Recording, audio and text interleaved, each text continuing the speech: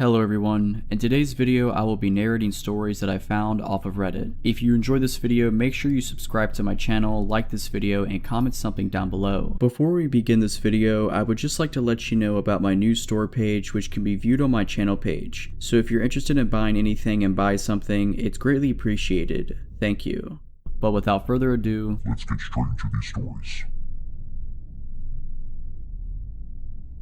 I was 22 and living on my own for the first time when this happened. I had just gotten off work around 11 in the afternoon. To reach my apartment building, I could either walk on the sidewalk or cut across this communal garden. I saved about 1 whole minute of walking time by cutting through the communal garden, but being young and stupid, a lot of times I took the shortcut. That night, I got that weird feeling to not take the shortcut. I kept to the sidewalk, but there's no one else around. When I got past the garden, all of a sudden, this large man pops up from its exit path. There was no way he could have been in front of me or just behind me as I was walking. I would have noticed him. The only logical explanation was he had been hiding in the pitch black garden. A drunk who had been sleeping it off. No, my body was screaming at me to get out of there. I began walking faster. My dad had taught me to always carry my keys in my fist with the key pointed out in case I needed to punch someone, so I had that, but I'm 5'4" and probably weighed 110 pounds. This guy was tall and big. My only chance was to outpace him. I'm speed walking at this point and I feel him matching my pace, getting closer. He's breathing heavily. I feel this angry energy coming off of him, but my apartment building is right there, so I put on a burst at speed. When I reach the entrance, 2 people are leaving and hold the door for me. And him, I don't know why I didn't tell them I thought this guy was following me. My mind froze and I was just trying to get inside my apartment. Plus, I was still trying to rationalize it. Maybe he was visiting someone in the building. Maybe it was all just a coincidence. Don't be paranoid. Besides, it took only a couple seconds for them to be out the door. I had missed my chance. I'm climbing the stairs as fast as I can. It's a 3-story building and I live on the 3rd floor. He's climbing the stairs too, still right behind me. I get to my floor, which has 4 apartments on the right side and 4 on the left. I pass by apartments 1 and 2. He's still right behind me. I stop at apartment 3 and he stops in front of apartment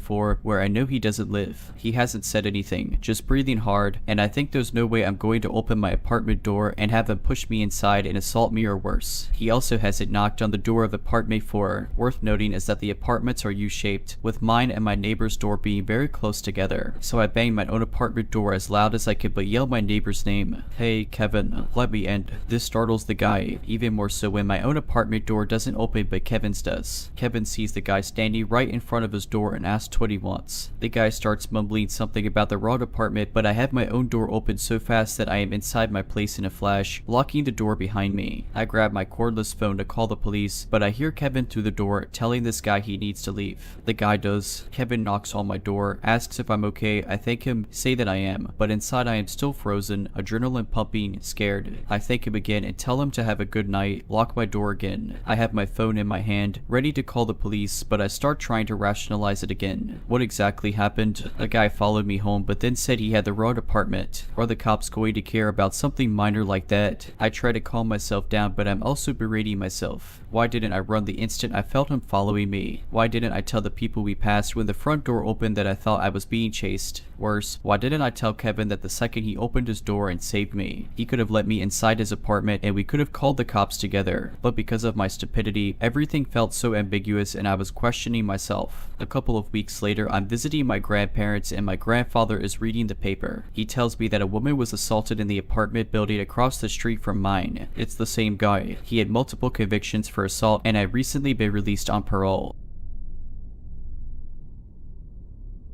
For context, I am a 20-year-old female and at the time of these events I was around 12 and 13, so I grew up in a very rural area. Like my town was so small it was legally considered a village. My house was one of 4 on a span of 40 acres. My childhood home, my grandparents' house right up the street, and 2 neighbors. One of the neighbors, we will call him T, had been living across near my family for as long as I can remember and he rented out a trailer he owned which was inhabited by the 4th neighbor, we will call him Jay. Jay and his girlfriend, who we will call, had moved in a few months before these events and I hadn't hadn't really met them. I knew of them but hadn't interacted with them directly the day I met Jay, and it was extremely awkward as I was a kid and didn't really want to talk to them. But my grandma had made me go with her to drop off some vegetables she had grown in her garden. When they came out after my grandma knocked on the trailer door, I was first struck by how they looked. I know that sounds bad, but I'm not judging. My grandma started the conversation and I tried to be polite as I was raised to be by introducing myself when told to do so. I wasn't really able to finish my sentence as I noticed Jay was staring at me very intently. He looked like he was either mad or hungry. We're both not the creepiest off the bat as they both seemed polite enough, and I brushed off the stare as just him trying to be polite, looking at me as I spoke to him as most people do. The creepy part is that as time went on he began to try and be near me more and more. He'd ride his bike past our house over and over for what seemed like hours while me and my brother played catch in the yard. Then he began to go to church with me, my brother, and my grandparents. He'd make sure to sit right next to me in the back seat of the car as he rode with us. If my brother tried to sit in the middle so I wasn't right next to Jay, he'd throw a fit about how my brother was squishing him against the door. Then he began coming to my grandma's house when she'd have me and my brother after school, offering to tutor me with various subjects. What really scared me was that I had begun to see him walking near our house at night trying to shine a flashlight into my window. He tried various things to get close to me, tried to convince my parents to let him teach me how to golf, tried to help me practice my catchy positions for softball, tried to get me to go with him and into the movies. And none of these things ever included my brother, Olivier. Things finally came to a head when I was playing with my dog outside in our front yard and he started repeatedly doing laps on his bike down the road again, staring at me like he did the day we met. I was extremely uncomfortable. I've always had very good intuition about people and something was always just off with him. But that day I was terrified. He parked his bike right in the middle of the road and got off. He started walking towards me at almost a jog and I just kept backing away. What happened next is why I believe that dogs are a better judge of character than people could ever hope to be. My boxer ran up to him and launched herself onto him when he was about 6 feet from me. She tore to his arm and I saw blood. I screamed and my mom ran out shortly after. She was trying to pull my dog off of him, but as soon as she was able to, holding onto the dog's collar, she started yelling at him, asking him why he was in our yard with me alone. He couldn't answer her and just started running back to his bike, riding back to the trailer. My grandma ended up driving him to the hospital as Jay and it didn't have a car, and I learned later he got 16 stitches. He never gave a reason as to why he was approaching me and they moved out shortly after. I haven't seen him since and still terrified to this day to run into him again.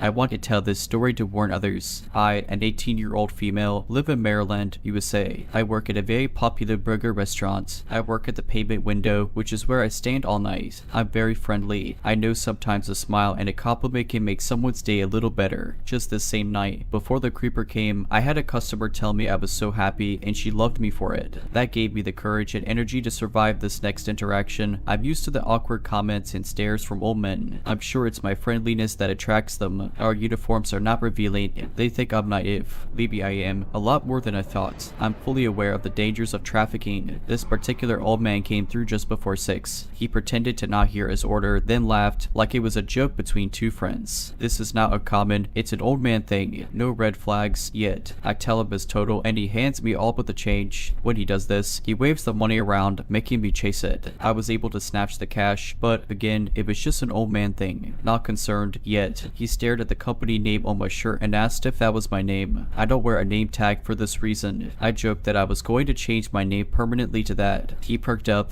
At this point, I should state that he was white, mid-60s to 70s, driving a small, white SUV with a kayak on top. He had some scruff on his face and was holding a phone to his ear this entire time. When I finally began to engage with him, he moved the phone to be facing me. Looking back, I believe he was recording me. At no point did he speak into the phone or acknowledge it in any way. He probed with more pressing questions. Here's the thing, I have the same last name as someone from US history. Most old people like talking about that stuff, so I told him my last name. He didn't reflect or laugh. He just accepted and continued asking questions. That's when I started to get this sinking feeling. He still owed me change. I told him. He grabbed another dollar and handed it to me, but he wouldn't let go. He wanted to know my first name, and I dodged answering because I was getting creeped out. He wouldn't let go of the money and was practically drooling for more data about me. I gave him a name I don't use shoes and he smiled, finally letting go. I got his change and told him to have a nice day. I then immediately left the window and told one of my coworkers about the weird experience. He returned just 2 hours later. I didn't recognize his car on the cameras until he got to my window. I hadn't thought too much about our interaction and was busy texting my dad about whether or not a chicken sandwich was a burger. My stomach dropped when I saw his face. I have many regulars, all of whom I'd have been happy to see. I hope he doesn't become one. I'll call the police. He smiled and said, "Hey, the one with the last name." I half smiled back and wished for the days when we all wore masks. I tell him his total and he makes me chase the money again. For the entire time, he had his phone against his ear, facing me. He starts asking even more intimate questions about me. I lie or dodge them best I can, giving him 0 correct answers, wanting our interaction to be as short as possible. Some of the questions he asked me: how often do you work? What time do you leave? How old are you? For that one I knew he wouldn't leave without a number, and I had a nasty feeling the younger wouldn't be the better. So I said, probably 20s. He joked about me being legal. I made a face and tried to get his change even faster. He asked if I had a boyfriend. I was getting more and more nervous, so my answers started getting more sarcastic. I told him boys are trouble. He specifically talked about himself and said he'd treat me right. I handed him his receipt and told him to have a great night. He threw his hands in the air and was saying, "Don't be like that, I'll treat you right."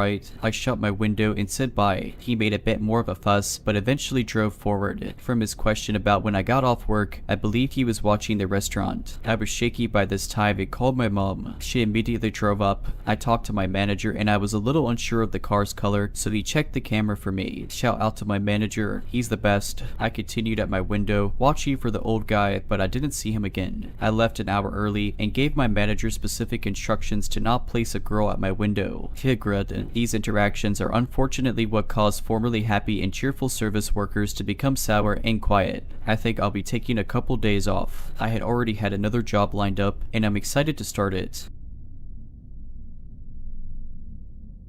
I'm currently traveling sea with my 2 brothers. We just arrived in Saigon this morning. In the evening after dinner and a few beers, me and my 2 brothers decided to sit on a bench in Hao Dan Park and have a quick smoke. We were chatting away sat on the bench when I noticed a Vietnamese man repeatedly looking at us and walking in circles very near where we were sitting. At first I wasn't too concerned about him, however my spider senses were alerted. Then a minute or two later I noticed another Vietnamese man dressed as a Grab delivery driver acting suspicious and repeatedly looking at me and my brothers. The stalkers were both on the phone and I believe they were communicating with each other. Being in a foreign country, this alerted us heavily and we decided to leave. However, it was a good 600-meter walk to the park exit. As we were walking, I noticed both Vietnamese men had got on mopeds and were following us through the park, stopping behind trees and watching us. They then overtook us and sat at a bench further down the path waiting for us to cross their path. Being aware of this, we left the path and started walking on muddy grass as the crow flies to the nearest exit, avoiding the 2 men who were still watching us and clearly had bad intentions. We are 100 meters from the exit when my younger brother looks behind us to see one of the men sprinting towards us. My younger brother took stance, standing his ground, and asked the man what he wanted. The man's posture became very small and he began talking very quietly. Both me and my younger brother kept a good distance and told him to leave us alone as we walked backwards towards the exit, noticing the second assailant was also approaching us wearing motorcycle gear. However, my oldest brother decided instead of trying to get out of the situation, he got closer to the whispery Vietnamese man to hear what he was saying. Both me and my younger brother were yelling at him to get out of here, but he was being an idiot. It took the Vietnamese guy 5 seconds to win my oldest brother's trust. Then out of nowhere, when my older brother was leaning in very close trying to hear the whispery man, the guy grabbed my brother's crotch. He was shocked. I was ready to fight, expecting to be robbed or something, but the crotch grab was super unexpected and a real curveball. After the crotch grab, we started shouting and approached the men in an aggressive manner in a fighting stance. This slowed down their approach enough for us to make a dash for the park exit. The whole situation was unexpected and we didn't engage in any violence towards the men, just shouting at them. We walked out the exit into the busy city and walked around for a while, making sure we were not being followed before heading back to the hotel.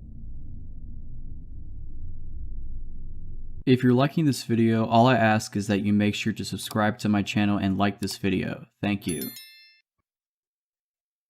I was a sophomore in high school when this happened. It was during May and I stayed after school with half of my grade due to an award show. It was conducted by the literature department and our principal. Lee and my group actually won the best message award for our short film. Anyways, after the award show was over, me and my friends went back to our classroom to change into more comfortable clothes and to spend some more time together while we waited for our parents to come pick us up. Only 5 of us were in that classroom. As time went by, 3 of my friends left with their parents. It was only me and my best friend in the classroom. 30 minutes later, her dad called her to say they were waiting for her on the school's yard. By the way, our classroom is on the 3rd and highest floor. Together, we walked down the stairs to the ground floor. She asked me if I wanted to come outside with her and maybe wait in the waiting area next to the security. To this day, I curse myself for not saying yes. Instead, I said no and decided to wait in the waiting area inside our building. I could have went to my principal's office and wait with her since she liked spending time with me and talking to me. If you couldn't tell, I was a nerd and one of the top people in my grade. Anyways, in my school there were 5 couches in the waiting area for both students and parents. As I was walking to the waiting area, I saw a janitor but didn't think much of it. I put my bags down, but as I was about to sit down, I had a weird feeling like he was watching me and my moves. I felt too uneasy to sit down, so I stayed standing up while holding my bags in case I had to run or throw them to save myself. As a reflex, I raised my head and looked at him. He continued to look at me. It was as if we were in a race where neither of us were looking away. Believe me when I say I wanted to look away but couldn't. Maybe it was because I saw him as a threat, or maybe it was because I was too scared and uncomfortable to move. He had this weird smirk on his face, but since it was getting dark, I couldn't exactly tell. I don't know how long we looked at each other, but I broke out of my trance when I saw my classmate from the previous year walking outside the building. In a desperate attempt, I waved at her and she saw it. Then I remember her coming in and walking towards me saying, "I saw someone waving," to which I replied with, "Oh, it was me. I thought you left and was surprised to see you, so I waved at you. Actually, if you don't mind, can you walk me to the waiting area next to the security?" As we were walking outside, I looked back and saw the janitor still staring at me. I was wearing high heels, a short skirt, and a tight shirt, but it was an award show and we wanted to dress up. I don't think that these sort of stuff happen to women because of what they wear, but I do think he was staring at me because of my attire. At the waiting area next to the security, I was so anxious while waiting for my mom, thinking, what if he comes in here? Even when my mom came in, when I got in the car, I was shaking slightly and wasn't in the headspace to speak about anything. So I told my mom that we got an award, but that I was too tired to speak. Also, to anyone wondering, I only told this story to 2 females I used to work with outside of school. I never had the courage to tell my parents or anyone in my school. However, after this incident, I tried to not be alone at school and always have someone with me in case something like this were to happen again. One of the reasons I never told anyone was the fact that nothing physically abusive happened and I probably couldn't prove anything. This was a hard dose of reality for me since I realized that females weren't safe anywhere, not even in their high schools. Writing this makes me feel better in a way that I can finally let it out of my system. It was about 10 in the afternoon and I was staying at a hotel in downtown Chicago right by Lower Wecker Drive. I had just gotten an Uber Eats delivery because they weren't doing room service because of COVID. Potbellies important later. I was listening to music, but I had my hood up because it was freezing. I was smoking and this guy walked up to me and asked for a few cigarettes. I gave him one and my lighter to use. Come on, you could give me more than that. I thought if I just gave him another cigarette he'd leave, so I gave him another one. I expected him to say thank you, give me my lighter back, and leave. He didn't do any of those things. He was standing right in front of me and I started to get anxious. I moved back and I'm essentially against the window for the area where you check in. He just kept standing there and then he noticed my bag of food. "Can I have some of your food?" I told him I was sorry, that it was just a sandwich and soup because my husband ordered food from a different restaurant. "Well, at least give me half the sandwich then." I apologized again and said no. Then he started getting closer to me. I realized I needed to get away, but he blocked me. "Do give my lighter back." I thought I needed to pretend I wasn't freaking out. I put out my cigarette and put it back in the pack. "I don't have any food and I could freeze to death. I'm sorry you don't have food." I don't know what else to say. I didn't want to say, "Hey, you're wearing a really nice looking coat and fancy sneakers, so give me some of your food." That he was right up in my face and I was scared because he seemed to be getting more angry. "I'm sorry, I can't, please move." "Yes, you can." At this point, I was terrified he was going to hit me or something, so I banged on the window and the people at the check-in desk ignored me. He got really angry and started yelling incoherently. Then, like a miracle, my mom called and I answered. I started crying hysterically and I started saying, "Mom, thank God, oh my God, this guy won't leave me alone." My mom told me to do anything to get away. At that moment, the guy stepped back and looked around. There was no one around, but I took advantage of him being distracted and pushed past him and ran inside. I was crying so hard I could barely get words out. I was so scared and I realized because I tried to get help and nothing happened. If my mom hadn't called, I don't know what would have happened. Later, I thought even if I gave him the soup, it would be like when I gave him a cigarette and it wasn't enough. I did go back down for a cigarette later, but I stayed by the revolving door. This woman was also smoking and I told her what happened. She showed me her mace and said all women should have it.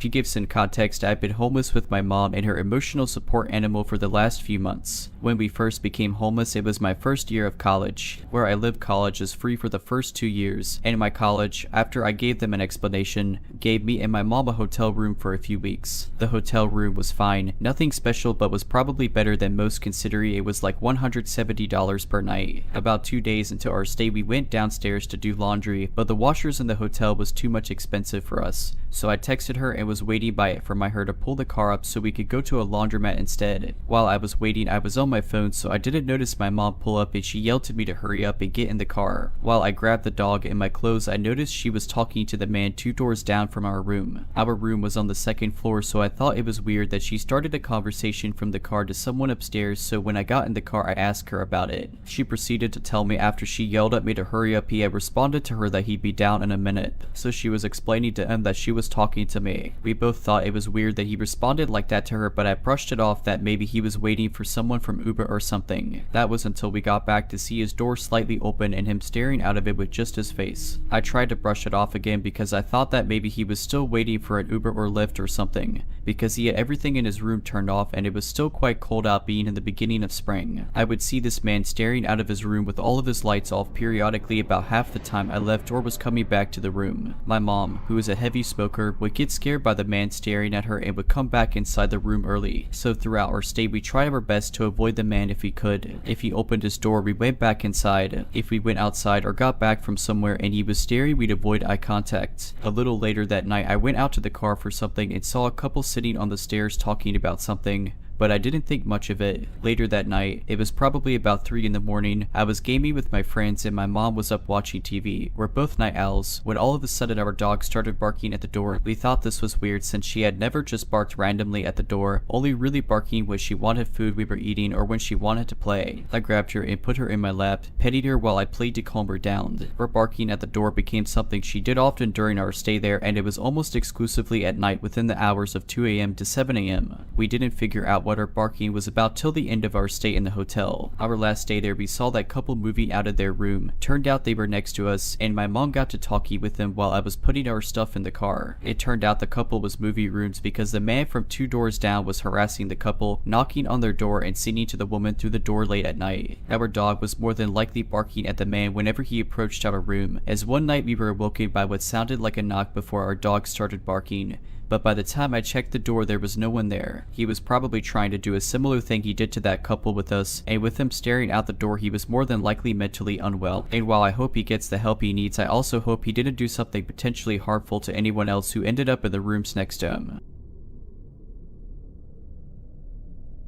I tend to go running and walk my dog anywhere between midnight and 5 in the morning. I vary it for safety. Also, my puppy is a new addition to my nightly routine as I've only had him for a year. I know as a young woman in her 20s it's not smart, but I've been doing it for quite some time. It's where I go to clear my head and feel safe, though it is ironically very unsafe, I suppose. I just moved to a new area, and though it should be safer than the inner city, I've been having enough odd things happen to make me scratch my head. Tonight, around 4:45 and 5 in the morning, as I'm walking my dog in the neighborhood to cross the intersection, a silver Toyota is very slowly driving up behind me. Before it passes, it pulls back and reverses. I assume it's someone parking or pulling into their driveway. At this point, I'd already crossed the street to avoid another oddly idling car, so even as I tried to rationalize it, I was on high alert. To backtrack, originally, I'd been walking on the left side and crossed to the right because the first car had pulled up, then been idling there for quite some time as my dog, and I slowly made our way up the street towards it. I always play it safe this early, late, so I crossed just in case it was a weird person. As the Toyota reverses, a man steps out of the first car, which is now diagonally from me, looks at me, looks at my dog, locks his car, and heads across the street away from me. This was a T intersection for reference. I'm not sure if this other car is of relevance. However, as I'm paying attention to this, I still note the second car that had reversed into a spot in the street, and had it moved, no one had gotten in or gotten out. I stay vigilant as there's usually not too much activity in the suburbs around this time unless it's the weekend and people are partying late. 2 cars on the same street. Same behavior was incredibly odd. I breathed a sigh of relief as first guy, who had looked at me several times at this point as he crossed the street and right before he got in, finally left into the apartment complex gate. Sometimes I wonder if I look suspicious too being out so late. I finally make it to the top of the T and go right, and there's only 1 block until a main road, then from there I can cross to my apartment. There's usually a few cars here and there at this time. I make it to the well-lit main street and relax. The second I let my guard down as if on quit, the silver Toyota pulls past and reverses towards me. Note that before I had it past just idled behind me, and now he was reversing in front of me. My gut clenches and I knew it was one of those moments. I go decisions. I hesitate. He's about 5 to 10 yards ahead. I considered walking past normally and running if things got weird, but decided to trust my gut and cross the street. Just as I check traffic to see if I can cross, he steps out. I consider running again. I see no one coming, not a car in sight. It's a tanned, bald man holding a cigarette. It was particularly strange because rarely have I had people step out of their vehicle to try and do something to me. In my experience, if you ignore whoever is trying to lure you into their car and don't get close, they just drive off. It's why I avoid vehicles in general to not give a chance of contact. He circled all the way around the car to the sidewalk, looks at me, then just says, "Oh, I thought you needed a ride," as if he realized something. It was the way he said it, just like that, without a question. As I'm answering, he's already leaving the curb. "No sir." Then he just went back to his driver's side, hops in and drives off. It was just strange. He said it like a statement and basically barely waited for my response. I wonder what he was planning to do and why he had second thoughts. I'll never stop my nighttime adventures, but one day I might not have any more luck left.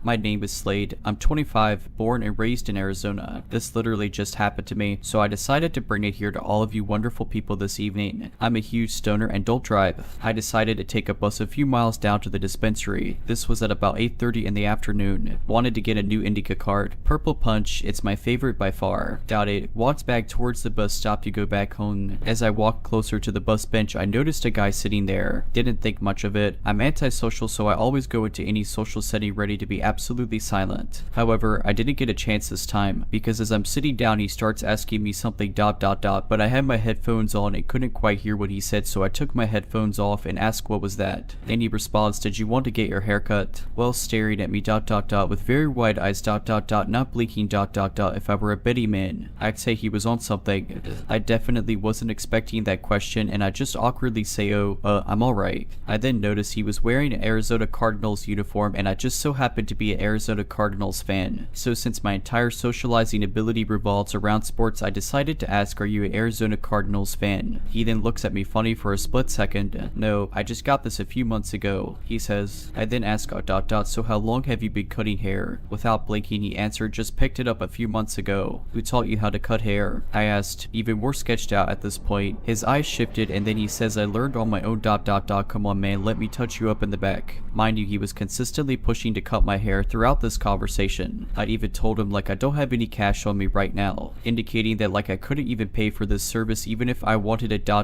but he just answers with "That's no problem. I got my clippers in my bag now. Come on." So I decided to just be real with the guy. "Listen, I'm real sorry. I just don't feel very comfortable getting haircuts from people I don't know ... and like at night and stuff. You feel me?" This dude never changed facial expressions this entire interaction. He finally goes, "True that." Continues to glare into my soul. I decided in that moment it was time to get out of there. Luckily this bus stop was right in front of our local gas station, so I just walked in there for a few minutes just to kill time, because unfortunately that bus wasn't showing up for another 17 minutes. I didn't want to stay long because I didn't want the employees to think I was stealing or something, so I waited only about 6 to 7 minutes, and literally as I'm walking out, there I see the haircut guy walking in, still staring at me. Luckily I walked past him and I just noped out of there to another bus stop down the street. Bus finally got there. I saw the dude at the back of the bus, but he didn't bother me anymore, and I made sure to keep my eyes the complete opposite of his direction the entire time.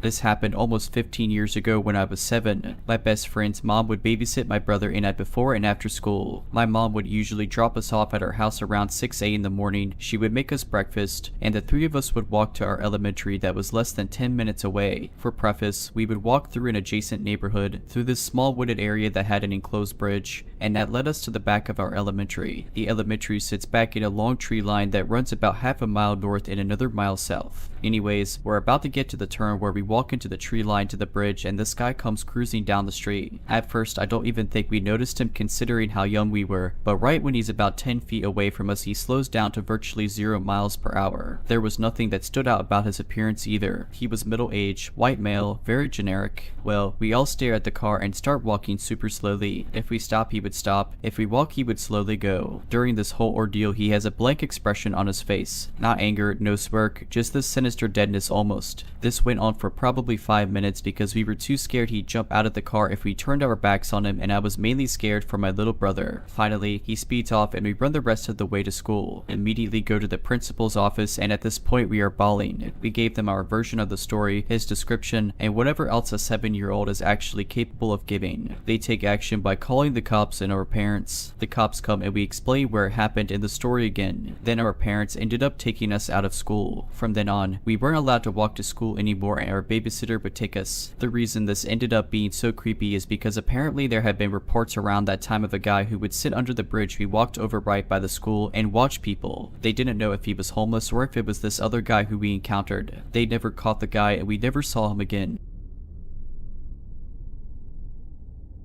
One night my mom asked me to throw out the trash. I live in a tiny residential complex meaning 6 to 7 small buildings together bounded by a common walls and fencing. It also has 2 small parks in it, so my area is pretty safe. Not a lot of people enter here because it's a bit secluded. That night not a lot of people were present and I was going towards the garbage can, which was right outside the complex. It was dark when I first noticed this guy. We made eye contact and I could tell he was struggling a little to find the address. I just ignored him and threw the trash into the can. While returning, he was still there in the darkest corner, and again I eyed him suspiciously. I really like to help people with addresses, so he called me towards him and said he lost his job in COVID and now has to do this but is not very good at directions. I still was standing at a safe distance because I found this guy suspicious. I asked him where he wanted to go and he answered a location opposite to where I live. I asked to use Google, but then he took out his phone and said, "This is my company phone, I don't know how to use it, please tell me how to." I just told him to type the address, and well, he already knew how to use the Google Maps because the address was already typed in, but still kept asking me how to. I didn't realize that, but he was trying to get me closer to his bike. I was cautious, so I took the phone from his hand and started the maps and handed it to him. He was still asking obvious questions, but I already started walking away. Then he started saying thanks in a very sweet voice that gave me the chills. He was complimenting me how sweet of a girl I am. I waited before going to my building in case he was following me. You might think the interaction I had with him wasn't that creepy, but here's the deal. After a few days, I heard a similar story of the delivery guy asking for the same address from my friend, but the creepy part was he gave her the phone and started jacking it in front of her. He even threw a used tissue on her feet while wiping his kids with the tissue in front of her and then trying to touch her. I then heard the same story from another friend, but her story was even worse. She met the same person as well in our local area doing all of the same stuff and jacking it in front of her. He somehow got her number and found her house. He called her and told her that he knew where she lives and how he likes her and all. Turns out a lot of girls of my age group saw and helped this guy and saw him pulling out his thing in front of them and jacking it.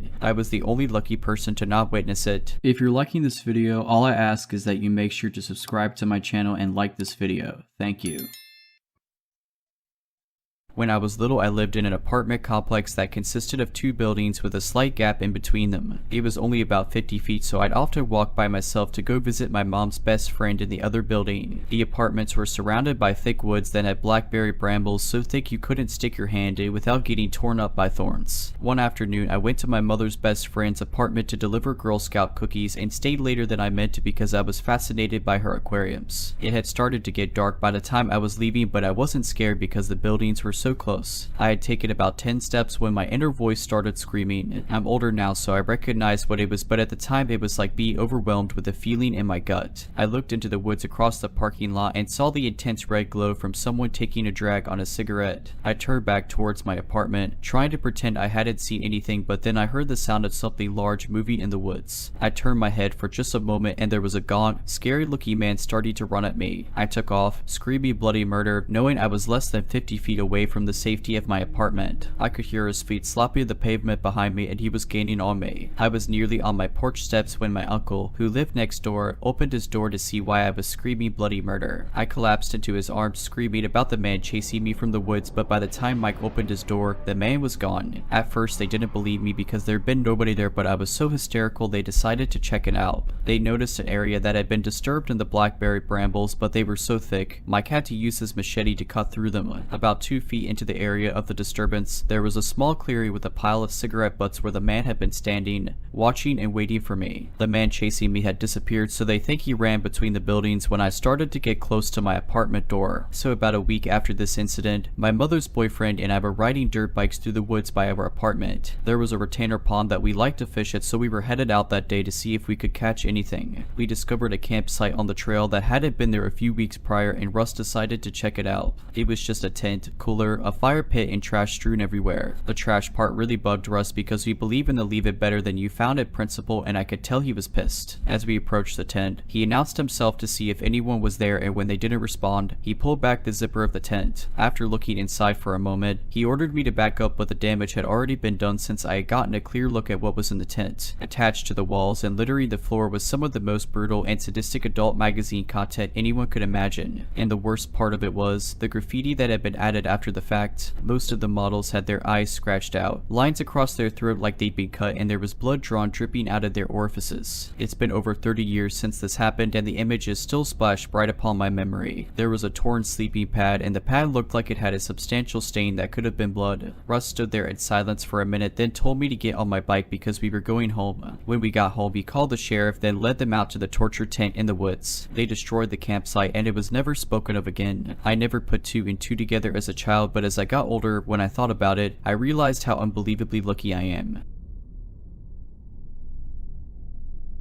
So this happened about 7 months ago. I was visiting San Diego for job interviews and staying at my favorite hotel in Sorrento Mesa. For a background, I'm a 40-year-old man and a pretty big guy. I'm 6'1" and a former club bouncer. Now, onto the weirdness. On my third night, I was up pretty late after hanging out with some old friends after my interviews. I got back to the hotel around 2 in the morning with some Sonny's donuts. After eating a few, drinking a few more, and watching South Park, I decided to have a smoke before going to bed. This made it now around 3 in the morning, so I go downstairs, walk out front to the smoking area by the fountain, but there's another couple who are also staying at the hotel already there. I didn't want to impose, so I decided to just walk around the outside parts of the hotel while I smoked. I walked around the pool, the barbecue area, the basketball courts, then started back for the side door. As I did, a black sedan drove up alongside me and stopped. The window rolled down, and a tiny Asian woman asked if I knew how to get out of the parking lot and back to the street. Now, from where we were when she asked me, this was literally in a straight line about 150 feet in front of her, so I thought she was drunk or just blind. So I just politely said yes, just keep going straight, and turned left at the tree. She then asked me if I could get in the car and show her. Now, again, I'm a former club bouncer. There was absolutely no intimidation factor, but for some reason, I instantly felt uneasy. Again, it was literally right in front of her. She could see the road. Also, the windows were all tinted far more than they should have been, and I honestly couldn't tell if anyone else was in the car. I used the smoking as an excuse to not get in the car, but she said she didn't mind and gave me a very creepy smile. I politely declined and again pointed out that the road was literally right there, so I'd just be walking back in 5 seconds anyway. She again asked if I would get in and show her. This was feeling like a weird kid / ice cream truck situation. I mean guys, how often do decently good looking women just drive up and ask you to get in their car at 3 in the morning in a hotel parking lot? Nothing about it was right. Again, I politely declined as I finished my smoke and was luckily already standing right at the hotel side door when all this started, so I just went in. The woman just drove off as she rolled up the window right exactly to the exit she just asked me to show her to. So I told the front desk about it and they said they'd keep an eye out, but I'm quite sure nothing was ever done or came of it. Just one of those things that really makes me wonder, why did she want me in the car so badly for? It had to be some kind of scam. I just wonder exactly how much danger I was in.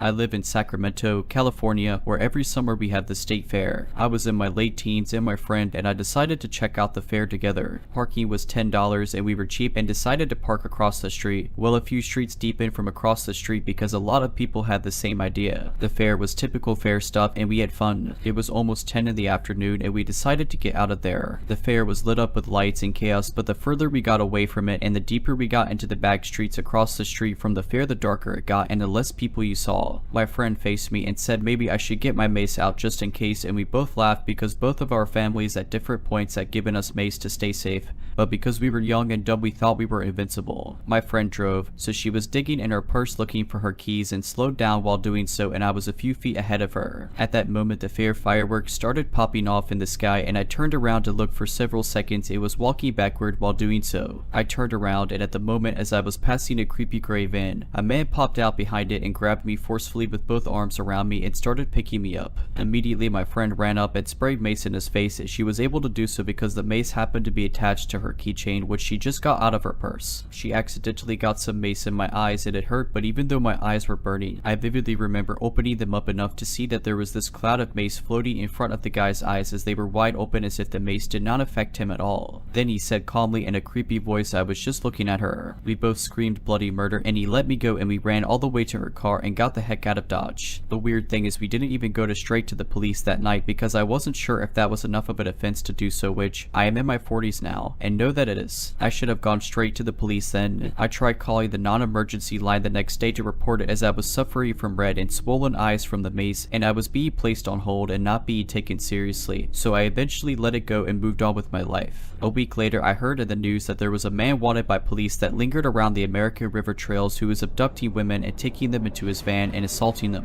I always wondered what would have happened if my friend wasn't there. Would I even be here? I have never been so thankful to be maced in the face. Ladies ... even men carry mace or some type of self-defense tool. It's an unpredictable, scary place out there sometimes.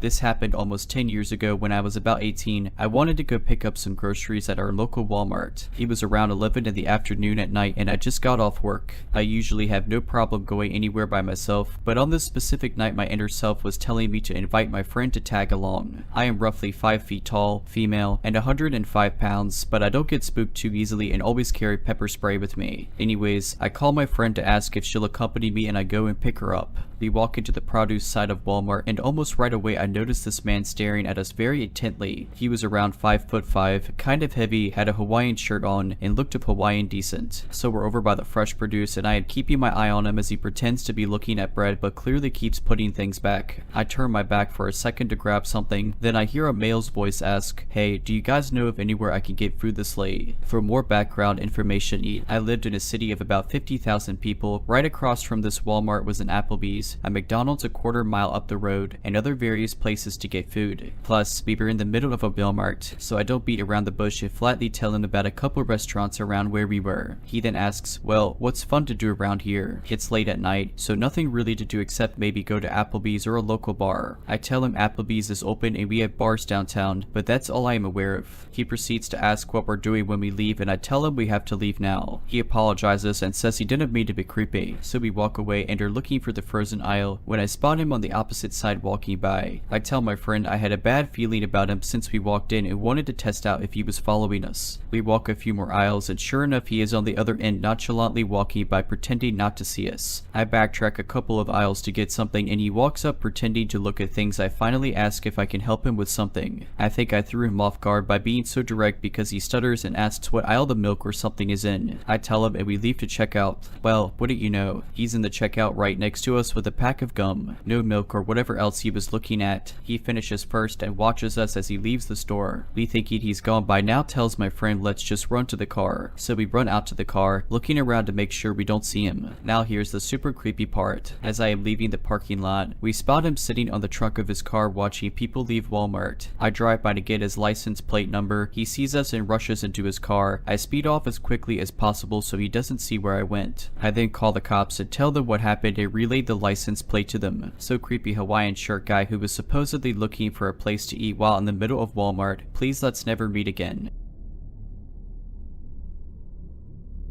This happened about a month ago. For a bit of background, me, my cousin, and my brother took classes over the summer at a local college. Me and my cousin took a biology class, while my brother took a pre-calculus class. My brother's class ends later than our class, giving us a 2-hour window where we'd sit around the college to wait for him. During the encounter, we were waiting for him at the cafeteria, passing the time. After a while, this woman in a wheelchair shows up in front of some vending machines a couple feet in front of us. I paid it no mind, but she sat in front of that vending machine for 10 minutes 15 minutes and started to play loud music. It startled me, and so I looked up at her. She then looked at us and asked, "Do any of you boys have 10 cents I could use for the vending machine?" I had two $5 bills in my pocket in case I needed some food, so I gave her a 5 and I got handed back my change. Then she asked for another favor. This time it was to bring her to a parking lot near the football stadium where her ride would be waiting. She said she had never been there and needed some guidance. I figured there was no harm in helping her, so I took the handles, but she immediately stopped me and asked for my cousin instead. I was being pretty oblivious during this entire encounter, so I didn't even realize how strange that request was and didn't notice many of the strange things she did until later. And I also want to clarify that she was able to move on her own just fine, so the request for a push at all was strange too. And as my cousin was pushing her, she kept looking back at me and giving an uncanny smile, like it was meant to be a friendly smile,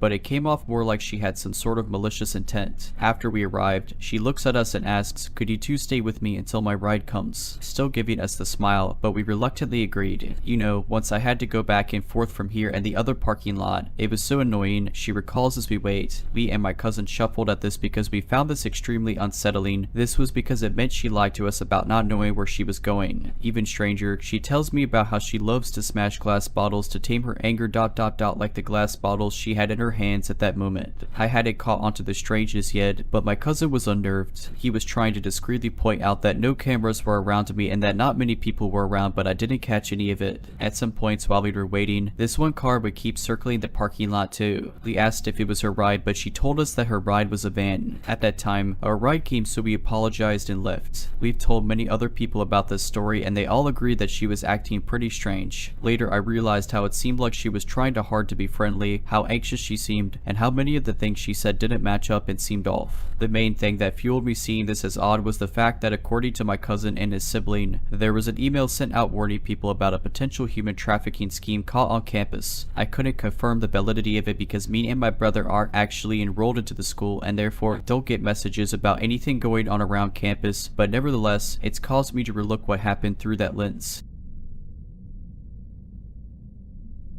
Shortly after I turned 18, back in the early 2000s, I got a job at the local movie rental place to help pay for my college. I worked there for about 2 years and during that time had been promoted to hold keys to the store and open and close the registers. This also meant that I was occasionally working by myself for short periods of time. One such morning, I was going through the morning procedures and putting returned movies back on the shelves. I was accustomed to greeting every customer no matter what, not only as a friendly gesture but as a part of the loss prevention protocol. Anyway, this particular morning I was taking the movie cart around and reshelving the movies and I heard the door ding on the other side of the store, so I greet whoever it is with my voice raised high. "How are you today?" Normally they would give a reply back, but I didn't get one this time, so I'm looking between the shelves for the person that came in and I see a middle-aged, baldy man looking around. He seemed normal at first but didn't really say anything when I asked him the next 2 times if he needed help. He pretty much ignored me, so I went about my business while keeping my eye on him. He was starting to make me nervous because he wasn't really looking at anything, just kind of making it look like he was looking at what was in front of him when his attention was focused elsewhere, seemingly at the ceiling. So I decided to give it one more try to let him know that I'm wondering what he's doing. "Can I help you find anything?" I asked as I walked past him to put a movie away. At this point, he'd been in the store nearly 20 minutes. He responded in such a way that made it clear that there was something off in his mind. Facing me but with his eyes averted from my face, he says in a startlingly loud drawling voice, "Oh, you know, just browsing." So I politely said, "Okay, just let me know if I can help you with anything," and went about my duties. He left shortly after this, at which point I let out a sigh of relief. A few days went by and I was opening by myself again. I went to start shelving the movies when the door dinged, and I again turned to greet whoever it was when I saw the same guy beelining it straight at me. I kind of panicked a little but stood my ground, and when he got right up to me, seriously so close I leaned back away from him.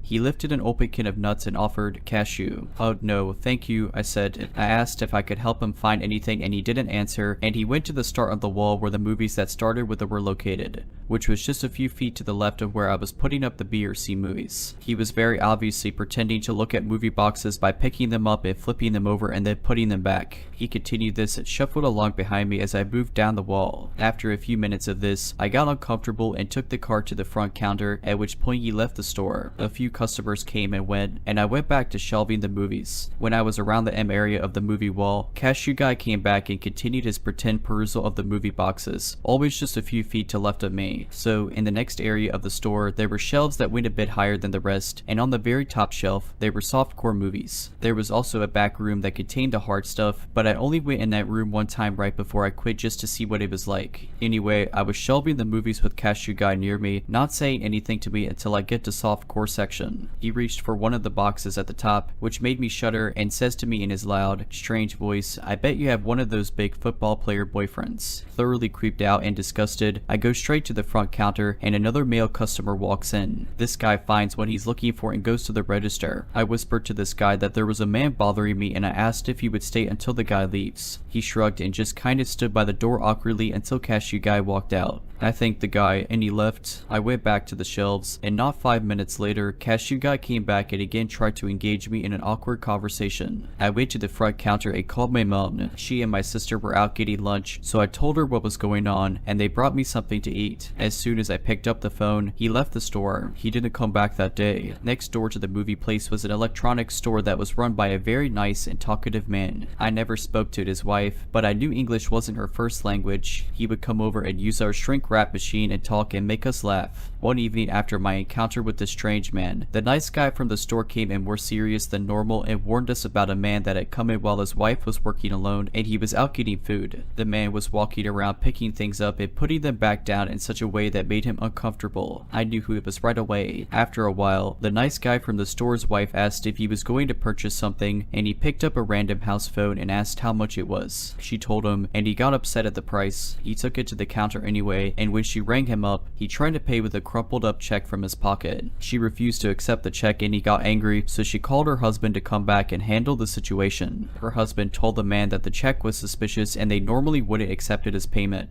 He understood that there was something off with this guy and agreed to accept the check on a condition that the man give a phone number where he could be reached. He told him that if the check bounced, he was going to call him and the man would have to cover the cost of it all. The man agreed, but he knew it was a bad deal all the way around. He said that after the man left the store, he went and stood in the parking lot and just stared up at the sky for about 10 minutes. I figured by his description that it was the same man who had been bothering me. One day not long after the above, I go to the movie store to pick up my paycheck and the girl working tells me some man came in asking about me. She said he seemed off, and she said she knew he was talking about me when he referenced my curly hair. He gave me the creeps, but I personally never saw the guy again. I found out why when a few days later the guy who owned the other store came in saying that, unsurprisingly, the check the man had paid with bounced. He called the number the man gave him a few times and talked to the man on the phone. Each time getting nowhere in the conversation, he did a pretty good impersonation of the startlingly loud drawling voice. "Oh yeah, okay." Anyway, he called one more time and a woman answered. When he explained the situation, the woman said, "I'm his mother, he's not here anymore, I had him committed, and the hospital picked him up this morning." The town I lived in could not even be called that. It was a settlement of perhaps 24 acreages clustered together near a lake and boasted just an elementary school with grades kindergarten through grade 5, and no stores. On this particular day, I was at that school playground alone, swinging and pondering life. None of my friends were around, but the solitude never bothered me. I was perfectly content, swinging and daydreaming as I often did. That is when I noticed the van behind me. It was your classic creepy van. Older, large and boxy, white generic van. And what struck me as odd was how slow the van was driving. It could not have been driving faster than 10 miles per hour. Still swinging, I craned my neck and watched this van slowly creep along and then out of my line of vision. I thought that was the end of it when, a few minutes later, along comes the van again, ever slow, and this time, driving on the road in front of the park the best way to vision where I was is that of a square. Road wraps completely around the playground, which is situated on a slight hill. I watched the van creep along, turn left and out of sight, and back behind me it came creeping along, ever slow and present. As I watched it disappear for the second time, I recalled an incident that took place just 2 months prior. In the nearby town where I was attending school, a few kids in the grade below mine had been approached by a man as they walked home from school. who offered them candy. He had allegedly been driving a white van. School officials had urged us to stay very vigilant. I began to run across the field, determined to beat the van to that road. Don't panic, I told myself, it's probably not the same guy, and that is when the idea hit me. Oh, the idiotic, dangerously foolish idea hit me. I was going to hide myself in a nearby bush, and as the van crept by, I would obtain its license plate and give it to the police. It would be to us, a 12-year-old self. What were you thinking? I was thinking, because I did just that. I hid in the bushes, and I waited, and waited. I waited to no avail, and as I waited, the logical part of my brain kicked in. This was an extremely lonely, well-concealed spot of land. Maybe, just maybe, trying to obtain this license plate was not a smart idea. I suddenly wanted very much not to be in that isolated bush. Abandoning my attempts at being Nancy Drew, I began the journey home with a sense of urgency. As I walked along the road, a dirt pavement, I took in my surroundings and saw no van. Perhaps it had left the area. I thought hopefully. I turned right, away from the school and playground, and began to walk towards my house. Safety lay just beyond the hairpin turn of a road that I was jaunting along. A loud screeching of tires came into my ear canal. I turned slightly and saw it, the white van. Where it came from, I did not know. What I did know was that I was extremely isolated and that it was speeding towards me. That is when the lizard brain took over. I no longer thought. I read. I was no longer a whole being. My sole purpose was to run. I can still feel my sweaty feet sliding around in my sandals, still see my pink skirt frantically trying to keep up with still hear those squealing tires. I flung myself down the hill. At the foot of it lay my house, my lifeline. Out of the corner of my eye, I saw the van for the last time. It was haphazardly turning left and away from me. The next thing I knew, I was standing at the family deep freeze, a red freezy in my hand. Vaguely, I heard a faint voice miles away. I was breathing heavily, hyperventilating really. What happened? What happened? My dad's face was white as a ghost. A hardened man, he looked truly afraid. I spat out the story and burst into tears. My dad hugged me. You're safe, he assured me. Then he left, determined to find this van. As he was gone, I run throughout the house, locking the doors when Dad returned. He told me he had seen no van. It had disappeared into the afternoon sun. Dad phoned the police anyway, and he stressed the similarities between what happened to me to the reports of what happened to my schoolmates. Unfortunately, the police never came to talk me. I don't think they really cared. I stayed in the house for the next few days, afraid to venture out. As the days wore on, I regained my confidence to return to the park, and life went on. I never did see that van again. I still shudder to think about what may have happened all those years ago if I had let that van catch up to me. The people in this story are me, a family of 4 consisting of a mother, father, toddler, and baby, and, of course, our guest of honor, the creep. For context, I am a 17-year-old female. I was born and raised in Canada with a pretty sheltered life as my mother is very overprotective. But up until this point, I have never dealt with harassment before. For the summer, I am visiting my godmother in Italy. This is my first time leaving Canada. Since she works during the weekdays, I travel about on my own around Italy. For this story, I took a ferry to Ischia, a small island in Napoli, to tour around. When I first arrived on the island, I made the plan to head to a small scenic park not too far from the port so I could plan my day. It was around 3 in the afternoon when I was at the park. Now the park itself made its way into a semi-forested area. The pathways were covered by trees and bushes alike, so it's easy to get lost in there, at least for me. It was also pretty desolate at the time and gone from the public eye. I was sitting on the bench next to a playground for children, decked out with swings and slides. There was a family a little away from me playing at the playground. The playground resides in a little circle-like clearing in the park. On opposite sides of the clearing are the pathways that take you around the park. The paths have trees making a tunnel-like path, so it can be hard to see down it unless you are directly in front of it. From where I was sitting on the bench, which was near the north pathway, I could directly see down the south pathway. Now I was sitting at this bench for a while, mind you, as Italy is pretty hot and I'm not used to the heat. My head was down looking at my phone, so I wasn't exactly paying attention to the outside world,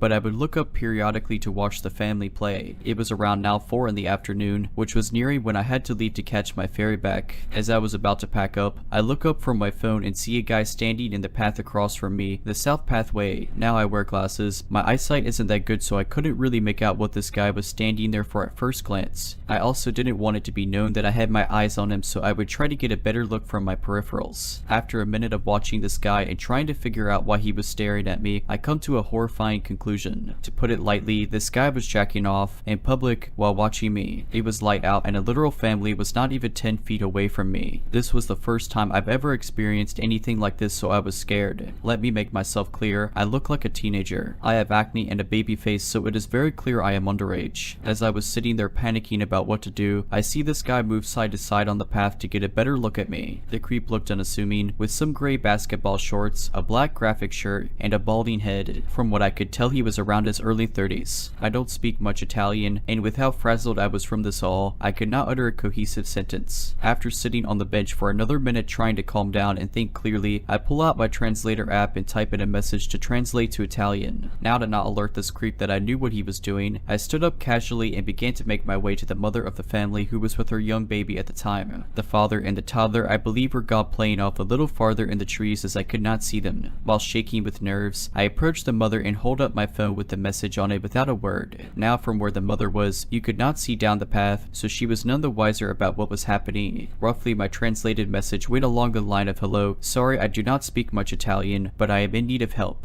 There is a creepy guy on the path over there watching me and I am scared." Now I know I probably should have made my situation more clear in the message, but I was freaking out and I didn't know how well my English would translate into Italian, so I kept it short. After the mother read the message, she got a concerned look on her face and asked me to show her where this guy was. Now we walked like 5 feet over to where the path begins to find the guy and he's gone. I assume he saw me walking towards the mother. Thankfully, I came to find out the mother speaks a little English, so I was able to communicate roughly what the creep was doing. Since she was with a baby, I didn't want her to go after the creep, but she was mad enough to attempt. Eventually, she told me her husband would be back soon and he spoke more fluently. Once he came back, I re-explained what happened and asked if I could follow them out of the park to a public area so I would not be left alone and vulnerable. While they were packing up their belongings, I called my godmother and gave her a brief rundown of the situation and that I'll be making my way back to the ferry. Now, I would love to say this is where my tale ends without any more troubles, but sadly that was not how it went. After me and the family left the playground area, we made our way to the opposite path from where the creep was to where I assumed was the exit to the park into the main road. While walking, the mother tried to comfort me, assuring the guy wouldn't follow me as he left as soon as he got a clue that I caught on. I thought differently as I could see this guy very clearly from where I was sitting and was not subtle about his staring. After walking a bit more throughout the path to the exit, I spot a familiar looking man walking back to the playground. Once I made eye contact with him, I immediately knew it was the creep from before, walking casually like nothing was wrong. Once he spotted me walking with the family, he quickly made a turn onto a path that diverged from the main one. This creep was circling back to find me, assuming that I stayed at the playground or was walking alone to the exit. I leaned over to the mother and quickly told her that it was the same guy. Unfortunately, the path that the guy took to avoid us was the same one we needed to take to get to the exit. This dumb creep cornered himself without any way to leave except to pass by us. The father at that point had the baby in his arms and the toddler following closely behind him. The mother in a rage followed shortly after, the creep cussing him out in a mix of English, Italian, and Spanish. This creep walked sheepishly off with his head tucked, pretending he could not hear the lady yelling at him. Finally, after the angry mother stopped following the man, we made it to the exit of the park. I thanked him profusely and bid my farewells and made my way down to the port. That family saved me from a dangerous situation and I could not be more thankful for their comfort and protection. I often think about what could have happened had I left the park on my own, knowing this guy would have circled back for me. So for my first harassment experience, I give the rating -1 out of 5 stars, would not recommend. So to the creepy guy in the park, let's not meet ever again.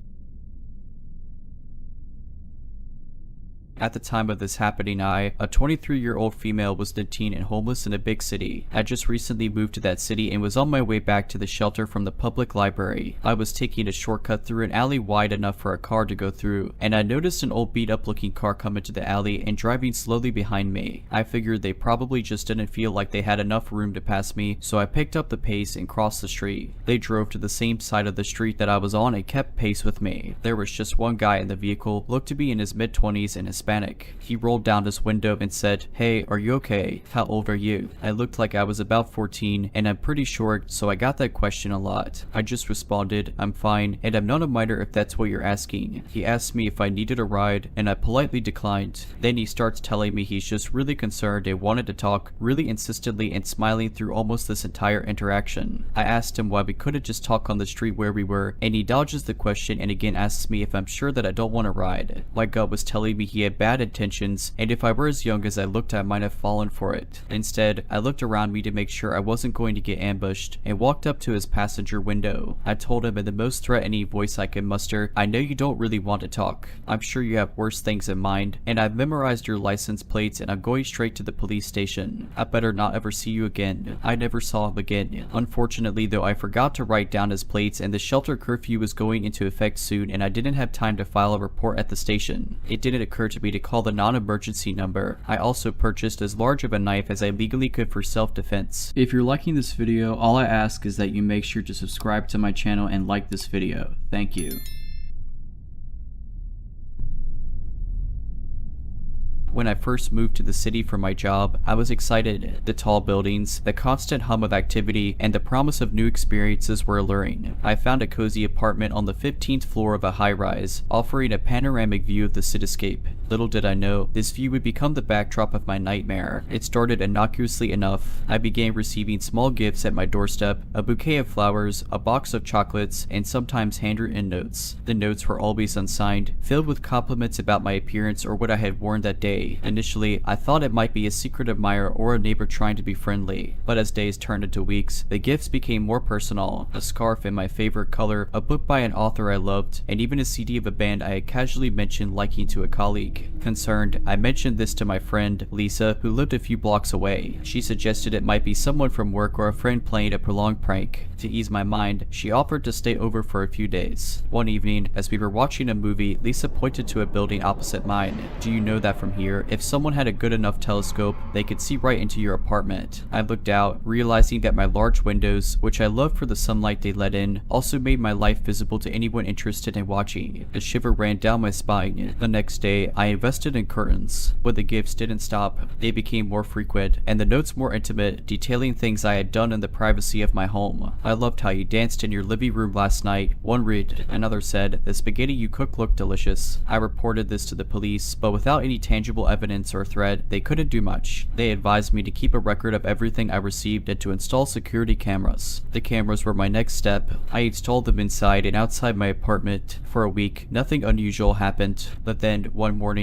I found a note on my doorstep. "Cameras won't help you see me, but I can always see you." Terrified, I reviewed the footage, and there it was. In the middle of the night, a figure in a hood and mask, leaving the note at my door. The cameras inside my apartment showed nothing. This person had never entered, yet they knew everything I did. Lisa suggested I stay with her for a while. Gratefully, I accepted. A few days turned into weeks, and during this time, no gifts or notes appeared at my apartment. I started to relax, thinking maybe my unseen observer had lost interest. One evening, as Lisa and I returned to her place after dinner, we found her door slightly ajar. Cautiously, we entered. In the middle of her living room was a pile of photographs. They were all of me, taken from a distance, capturing my daily routines. But the most chilling were the ones taken inside Lisa's apartment, showing me sleeping, cooking, or chatting with her. The realization hit hard. This person hadn't lost interest. They had merely shifted their location. They had been watching me from somewhere close, even at Lisa's place. The police were involved again, and this time they took it more seriously. They started by investigating the building I had initially spotted from my apartment. On the topmost floor, in a rented storage room, they found what can only be described as a shrine dedicated to me. Photographs, personal items I had discarded, and a logbook detailing my daily activities. The tenant renting the space was a man named Eric, a freelance photographer. He had become infatuated with me from afar and had started his silent observation. The police arrested him, and he confessed to stalking me for months. He claimed he loved me and believed we were meant to be together. The trial was swift, and Eric was sentenced to several years in prison and mandatory therapy. I moved out of the city, seeking solace in a quieter, more private place. After the trial, I found it hard to return to any semblance of normalcy. The city, once a symbol of opportunity and excitement, now felt like a vast expanse of potential threats. Every stranger's glance felt like a piercing gaze, every unexpected noise a potential danger. I decided to move to a smaller town, hoping the change of scenery would help me heal. The town I chose was the polar opposite of the city, nestled in the mountains. It was a place where everyone greeted each other by name and where community events nights were the highlight of the week. My new home was a cottage on the outskirts, surrounded by trees and overlooking a serene lake. The first few months were peaceful. The natural beauty of the place and the kindness of the locals were therapeutic. I took up gardening, spent hours reading by the lake, and even adopted a dog, Max, who quickly became my loyal companion. However, the scars of my past experience ran deep. I invested in a state-of-the-art security system for my cottage and often found myself double-checking locks and windows. Nighttime was especially challenging. Every rustle outside, every creak of the wooden floorboards would send my heart racing. One evening, as I was settling into bed, Max began to growl, his gaze fixed on the window. I tried to calm him down, thinking he might have seen a squirrel or some other animal, but his growling intensified, turning into barks. Concerned, I approached the window and peered out. To my horror, I saw a silhouette of a man standing at the edge of the woods, his figure illuminated by the moonlight. He was just standing there, staring at my house. Panic surged through me, memories of Eric and his relentless stalking flooding back. I immediately called the local sheriff's department. Within minutes, 2 patrol cars arrived, their sirens piercing the otherwise silent night. The officers conducted a thorough search of the area but found no one. They took my statement and promised to increase patrols around my property. The next morning, I found a single photograph on my doorstep.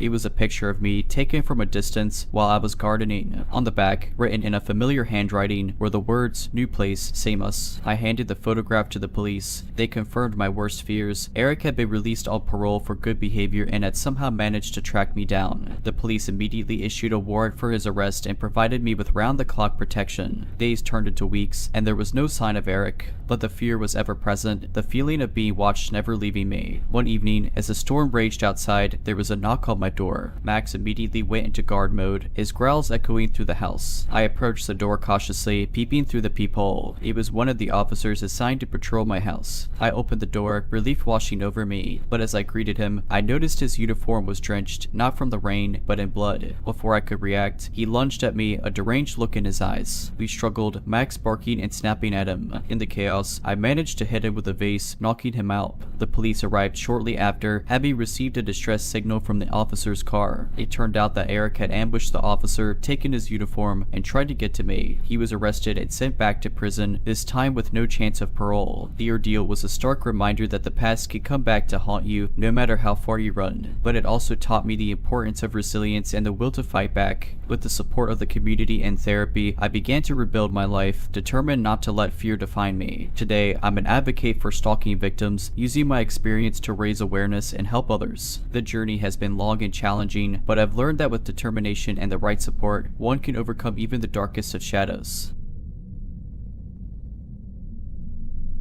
I've always been a creature of habit. My routines were predictable, from my morning coffee run to my evening jogs in the local park. It was this predictability, however, that nearly became my undoing. It was a crisp autumn evening, and the park was bathed in the golden hues of the setting sun. The familiar trail, with its canopy of trees and the gentle sound of the nearby stream, was comforting. As I jogged, my earbuds delivered my favorite podcast, creating a bubble of contentment. About 15 minutes into my run, I noticed a man sitting on one of the park benches. He was dressed in conspicuously in jeans and a hoodie, but his intense gaze was fixed on me. I felt a pang of unease but brushed it off, attributing it to an overactive imagination. As I continued my run, I couldn't shake off the feeling of being watched. Every rustle of the leaves, every distant footstep seemed amplified. I decided to cut my run short and head home. As I neared the park's exit, a black sedan pulled up alongside me. The rear window rolled down, and the same man from the bench leaned out. "Hey, I think you dropped this," he said, holding up a pendant that looked eerily similar to the one I always wore. Confused, I slowed down, instinctively reaching for my necklace. To my horror, it was missing. "Oh, thank you," I replied cautiously, reaching out to take it. In a split second, the man lunged at me, trying to pull me into the car. Panic surged through me, and I fought back with all my might, screaming and thrashing. My earbuds were yanked out, and the pendant fell to the ground. Suddenly, a pair of headlights illuminated the scene. Another car had turned into the park's entrance. The man, startled, released his grip on me. Seizing the opportunity, I pushed him away and ran towards the approaching car, waving frantically. The car screeched to a halt, and 2 people jumped out. The man in the sedan, seeing he was outnumbered, quickly drove off. The couple from the car rushed to my aid, their faces etched with concern. Shaken, I recounted the events to them. They immediately called the police, who arrived within minutes. I provided a description of the man and the sedan, and they began their search. The following days were a blur of police statements, sleepless nights, and overwhelming anxiety. The thought of how close I had come to being abducted haunted me. My routines, once a source of comfort now felt like potential pitfalls. A week later, the police made a breakthrough. The black sedan was found abandoned in a nearby town. Inside, they discovered ropes, duct tape, and a collection of women's personal items, including my pendant. The car was registered to a man with a history of stalking and assault. He had been released from prison a few months prior and had seemingly returned to his old habits. With the evidence at hand, the police launched a manhunt. It wasn't long before they apprehended him, hiding out in a motel. The trial was swift, and he was sentenced to life in prison without the possibility of parole. The ordeal left a lasting impact on me. I became more vigilant, always aware of my surroundings, and never taking my safety for granted. I also became an advocate for personal safety, conducting workshops and seminars to educate others about the importance of being alert and prepared. The experience also taught me the value of community. The couple who had come to my aid, Jake and Mia, became close friends. Together, we founded a non-profit organization dedicated to helping survivors of abduction and assault, providing them with the resources and support they need to rebuild their lives. The aftermath of the incident was a transformative period in my life. The city, which had once been a playground of familiar routines, now felt like a labyrinth of shadows. Every corner held potential danger, every stranger a potential threat. But as the days turned into weeks and weeks into months, the raw edge of fear began to dull, replaced by a newfound determination. Jake, Mia, and I poured our energy into the non-profit. We named it Safe Steps, symbolizing the journey towards safety and recovery. Our first initiative was to create a community watch program. Volunteers were trained to patrol neighborhoods, especially during the early morning and late evening hours, ensuring that those out for a jog or returning from work felt a little safer. We also collaborated with local schools and colleges, conducting workshops on personal safety. Students were taught basic self-defense techniques and the importance of being aware of their surroundings. These workshops became immensely popular, and soon we were receiving requests from institutions across the state. But perhaps the most impactful initiative was our support group for survivors. Every week, we would gather in a community center, forming a circle of trust and understanding. Here, survivors could share their stories, their fears, and their hopes. Listening to their experiences, I realized I wasn't alone in my trauma. We were a tapestry of resilience, each thread telling a story of survival and hope.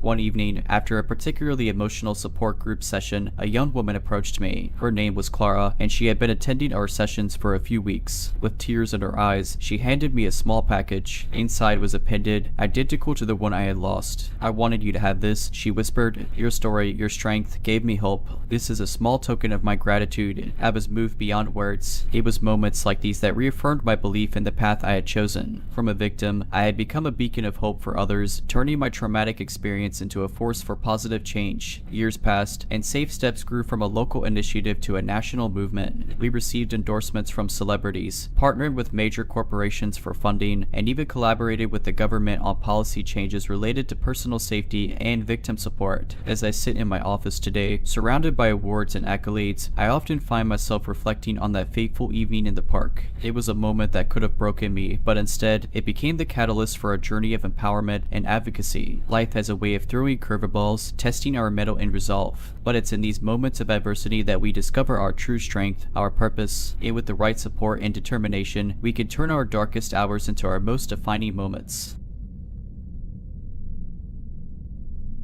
The quaint town of Elmridge was the kind of place where neighbors knew each other's names, children played freely in the streets, and doors were often left unlocked. It was this sense of security and community that drew me to Elmridge after years of living in the bustling city. I found a charming two-story house on Willow Street, complete with a white picket fence and a sprawling backyard. The previous owners had maintained a beautiful garden, and the large oak tree in the corner provided a canopy of shade. It was idyllic, a place I could finally call home. The first few weeks were filled with the excitement of settling in. I got to know my neighbors, the elderly Mrs. Thompson to my left, who had lived in Elbridge her entire life, and the young Martins family to my right, with their two boisterous kids. One evening, as I was arranging my bedroom, I noticed something odd. The window facing the backyard had a small, almost imperceptible scratch on the glass, forming a circle about the size of a quarter. I dismissed it as wear and tear, making a mental note to get it fixed. A few nights later, as I was drifting off to sleep, I heard a faint noise coming from the backyard. It sounded like the soft crunch of leaves. I sat up, straining my ears, but the sound had stopped. Thinking it might be an animal, I went back to sleep. The next morning, as I was watering the plants, I found footprints near my bedroom window. They were fresh, indicating that someone had been there the previous night. A chill ran down my spine. I immediately reported it to the local police. Officer Daniels, a stout man with a kind face, arrived shortly after. He examined the footprints in the scratched window. It looks like someone's been peeping, he said gravely. We've had a few similar reports in the area recently. We're doing our best to catch this individual. He advised me to be vigilant, to keep my windows and doors locked, and to report any suspicious activity. The news was unsettling. The sanctuary I had found in Elbridge felt tainted. That evening, I installed motion sensor lights around the house and set up a security camera facing the backyard. I also informed my neighbors about the incident, urging them to be cautious. Days turned into weeks, and there were no further incidents. The sense of unease gradually faded, replaced by the routines of daily life. But the illusion of safety was shattered one evening. I was in the living room, engrossed in a book, when the motion sensor lights suddenly turned on. I froze, my heart racing. Grabbing my phone, I accessed the live feed from the security camera. To my horror, I saw a man standing near my bedroom window, his face obscured by a hood. He was holding something small and shiny, which he was using to scratch the window, creating the same circular mark I had noticed earlier. I immediately called the police, keeping an eye on the intruder through the camera feed. He seemed unaware of the lights or the camera, completely engrossed in his active voyeurism. Within minutes, I heard sirens in the distance. The man, hearing them too, began to panic. He looked around frantically, finally noticing the camera. Our eyes met through the lens, and for a brief moment, I saw a look of sheer terror on his face. He bolted just as Officer Daniels and his team arrived. They gave chase, and after a brief pursuit, the man was apprehended. He was identified as Tom Mitchell, a resident of Elmridge with a history of voyeuristic behavior. The small shiny object he used to scratch windows was a ring, a twisted trophy of his escapades. The news of his arrest sent shockwaves through the community. People were horrified that one of their own could commit such acts. The scratched windows, his signature, were found in several homes, revealing the extent of his voyeurism. In the aftermath, the community came together, holding meetings to discuss safety measures and offering support to those affected. I, too, became an active participant, sharing my experience and advocating for increased vigilance. The weeks following Tom Mitchell's arrest were a mix of relief and introspection for the Elmridge community. The town meetings became more frequent, evolving from discussions about safety to broader topics like mental health and community support. It was clear that while Tom's actions were inexcusable, there was a collective desire to understand the underlying causes and prevent such incidents in the future. Mrs. Thompson, who had lived in Elbridge her entire life, shared stories of a younger Tom, a boy who had faced challenges from a young age. Abandoned by his parents, he had grown up in foster care, often feeling isolated and misunderstood. While this didn't excuse his actions, it painted a picture of a troubled individual who had slipped through the cracks. Inspired by these discussions, the Martins family took the initiative to start a community outreach program. Their aim was to identify and support individuals in Elmridge who were struggling, whether it be with mental health issues, financial difficulties, or feelings of isolation. I joined the program, seeing it as an opportunity to turn a negative experience into positive action. Our first project was to set up a community center, a space where residents could come together for various activities, workshops, and support groups. We organized fundraisers, and the response was overwhelming. People from all walks of life contributed, from teenagers hosting bake sales to local businesses donating supplies. The Elmridge Community Center, as it came to be known, quickly became the heart of the town. We offered after-school programs for kids, counseling services, job training workshops, and even art and music classes. It was a place of healing, learning, and connection. One of the most impactful programs was the Mentorship Initiative. Adults in the community volunteered to mentor young individuals, providing guidance, support, and a listening ear. The idea was to ensure that no one felt alone or unsupported, as Tom had. As months turned into years, the ripple effects of the community center became evident. Elmridge saw a decrease in crime rates, an increase in school performance, and most importantly, a stronger sense of community. Neighbors looked out for each other, and the bonds formed in the center spilled out into the streets, parks, and homes. On a personal level, the experience was transformative.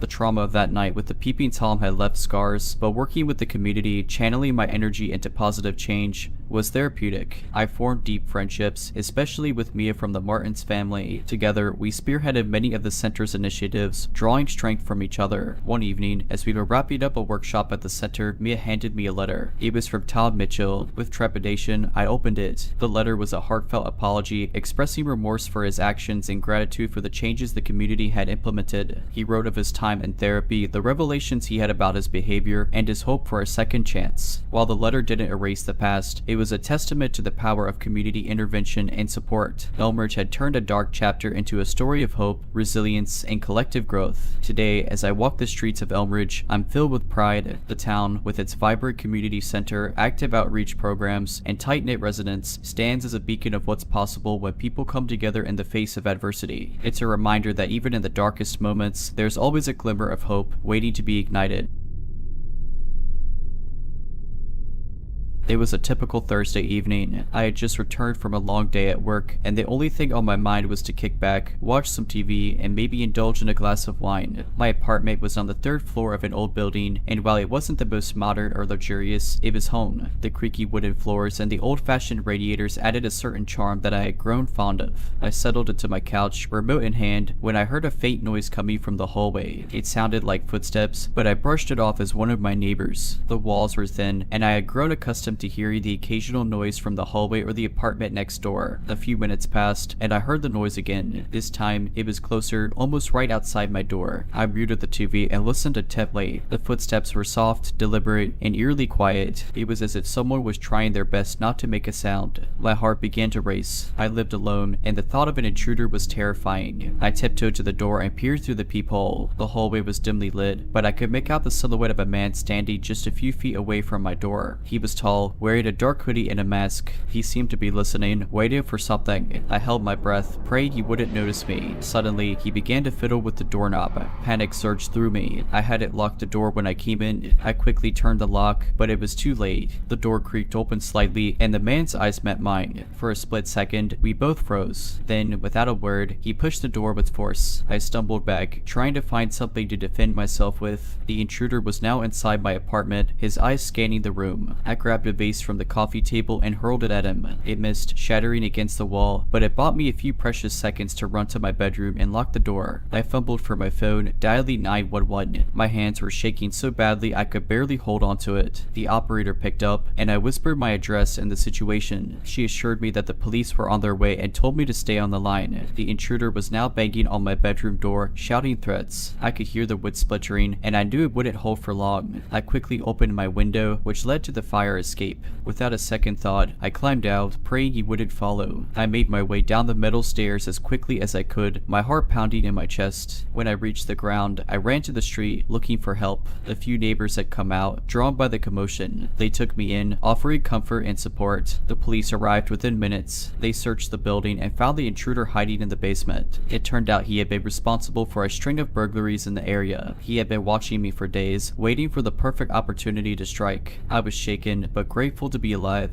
The experience was a stark reminder of the importance of always being vigilant and taking precautions to ensure one's safety. I now double-check my locks every night and have installed a security system. I also joined a neighborhood watch group, determined to prevent others from going through what I did. The weeks that followed were a blur of police statements, court appearances, and sleepless nights. Every creak of the floorboards, every gust of wind against the window sent my heart racing. I had nightmares of the intruder, his masked face looming over me, his cold eyes filled with malice. My friends and family were incredibly supportive. They offered to stay with me, to keep me company during the long nights, but I declined. I needed to face my fears head on, to reclaim my space and my sense of security. One evening, as I was returning from work, I noticed a note slipped under my door. It was from Mrs. Henderson, the elderly lady who lived in the apartment below mine. She had written, "Dear, I heard about what happened. I'm so sorry you had to go through that. If you ever need someone to talk to, or just a cup of tea, my door is always open." Touched by her kindness, I decided to take her up on her offer. Over cups of chamomile tea, Mrs. Henderson shared her own story. Years ago, she had been the victim of a home invasion. She spoke of the trauma, the fear, and the long journey to healing, but she also spoke of resilience, of the strength she discovered within herself, and of the community that rallied around her. Our conversations became a regular occurrence. We'd sit in her cozy living room, surrounded by photos of her grandchildren and mementos from her travels, and talk for hours. She became a source of comfort and wisdom, a beacon of hope in my darkest moments. One day, she handed me a small pendant. It was a delicate silver locket with an intricate floral design. "This was my mother's," she said. "She gave it to me after the incident as a reminder that I was never alone. I want you to have it." I was moved to tears. The locket became a symbol of my journey, a reminder of the strength I had found within myself and the support I had received from those around me. As the months went by, I began to heal. The nightmares became less frequent, the fear less paralyzing. I started attending therapy, where I learned coping mechanisms and strategies strategies to deal with my trauma. I also became more involved in the community, volunteering at a local shelter and joining self-defense classes. The intruder's trial came to an end, and he was sentenced to several years in prison. While it brought some closure, I knew that true healing would come from within. I had to let go of the past to move forward and rebuild my life. Today, I'm a stronger, more resilient person. I've learned the importance of community, of looking out for one another, and of never taking our safety for granted. I've also learned that even in our darkest moments, there is always a glimmer of hope, a hand reaching out to help us through. And every day, as I wear the silver locket around my neck, I'm reminded of the journey I've been on and the incredible people who have stood by my side.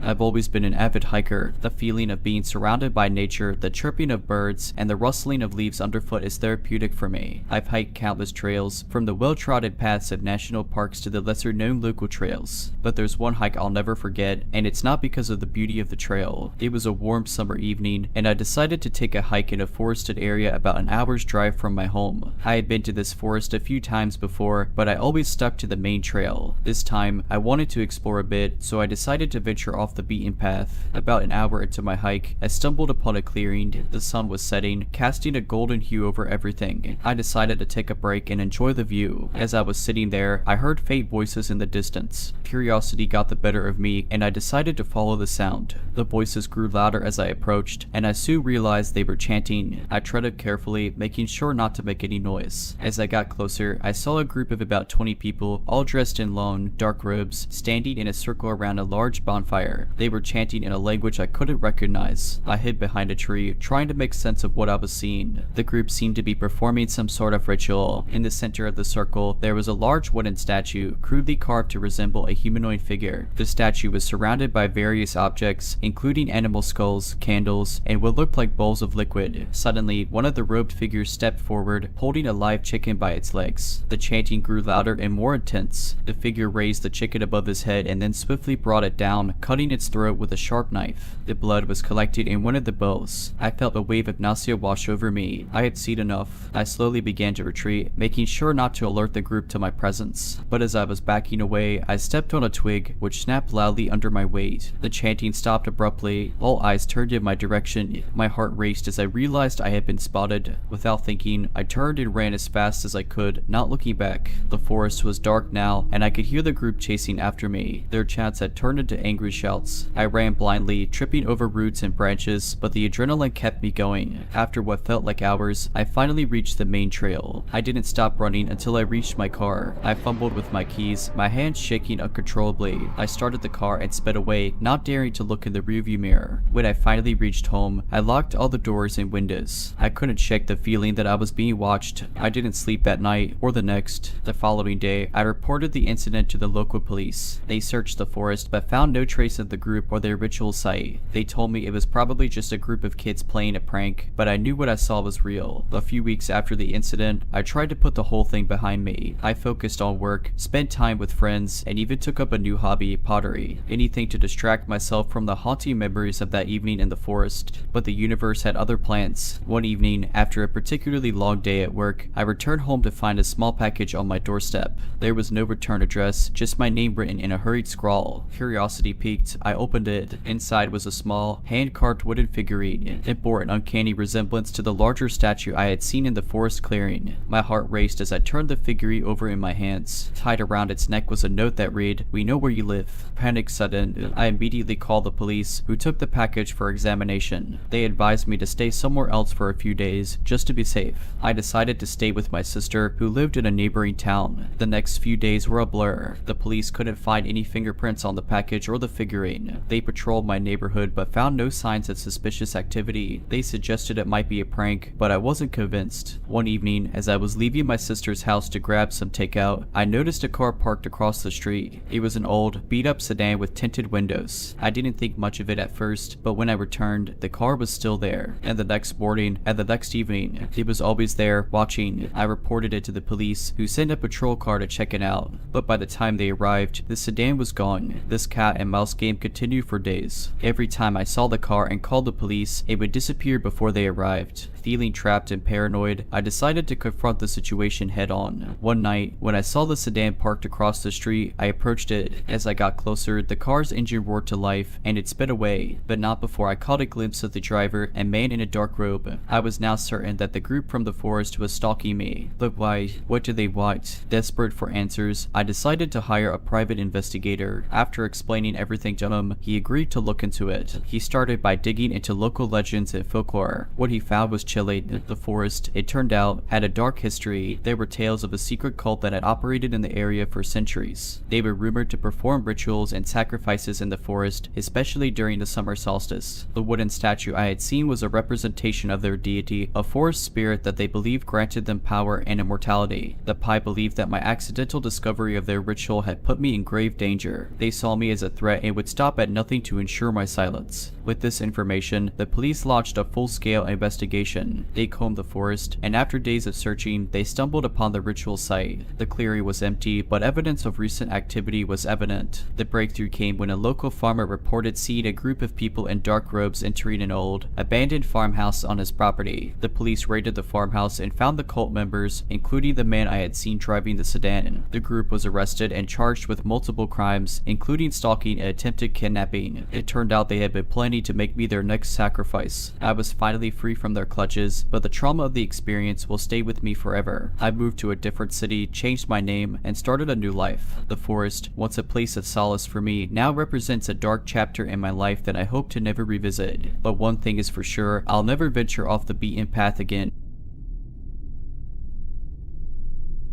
When I first moved into my new apartment, everything seemed perfect. It was a quaint 2-bedroom unit in a quiet suburban neighborhood. The rent was affordable, and the location was close to my workplace. I was thrilled to have found such a gem. The first time I met Mr. Thompson, my next door neighbor, was on a sunny Saturday morning. I was unloading boxes from my car when he approached me with a wide grin. He was an older man, probably in his late 60s, with thinning gray hair and deep-set blue eyes that seemed to always be observing. "Welcome to the neighborhood," he said, extending a hand. "I'm Harold Thompson, but you could call me Harry." I shook his hand, introducing myself. He offered to help with the boxes, but I politely declined. There was something about his intense gaze that made me slightly uncomfortable. Over the next few weeks, I settled into my new home. I'd occasionally run into Mr. Thompson in the hallway or the parking lot. He was always friendly, often striking up conversations about the weather or local news. But I couldn't shake the feeling that he was watching me a bit too closely. One evening, as I was cooking dinner, I heard a knock on my door. I opened it to find Mr. Thompson holding a plate of freshly baked cookies. "Just a little welcome gift," he said with a smile. I thanked him, albeit hesitantly, and closed the door. The cookies looked delicious, but I couldn't bring myself to eat them. Instead, I threw them away, feeling a pang of guilt for being so suspicious. A few days later, I came home to find a note slipped under my door. It was from Mr. Thompson, inviting me over for dinner. I pondered the invitation, torn between wanting to be polite and my growing unease. In the end, I decided to decline, citing a prior engagement. That's when things started to get strange. I began to notice Mr. Thompson more frequently. He'd be outside watering his plants when I left for work and would still be there when I returned. He'd often be in the hallway, seemingly waiting for me, and on more than one occasion, I caught him peering into my windows. I tried to brush it off, telling myself I was being paranoid, but the incidents kept piling up.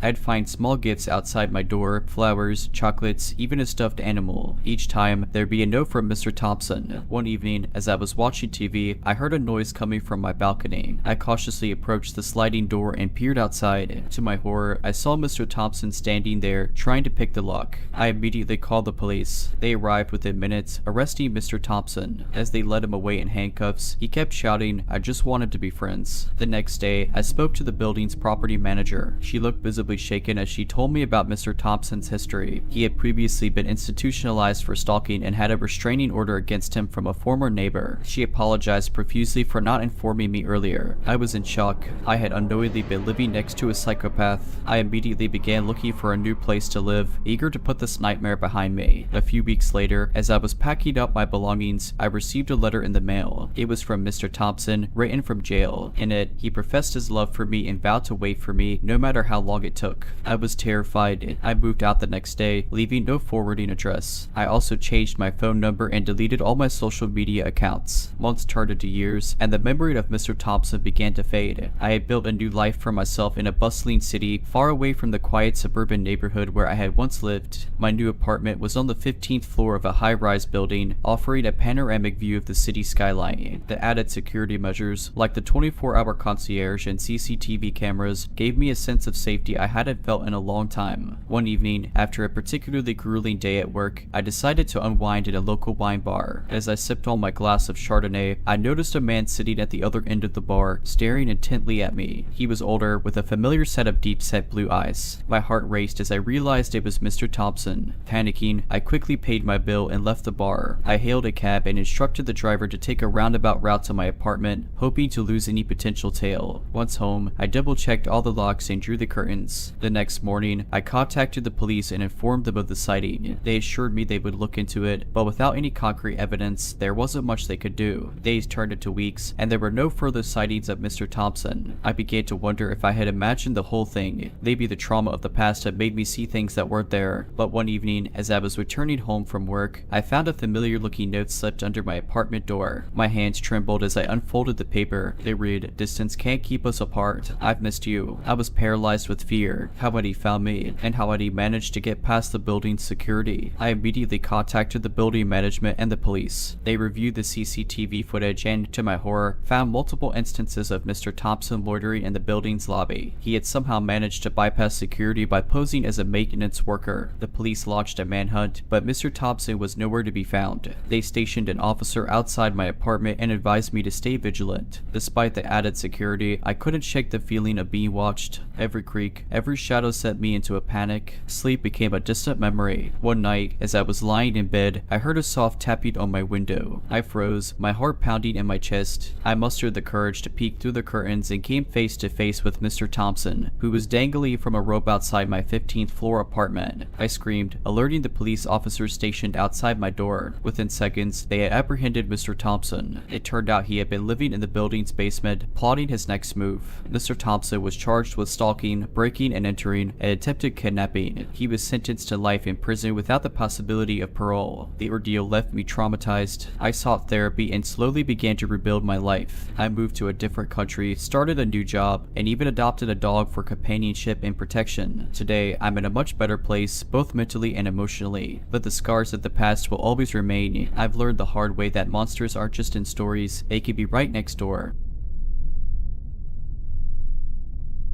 The city had always been my sanctuary. The hustle and bustle, the lights, the sounds, it all felt alive and comforting. But that perception changed one fateful night. I had been out with friends at a local pub. We laughed, shared stories, and lost track of time. Before I knew it, it was past midnight. My friends, who lived in the opposite direction, offered to share a cab, but I declined. My apartment was only a 20-minute walk away, and I had made the journey countless times. Besides, the night was clear, and the streets were illuminated by the soft glow of streetlights. The first 10 minutes of my walk were uneventful. The city's sounds began to fade, replaced by the distant hum of traffic and the occasional hoot of an owl. I was lost in thought, replaying the evening's events in my mind, when I noticed a figure about half a block behind me. At first, I thought nothing of it. It was a city after all, and people were always out and about. But as I continued walking, I realized the figure was matching my pace. Every time I glanced over my shoulder, the distance between us remained the same. A knot of unease formed in my stomach. I told myself I was being paranoid, but I couldn't shake the feeling of being watched. I decided to test my theory. I quickened my pace, and sure enough, the figure did the same. I then took a sudden turn down a side street, and after a few moments, the figure appeared, still tailing me. Panic sudden, I pulled out my phone, ready to dial the police, but to my horror, the battery was dead. I cursed myself for not charging it earlier. I knew I had to lose this person, so I decided to take a detour through a nearby park. It was a risk, given the park's reputation for being a hotspot for unsavory activities at night.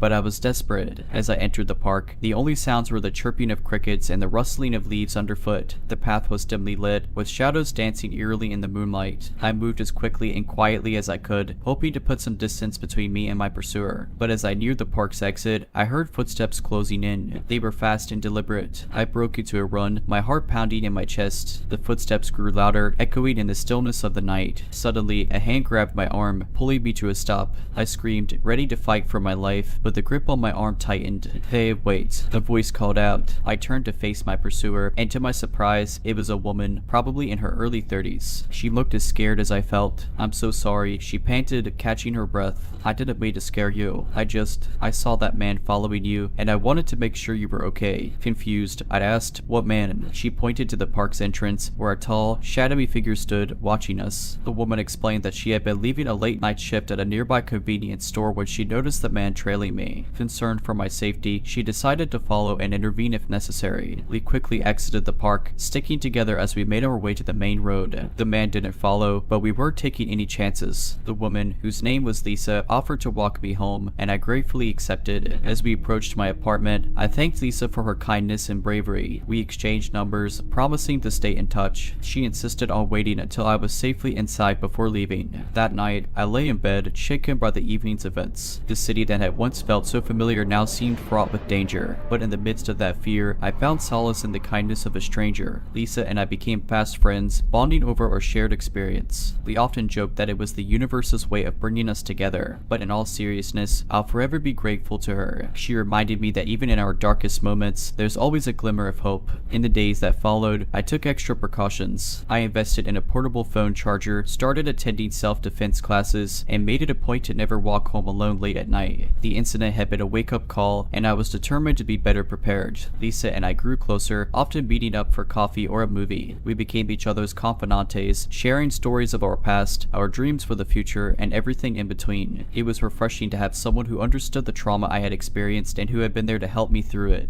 One evening, as we were leaving a local cafe, Lisa's face turned pale. She grabbed my arm, her grip tight. "It's him," she whispered, nodding subtly towards a man sitting a few tables away. He was engrossed in a newspaper, but there was no mistaking him. It was the man from that night. We quickly left the cafe, trying to remain calm. Once we were a safe distance away, Lisa revealed a chilling detail. She had seen the man several times since our encounter in the park, always lurking in the shadows, watching from a distance. She had even received anonymous phone calls in the middle of the night, with nothing but heavy breathing on the other end. We decided to go to the police. They took our statements and promised to investigate. A few days later, they called us in for an update. The man, whose name was Robert, had a history of stalking and had served time in prison for similar offenses. He had been released on parole a few months before our encounter. The police issued a restraining order against Robert and warned him to stay away from both of us. But the damage had been done. The feeling of being constantly watched, of never truly being safe, weighed heavily on us. Lisa and I leaned on each other for support. We installed security cameras in our homes, joined a support group for stalking victims, and even started a neighborhood watch program. We were determined to reclaim our sense of security and help others do the same. As the months went by, there were no further incidents. Robert seemed to have gotten the message and disappeared from our lives. While the experience had changed us, we became more vigilant, more aware of our surroundings, and more appreciative of the simple joys of life. One evening, as we sat on my balcony watching the sunset, Lisa turned to me with tears in her eyes. "You know," she said, "as terrifying as that night was, I'm grateful for it. It brought us together and showed us how strong we truly are." I nodded in agreement, squeezing her hand. "We've been through hell and back, but we came out stronger on the other side, and for that, I'm forever grateful." We sat in silence, watching as the sky turned from orange to pink to purple. The city lights twinkled below, and for the first time in a long time, I felt at peace. It was a cold winter night, and I had just finished a late shift at the office. Exhausted and eager to get home, I decided to hail a taxi instead of waiting for the bus. Within minutes, a yellow cab pulled up, and I climbed into the back seat. The driver, a middle-aged man with graying hair and a scruffy beard, gave me a curt nod as I told him my address. He didn't say much, which was fine by me. I was too tired for small talk. As we drove, I noticed that he kept glancing at me through the rearview mirror. At first, I brushed it off, thinking he was just checking on his passenger, but as the journey continued, his stares became more prolonged and intense. Feeling uneasy, I decided to make small talk to break the tension. "Busy night?" I asked. He grunted in response, his eyes never leaving the road. "Not really. You're my last fare for the night." I nodded, trying to shake off the growing sense of unease. I told myself I was being paranoid. After all, he was just a taxi driver doing his job. But as we continued driving, I realized we were heading in the wrong direction. My apartment was in the north end of the city, but we were heading south. "Excuse me," I said, trying to keep my voice steady. "I think you're going the wrong way." He didn't respond. Instead, he locked the car doors and increased his speed. Panic set in. I fumbled for my phone, but before I could dial 911, he reached back and snatched it from my hand.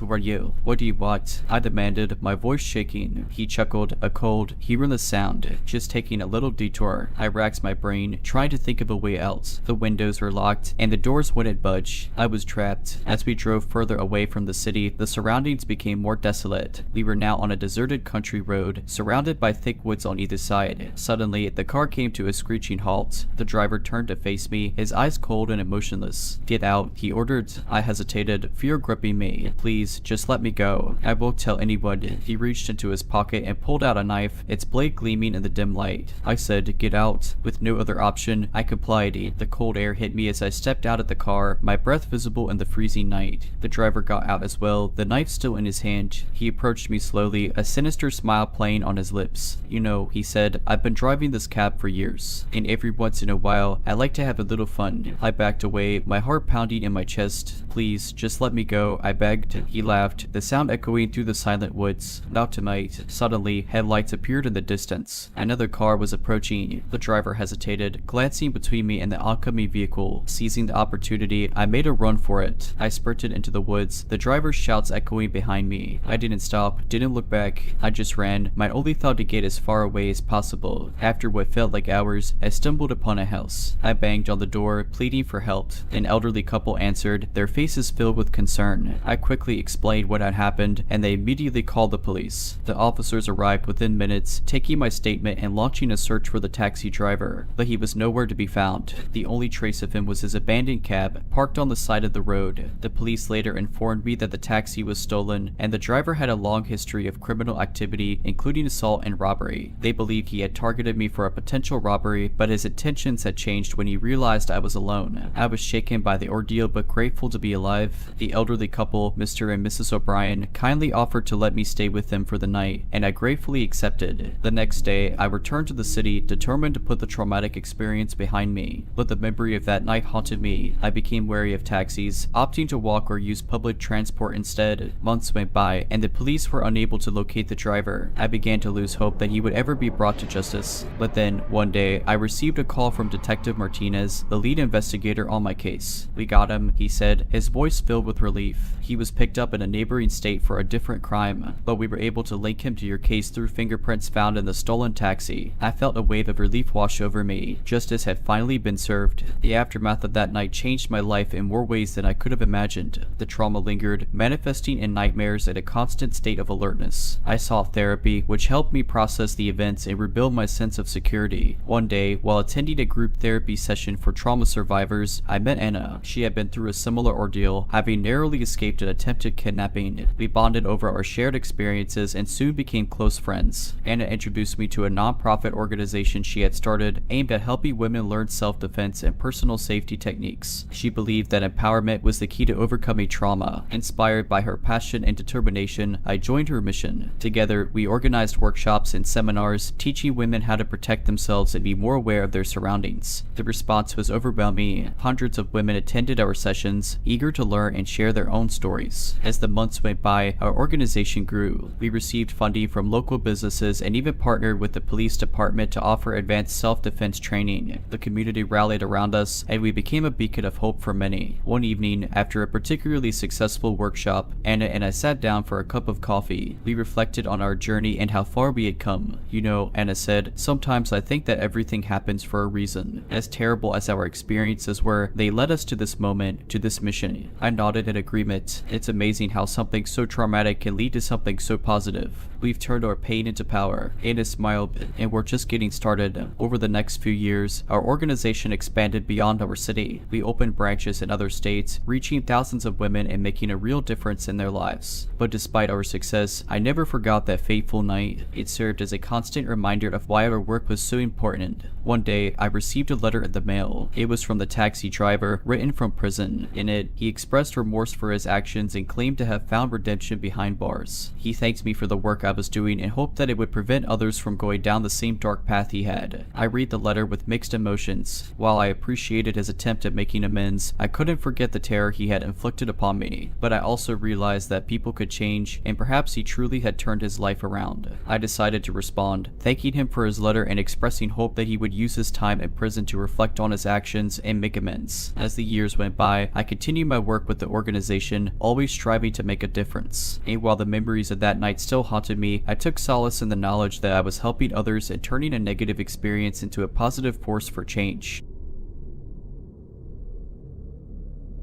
The city's subway system had always been a marvel to me. The intertwining tunnels, the rhythmic clatter of the trains, and the diverse sea of commuters, it was like a pulsating vein of the metropolis. But one late night, my perception of the subway shifted from wonder to wariness. I had been working late at the office, trying to meet a deadline. By the time I packed up, it was well past midnight. The streets were deserted, with only the occasional car passing by. I decided to take the subway home, as I had done countless times before. The station was eerily quiet. The fluorescent lights flickered overhead, casting long shadows on the platform. I could hear the distant hum of a train approaching. I waited alone, lost in thought, until the train pulled up with a screech. The carriage was almost empty, save for a few late-night travelers. I took a seat near the door, plugging in my headphones and settling into my music. A few stops later, a man boarded the train. He was tall and lanky, with unkempt hair and a scruffy beard. His clothes were tattered, and he carried a large duffel bag. He took the seat across from me, and I couldn't help but notice that he was staring intently in my direction. I tried to brush it off, telling myself I was being paranoid, but as the journey continued, his gaze never wavered. Every time I looked up, our eyes would meet, and he'd offer a chilling, toothless grin. Feeling uneasy, I decided to move to another carriage at the next stop. As the doors opened, I quickly made my exit, slipping into the adjacent car. I took a seat near the back, hoping the man wouldn't follow, but to my horror, as the train pulled away from the station, I saw him enter the carriage, his eyes scanning the rows of seats until they landed on me. He began to make his way towards me, his steps slow and deliberate. Panic set in. I considered pulling the emergency brake, but I was worried about the consequences. Instead, I decided to get off at the next stop and wait for another train. As the train approached the station, I stood up, ready to make a quick exit. But the man was faster. He blocked the aisle, his duffel bag acting as a barrier. "Where do you think you're going?" he asked, his voice raspy and cold. I tried to keep my composure. "Please, just let me go," I pleaded. He chuckled, a sound that sent shivers down my spine. "Not so fast." Suddenly, the train jolted, throwing us off balance. I seized the opportunity, pushing past the man and sprinting towards the door. I could hear him shouting behind me, but I didn't stop. I ran out of the station and into the night, not looking back until I was several blocks away. Out of breath and shaken, I hailed a cab and made my way home. I locked all the doors and windows, double-checking every room to ensure I was alone. The next day, I reported the incident to the police. They took my statement and promised to investigate. A few days later, they called me in for an update. The man, whose name was Victor, was a known criminal with a history of assault and robbery. He had recently been released from prison and was believed to be living in the subway tunnels. The duffel bag he carried contained stolen goods from a recent burglary. The police arrested Victor and recovered the stolen items. He was charged with multiple offenses and sent back to prison. I was relieved to know he was off the streets, but the trauma of that night stayed with me. I avoided the subway for months, opting to walk or take cabs instead. Months turned into years, and while the memory of that night never truly faded, I learned to cope and move forward. The city, with its endless possibilities, was still my home, and I wasn't going to let one traumatic event define my experience. One evening, after a particularly grueling day at work, I decided to face my fears head-on. I descended into the subway station, the familiar hum of the trains and the chatter of commuters filling the air. My heart raced as I boarded the train, memories of that night flooding back, but I was determined to reclaim this space. The journey was uneventful, and as I exited the station, I felt a sense of accomplishment.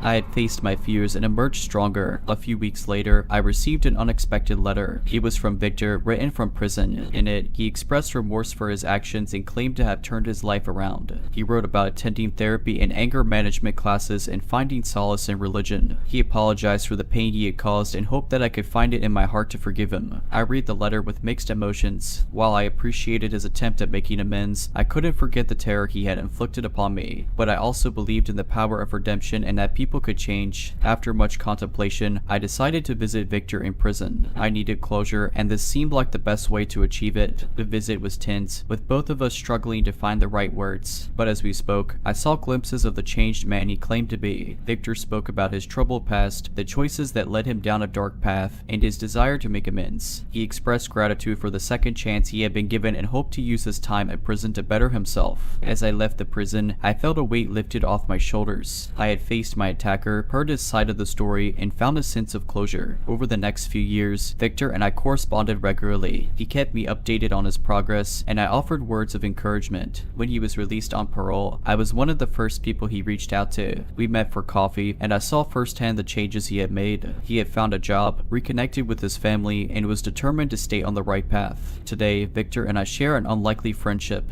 We both have scars from our past, but we've chosen to move forward and focus on the future. We often speak at schools and community centers, sharing our story and the lessons we've learned. Our hope is to inspire others to believe in the power of redemption and the possibility of change. Life is unpredictable, and we never know where it will take us. But one thing is certain, with resilience, support, and determination, we can overcome even the darkest moments and find our way back to the light.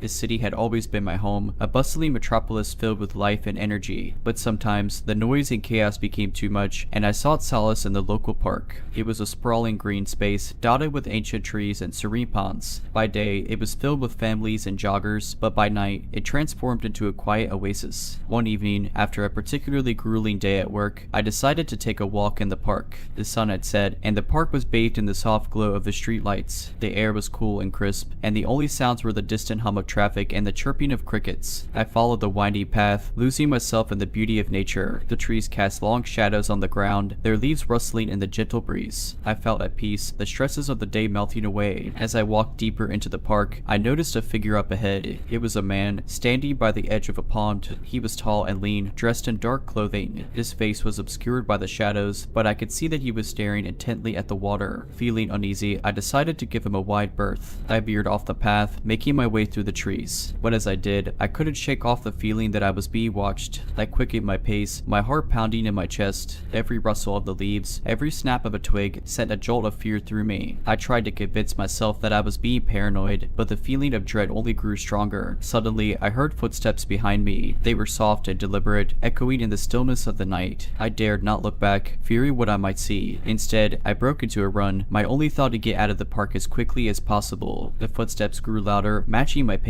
I could hear the man's ragged breathing, a chilly reminder that he was closing in on me. I pushed myself harder, my lungs burning and my legs aching. Up ahead, I saw a bridge that led to the park's exit. I sprinted towards it, praying that I would make it in time. But as I reached the bridge, I felt a cold hand grab my wrist, pulling me back. I screamed, struggling to break free. The man's grip was like iron, unyielding and relentless. He pulled me closer, his face inches from mine. His eyes were cold and emotionless, devoid of any humanity. "Where do you think you're going?" he whispered, his voice dripping with malice. I tried to respond, but fear had rendered me speechless. I could only stare into his eyes, praying for a miracle. Suddenly, a bright light shone in the distance. The man turned to look, momentarily distracted, and I seized the opportunity, using all my strength to break free. I ran towards the light, not looking back until I was safely out of the park. The light came from a police car, patrolling the area. The officers had heard my screams and had come to investigate. They quickly took my statement and launched a search for the man, but he had vanished without a trace. The police informed me that there had been several reports of a man stalking women in the park. They believed he was a serial predator preying on lone women. They advised me to avoid the park at night and to always be aware of my surroundings. I was shaken by the ordeal, and it took me a long time to come to terms with what had happened. I sought therapy, which helped me process the trauma and rebuild my sense of security. I also joined a self-defense class, determined to never feel helpless again. Months after the incident, the park became a focal point for community action. News of my encounter spread, and soon, other women came forward with similar stories of being followed or approached by a mysterious man during their evening walks. The community rallied together, demanding increased security measures and better lighting in the park. Local businesses and residents raised funds to install surveillance cameras at key points throughout the park. The city council also increased police patrols during the evening hours. A neighborhood watch group was formed, with volunteers patrolling the park in shifts, ensuring that no one was ever truly alone. One evening, as I was attending a community meeting about about the park's safety initiatives, a woman named Maya approached me. She was in her early 30s with a determined look in her eyes. She revealed that she too had had a close encounter with the mysterious man, but had managed to fend him off using self-defense techniques she had learned. Inspired by our shared experiences, Maya and I decided to start a self-defense workshop for women in the community. We partnered with local martial arts instructors and organized weekly sessions in the park. The response was overwhelming. Women of all ages attended, eager to learn how to protect themselves and reclaim their sense of security. As the weeks went by, the park began to transform. The once eerie silence of the night was replaced by the sounds of laughter and camaraderie. Women jogged, practiced yoga, and even organized nighttime picnics, refusing to let fear dictate their lives. The police continued their investigation, and with the help of the newly installed cameras, they were able to identify the mysterious man. He was arrested and charged with multiple counts of stalking and attempted assault. It turned out he had a history of violent behavior and had been released from prison just months before our encounters. The news of his arrest brought a collective sigh of relief to the community. The park, once a place of fear, had become a symbol of resilience and unity. Maya and I continued our self-defense workshops, expanding them to other parts of the city. We also started a non-profit organization dedicated to empowering women and promoting safety in public spaces. Today, the park is a testament to the power of community action. Families picnic under the trees, children play on the swings, and couples stroll hand in hand, enjoying the beauty of nature. The memories of that fateful night still linger, but they are overshadowed by the positive change that emerged from it. As for me, I've learned the importance of trusting my instincts and being prepared. I still visit the park, but now I do so with confidence, knowing that I have the skills and the support of my community to keep me safe. The highway stretched endlessly before me, a ribbon of asphalt cutting through the vast expanse of the countryside. It was late, and the only illumination came from the dim glow of my car's headlights and the occasional passing vehicle. The radio played softly in the background, a soothing melody that contrasted with the monotonous drone of the engine. I was returning from a business trip, eager to get home and crawl into bed. The journey had been long, and fatigue was beginning to set in. My eyelids grew heavy, and I struggled to maintain focus. Suddenly, in my rearview mirror, I noticed a set of flashing blue and red lights. My heart sank. I hadn't been speeding, or at least I didn't think I had. I glanced at the speedometer, confirming that I was within the limit. Still, I knew better than to argue with law enforcement. I pulled over to the side of the road, the gravel crunching beneath my tires. The police car, a standard black and white cruiser, parked behind me. I rolled down my window and waited, my hands resting on the steering wheel. A few moments later, a tall figure approached. The man was dressed in a police uniform, complete with a badge and a hat that cast a shadow over his face. He shone a flashlight into my car, the bright beam momentarily blinding me. "Evening," he said, his voice deep and authoritative. "License and registration, please." I fumbled in my glove compartment, retrieving the documents and handing them over. The officer examined them closely, his flashlight illuminating the details. "You were driving a bit erratically back there," he commented, his tone accusatory. "Have you had anything to drink tonight?" I shook my head. "No, officer, just tired from a long drive." He seemed to ponder this for a moment, then said, "Step out of the vehicle, please." Confused, I complied. The night air was cool, and I shivered slightly as I stood by the side of the road. The officer circled my car, his flashlight scanning the interior. "Everything okay, officer?" I asked, trying to keep my voice steady. He didn't respond. Instead, he motioned for me to follow him to the back of his cruiser. I hesitated, a sense of unease settling in. Something felt off. As I approached the police car, I noticed something odd. There was no license plate, and the cruiser lacked the usual markings of a police vehicle. The windows were tinted, preventing me from seeing inside. The officer opened the back door, revealing a dark interior. "Get in," he ordered. Alarm bells rang in my head. This wasn't standard procedure. Why would he want me to get into the back of his car? "I'd rather not," I replied, trying to sound confident. "Is there a problem?" The officer's demeanor changed instantly. His friendly facade dropped, replaced by a menacing glare. "Get in the car, now," he growled. Fear gripped me. I realized that this man wasn't a real cop. I was in grave danger. Thinking quickly, I reached into my pocket and pressed the panic button on my car keys. The car's alarm blared, its lights flashing wildly. The fake officer was momentarily startled, giving me the split second I needed. I bolted, running as fast as my legs could carry me. I could hear the imposter shouting behind me, his footsteps echoing on the asphalt, but I didn't look back. I ran until I reached a nearby farmhouse, pounding on the door until the startled occupants answered. They quickly let me in, and I explained the situation. They called the real police, who arrived within minutes. The fake cop was nowhere to be found, having fled the scene. The police launched an investigation, and it was discovered that the imposter had been involved in several other incidents, posing as a cop to rob and assault unsuspecting motorists. The cruiser he had been driving was stolen, and the uniform was a convincing replica. In the weeks that followed, my story became a cautionary tale that spread throughout the community. Local news outlets picked up on it, and I was interviewed multiple times, recounting the harrowing experience. While reliving the ordeal was emotionally taxing, I felt it was essential to raise awareness about the dangers of fake officers. The police department, in response to the incident and the growing public concern, initiated a campaign to educate the public on how to identify genuine officers and the correct protocol during traffic stops. They emphasized the importance of looking for authentic badges, proper vehicle markings, and always asking for an officer's identification if something feels off. Community meetings were organized where officers demonstrated the differences between real and fake uniforms, badges, and equipment. They also provided tips on what to do if one suspects they're being pulled over by an imposter, advising to drive to a well-lit, populated area or even the nearest police station, and to call 911 to verify the officer's identity. As time went on, the trauma of that night began to fade, replaced by a newfound sense of purpose. I became an advocate for personal safety, joining community watch groups and even collaborating with the police department on various initiatives. One evening, as I was leaving a community meeting, a woman approached me. She introduced herself as Lisa and thanked me for sharing my story. She revealed that she too had been pulled over by the fake cop but had remembered my advice. She asked for his badge number and called 911, which had caused him to flee. Hearing Lisa's story, I was filled with a mixture of relief and pride. My ordeal had led to positive change, and I was determined to continue my advocacy work. Today, I travel across the country, sharing my story and educating others about the importance of personal safety. While the memory of that night still haunts me, I take solace in the knowledge that my experience has made a difference. The world can be a dangerous place, but with awareness, education, and community support, we can protect ourselves and our loved ones from harm. The open road has always been a source of solace for me. The hum of the engine, the rhythmic beat of tires against asphalt, and the ever-changing scenery provided a therapeutic backdrop for my thoughts. That night, as I drove through the windy roads of rural Montana, the world seemed to melt away, leaving just me, my old Chevy, and the vast expanse of the starlit sky. It was around midnight when I first saw him, a lone figure, standing by the side of the road, his thumb outstretched in the universal sign of a hitchhiker. He was tall, with shaggy dark hair and a beard, wearing a tattered jacket and carrying a worn-out backpack. Now, I've always considered myself a good judge of character, and I've picked up my fair share of hitchhikers over the years. Most were just folks down on their luck, looking for a ride to the next town. But something about this man gave me pause. Maybe it was the way he stood, slightly hunched, as if carrying an invisible weight. Or perhaps it was the intense, almost desperate look in his eyes as he stared at my approaching car. Against my better judgment, I slowed down and pulled over. The man approached, his footsteps echoing in the stillness of the night. Heading to Whitefish, he asked, his voice rough from the cold.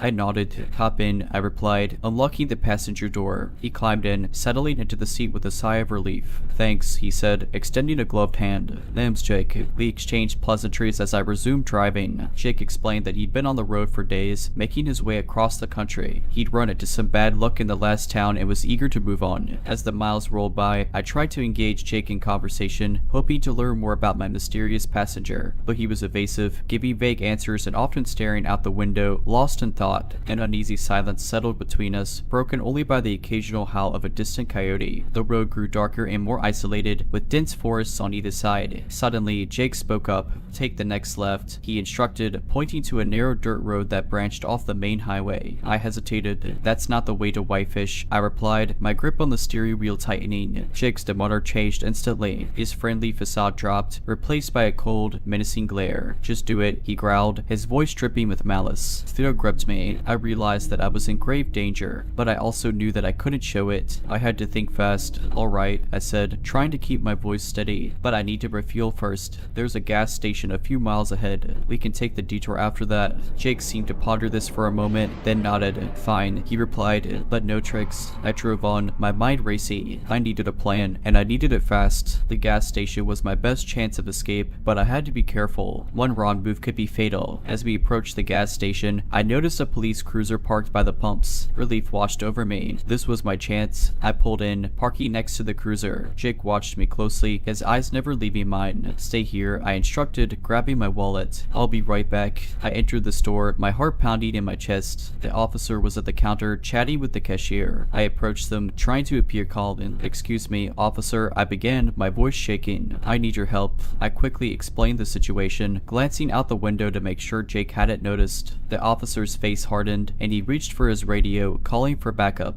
They formulated a plan. The officer would approach the car, posing as a friend I'd run into. This would give me the opportunity to get away from Jake and ensure my safety. The plane went off without a hitch. The officer engaged Jake in conversation, allowing me to slip away. Within minutes, backup arrived, and Jake was taken into custody. It was later revealed that Jake was a wanted fugitive, responsible for a string of robberies and assaults across the country. The police believed he was heading to Whitefish to lay low and evade capture. I was shaken by the ordeal but grateful to be alive. The experience served as a stark reminder of the dangers of picking up strangers, no matter how harmless they may seem. Today, I'm more cautious than ever. I still enjoy the open road, but I no longer pick up hitchhikers. The memory of that night will forever be etched in my mind, a chilly reminder of the thin line between trust and danger.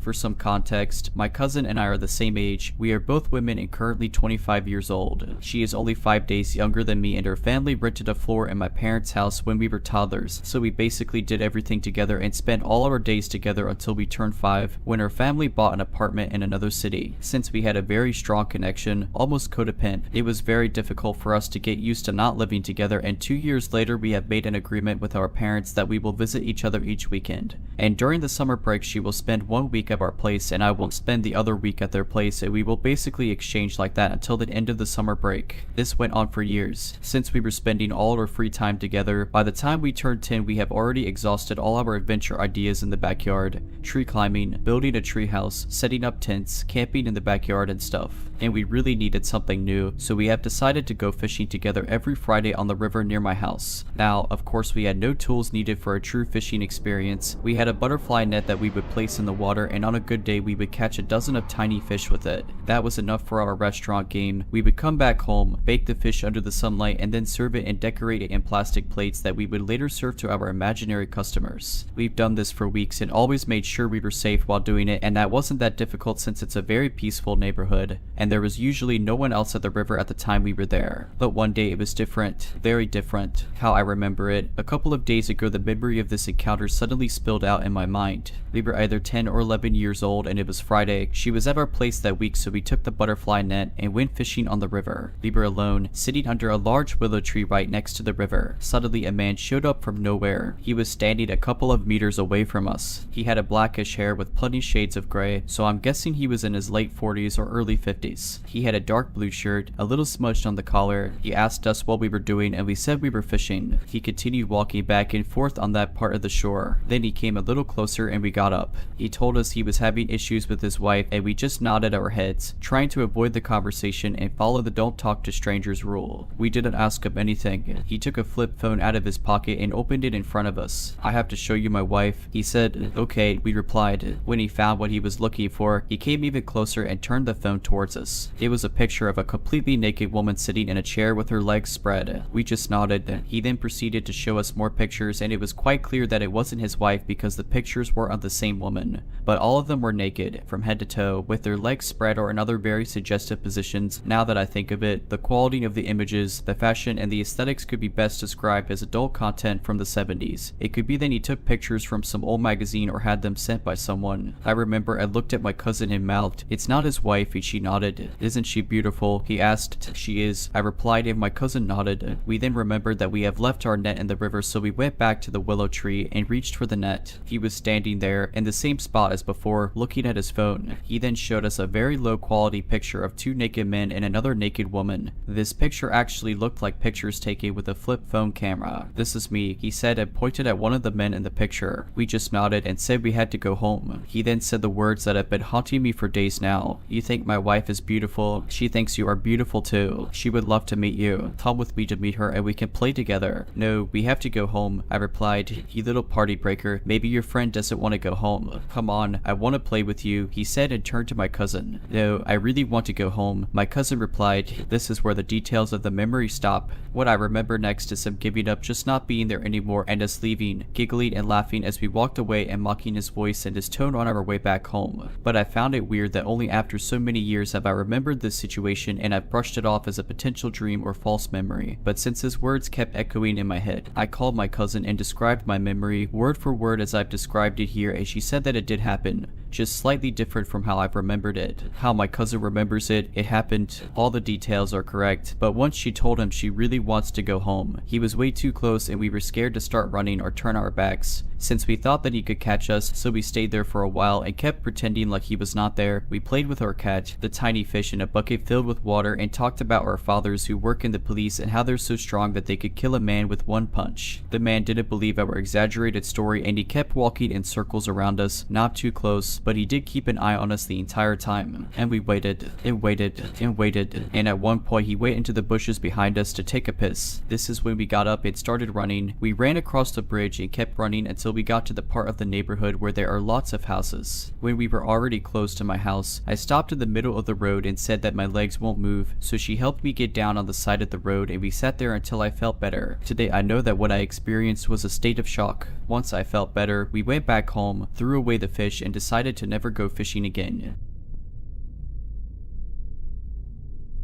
For some background first, I'm a 29-year-old woman. I live in an apartment in a sketchier side of my town, so I'm not unaccustomed to strange people pulling up and strange things happening. I've been through a home break-in, so I'm very hyper-vigilant when it comes to keeping myself and my home safe. I also smoke cigarettes, nasty habit I know, but having cats and not wanting my house to reek like smoke, I'll walk out to my balcony to smoke. That's exactly what I was doing when this happened. I was sitting on my balcony, smoking and just enjoying my night, when I noticed a car I've never seen before pull into the back parking lot of my apartment right by my balcony. I initially felt a bit off, but I didn't want to come off as being the paranoid neighbor, so I keep sitting and smoking my cigarette. Then I hear footsteps making a beeline through my backyard, and there's a large and burly man that I've never seen before walking briskly through my backyard. Again, I still don't try to make much of it because they might be there for my neighbor. My anxiety is definitely on alert, but not in panic mode, until I realize he's going straight for my portion of the backyard. He then does something that is still freaking me out as I type this. He stops right in my backyard and looks up at me on my balcony, not saying a word. Now I'm in absolute panic mode. I audibly say, "Oh no," spring up, slam and lock my balcony door, run to my upstairs bathroom, and dial 911. I listened to every sound from downstairs while I stood panicking in my bathroom, and truthfully it sounded like someone was messing with my back door. I don't know for sure because I was in hypervigilance. I do know he was in my backyard for a few minutes because I was my bathroom for several minutes until I decided to peek out my balcony window. I saw him walking to his car and getting in. That also tells me that I don't think he was here to rob me, but something more sinister. Luckily he was lazy because again, I live on the cheaper side of town, so you can imagine the quality of my doors and locks. I'm really hoping it was just some guy who was drunk, high, and had the wrong house, but my gut is telling me otherwise. Regardless, I hope we never meet again. I'm a woman in my 30s who lives alone in a small house at the head of a quiet cul-de-sac in the United Kingdom. The street is a maze of roads away from the main road, which means that other than delivery guys and the occasional salesperson, you very rarely see anyone that you don't recognize. I don't exactly know all my neighbors, but I know what they look like and I know where they live. I can recognize their cars and stuff. This weirdness happened over the space of a few months several years back. I work from home, so I'm usually in, and sometimes I don't have a lot to do. The first day was one of those lazy days. It was about 4 in the evening and I'm sitting on the sofa watching some daft stuff about alien cover-ups. Someone knocked on the door. I have a surveillance camera hidden in the wooden canopy above the front door, so I checked to see who it was because I wasn't expecting any deliveries and I couldn't be bothered to deal with a salesperson. It was a woman who looked late to early 50s, very smartly dressed, like really expensive clothes and jewelry, stuff I could never afford. Most people around here generally couldn't afford it either. We're not an affluent area and this lady stuck out like a sore thumb. She looked flustered and agitated, glancing towards the back garden before trying to look through the tiny, frosted glass window on the front door. I noticed she was carrying a dog's lead, but I didn't see a dog. As it happens, at the far side of my back garden there are 2 hedges. There's the hedge that I own within my property boundaries, and there's a second hedge outside my boundary that's council owned along a small grassland where people walk dogs. I know for a fact there is a hole in the council owned hedge, which I've reported it to the council at least a dozen times over the past decade, and they've done the square root of sod all about it. Because of my hedge, I can't reach it to do anything about it myself. Consequently, when I saw the dog's lead I thought, okay, I bet her dog has gone through the hole. If it's a big dog, it's not getting into my garden, but if it's a small dog it might be able to work its way through, and I've always got some cooked meat, so I figured I might be able to lure it out. I am a dog lover, so of course, I want to help this woman if I can. When I was a kid, my own dog went missing for a few weeks and I thought I was never going to get him back. I was heartbroken for those weeks, but fortunately, we did get him back, and ever since I've been extremely sensitive to pets in need. I open the door and this woman gives me the weirdest look, like she was expecting someone completely different to answer the door and that I shouldn't be there. To be fair to her, my mom used to live here too, so I didn't think much of that weird look to begin with. Maybe she was expecting my mom. I say hello and she just stares at me for the longest 30 seconds before she tries to look past me and asks to see Margaret. I don't know what it is about other people's mistakes, but whenever someone has the wrong number, I always end up apologizing as if it's my fault. So that's what I did, apologized and told her there was no Margaret at this address. Again, she gives me that look, only this time there's anger behind it. Yes, there is. She insists. It occurs to me at this point that I have a relative called Margaret, but she lives about 60 miles away and I haven't seen her in years. Nonetheless, just in case she's got her addresses muddled, I ask, are you looking for Margaret? But she just hisses at me, you know exactly who I'm looking for. What have you done with her? I'm absolutely lost at this point. I've lived here 20 years, and I know the name of the previous owner, so I know she's not asking for them. I also know the names of the neighbors, and the names of the people who have lived on the street in the time I've been here and since moved. None of them are called Margaret, so all I can do is tell her she's got the wrong address. No, this is. You're lying. That was a tad alarming, and she's at the right address. She's not knocked on the wrong door. However, she clearly thinks I've done something to somebody who, to the best of my knowledge, has never lived here. I don't know how long the previous owner had this house, but we must be talking about at least 30 years since anyone called Margaret might have lived here. It's at this point that I notice that she's subtly wrapped that dog lead around her now clenched fist like she's planning to use it as a weapon. In my youth, I did plenty of self-defense training, so I'm not exactly scared of her as such, but I'm obviously getting a bit concerned about the situation that's brewing. I don't particularly wish to get involved in a brawl on my doorstep with a complete stranger. I'm torn between shutting the door in her face or trying to de-escalate the situation. In the end, I close the door a little so she's got less to aim at and tell her, look, I don't know who you're looking for, but if you think something's happened to your friend, maybe we should just call the police and let them sort it out. Sure enough, the woman slams her fist with the lead wrapped around it into my door. I later discovered she'd struck the door hard enough to crack the frosted glass window in the middle of it. She's bleeding from doing it. It must have hurt, but she doesn't flinch or show any sign of pain. Any confidence I had in my self-defense classes started to waver here because I'm not used to people who don't feel pain. All I can think now is that she's on something and having a really bad trip, so at this point I put on my scariest voice and tell her to get back. I let her know I'm calling the police and if she's still here when they get here, she can deal with them because I'm not dealing with her anymore. She tries to stop me from closing the door, but I shove her back and manage to get it closed and locked. I make a point to stand next to the door while I'm calling 999 so she could hear me. While I'm waiting for the police to turn up, I watch her on the surveillance feed. She moves out of shot multiple times, presumably to check the back of the house, and I hear her calling out for Margaret. A few minutes before the police finally turn up, I see her kick over my wheelie bins in a rage, but then the most chilling thing happens. She walks back to the front door and literally stares directly into my camera. That camera is pretty well hidden. I'm not saying that nobody could spot it, but most people would only know it was there if they'd been looking for it. Most people aren't looking for cameras, right? She knew it was there. She must have eyeballed it previously. When, I don't know, I later reviewed all of the footage I had from that day, and she never made eye contact with it once. She never even looked in that direction. I only had about a week's worth of footage before the oldest footage is overwritten, and I checked everything I had and she was only on camera that day. All I can think is she'd been here more than a week prior. While she's staring right into it, she flips me the finger and then makes a throat-cutting gesture before walking off. I head to the window to watch her leave and she's walking like she doesn't have a care in the world. She doesn't look back, just wanders away. Police finally show up, take a statement. I give them a copy of the surveillance footage and that's that. I called a couple of times to follow up, but nothing. Nobody ever called me about it. I won't lie, that had me up for a few weeks. I moved a knife block closer to the door. I started staying up really late and not getting much sleep, which really didn't help.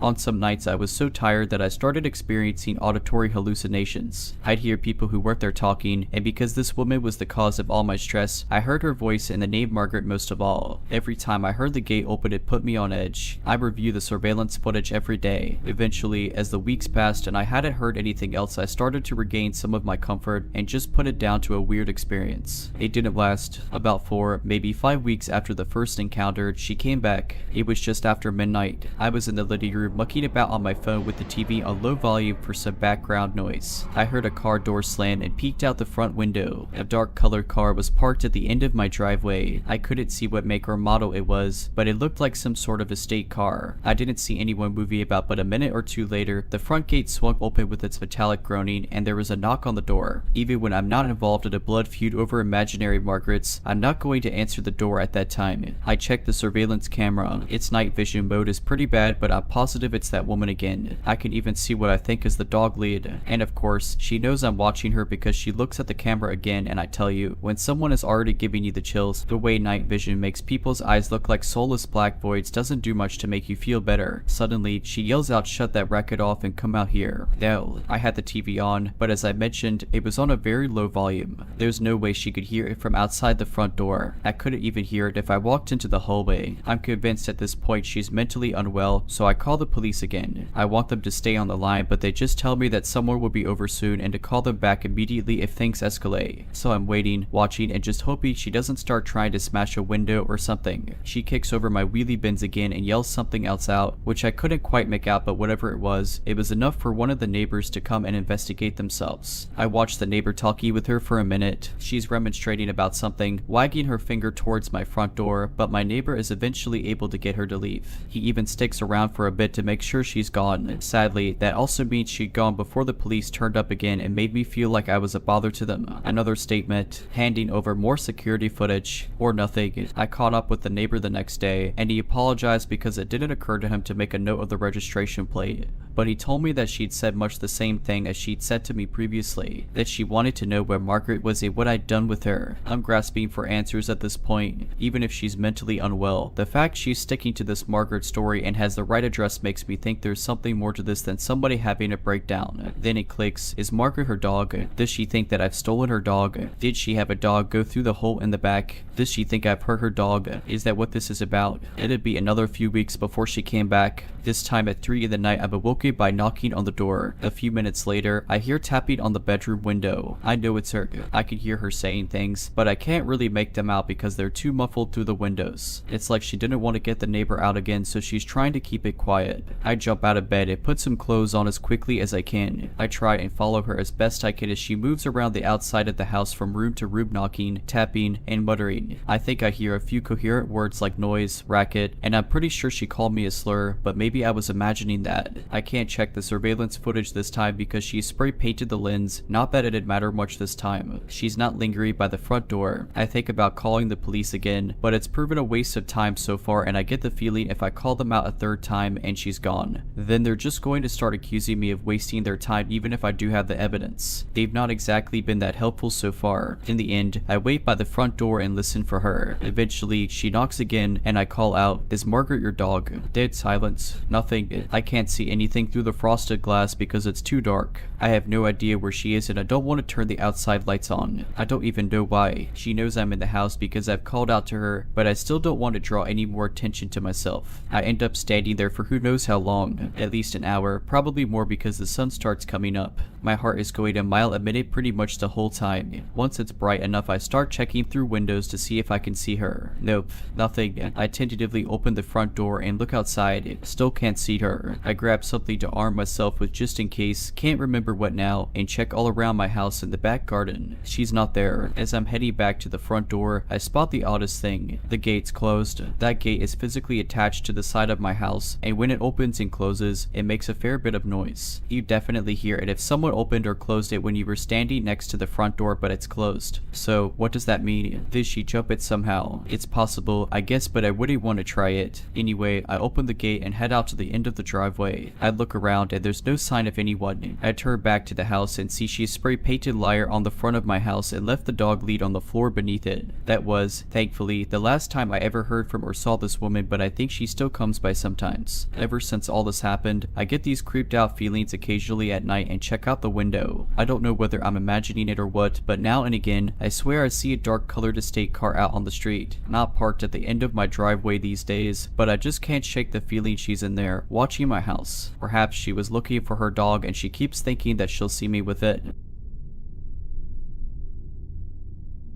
I was backpacking in the Balkans, and as I wanted my trip to last long but I didn't have that much money, I had to sacrifice comfort a lot of times. This was the reason I booked the midnight train in Greece from Thessaloniki to Athens. During my stay in Thessaloniki, I mainly stayed in the center and the Bay Area, which looked nice, just like any other big European city. However, the train station was in a different area. I had to check out from my hotel in the morning, so I spent the whole day out in the city. In the afternoon in the sketchy area where the train station was, because I wanted to stay close to it so I could get there at a reasonable time in the afternoon and spend the night there so I couldn't have to walk around in that area at 11 at night. That part of the city looked a lot less appealing. It was full of garbage, graffiti, homeless people, and sketchy, creepy people. The train station wasn't that much better. It had a semi-closed in coffee shop in it. I stayed there as long as I could, but it closed at 8 in the night. While I was sitting in that coffee shop and looking down at my phone, I snapped my head around when I heard a loud noise. The guy dressed as a soldier rushed in the coffee shop, and he was looking around like if he was searching for someone or something. The coffee shop was really small. It was just maybe like 5 or 6 tables, and there was only one guest besides me. He saw me for sure, but didn't do anything. He went to the counter to order. He was speaking very loudly even though it was relatively quiet there. I found it weird but didn't think much of it, especially because he was speaking in Greek, which I didn't understand. The coffee shop closed at 8 in the night, so I packed up my bags and went outside. There were a lot of weird people loitering there. They didn't look like they were waiting for a train. I say this because I wanted to take a look on the tracks in advance so I'll know how to get to my train in time, and when I was doing that, a train came to the station and almost all of the people from the waiting room ran to the train, but they weren't getting on it nor greeting someone who got off. They were just walking up and down the track until the train set off. Also, they were all middle-aged men. There weren't any women or children among them.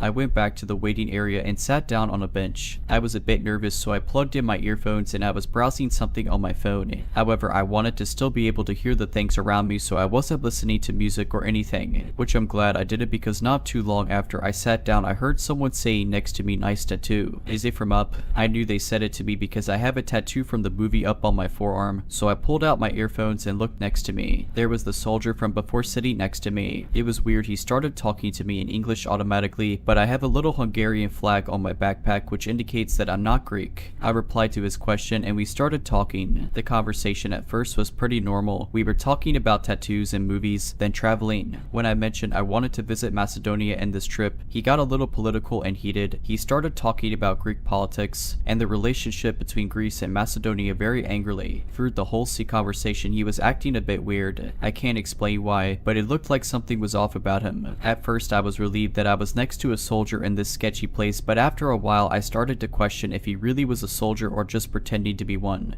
because he was creepy, and he was constantly checking his bag, but just from the outside, he looked like there was a long object in it which could have been a gun. But if he really is a military person, then it could be normal. I don't know the Greek laws if they are allowed to carry their weapons off duty or not. He asked me if I was traveling alone and for how long I planned to stay in Athens. I answered with honesty. I told him I was alone and that I didn't plan to stay for long in Athens as I was planning on catching a ferry from there. He then asked me if I'd like to stay in his place for free, but I declined. He asked this a few more times, but I said no every time. And then the speakers turned on and they announced that the train to Athens will be here soon. So we both got up and started to head to the tracks. He said he needs to get his luggage from the luggage storage, so we stopped there. It was right next to the steps to the train tracks. He took out a big, old, heavy suitcase from there. It looked like even he was suffering from its weight. Then he really loudly slammed the storage metal door. I don't know why he did this. It was unnecessarily loud. Everyone was looking at us. It really was loud. The whole station could have heard it. We then started walking up the stairs, but he stopped and said he needed to use the restroom and asked me to wait for him there with his suitcase. He didn't even wait for my answer. He ran back to the waiting room. It was really odd. Why would he trust a stranger with his luggage and leave it with me? I stood there for a few minutes and was waiting for him, but I started contemplating if I should just leave his suitcase there because I was afraid that I'd miss my train. I even thought about that. What if there was a bomb inside the suitcase? Otherwise, why else would he leave his belongings with a random girl he just met? The fact that he was acting really strange didn't help with it either. I waited a few minutes, then he showed up. He asked me once again if I wanted to stay in his place in Athens, but I said no again. We got up to the tracks and our train just came in. He insisted on sitting next to each other, but I didn't want to sit next to him, so I said I have a seat reservation and that I'm really tired. I probably sleep through the night anyways. He said he'll ask the person working on the train if I can switch seats with a reservation. He left his luggage next to me once again and went to the nearest employee. This time I didn't stay there. I got up the train and looked for my seat. Fortunately, there were a lot of people, so I blended in easily. I took my seat, and a few minutes later a normal looking man sat next to me. Thankfully, the soldier didn't come home looking for me and I've never seen him again, not even in the Athens train station. I know this story is not too extreme, but it still bugs me to this day to what were his intentions. Was he really a soldier and a nice guy, just a bit weird, with some kind of mental illness? Or a crazy psychopath pretending to be a soldier to look more trustworthy?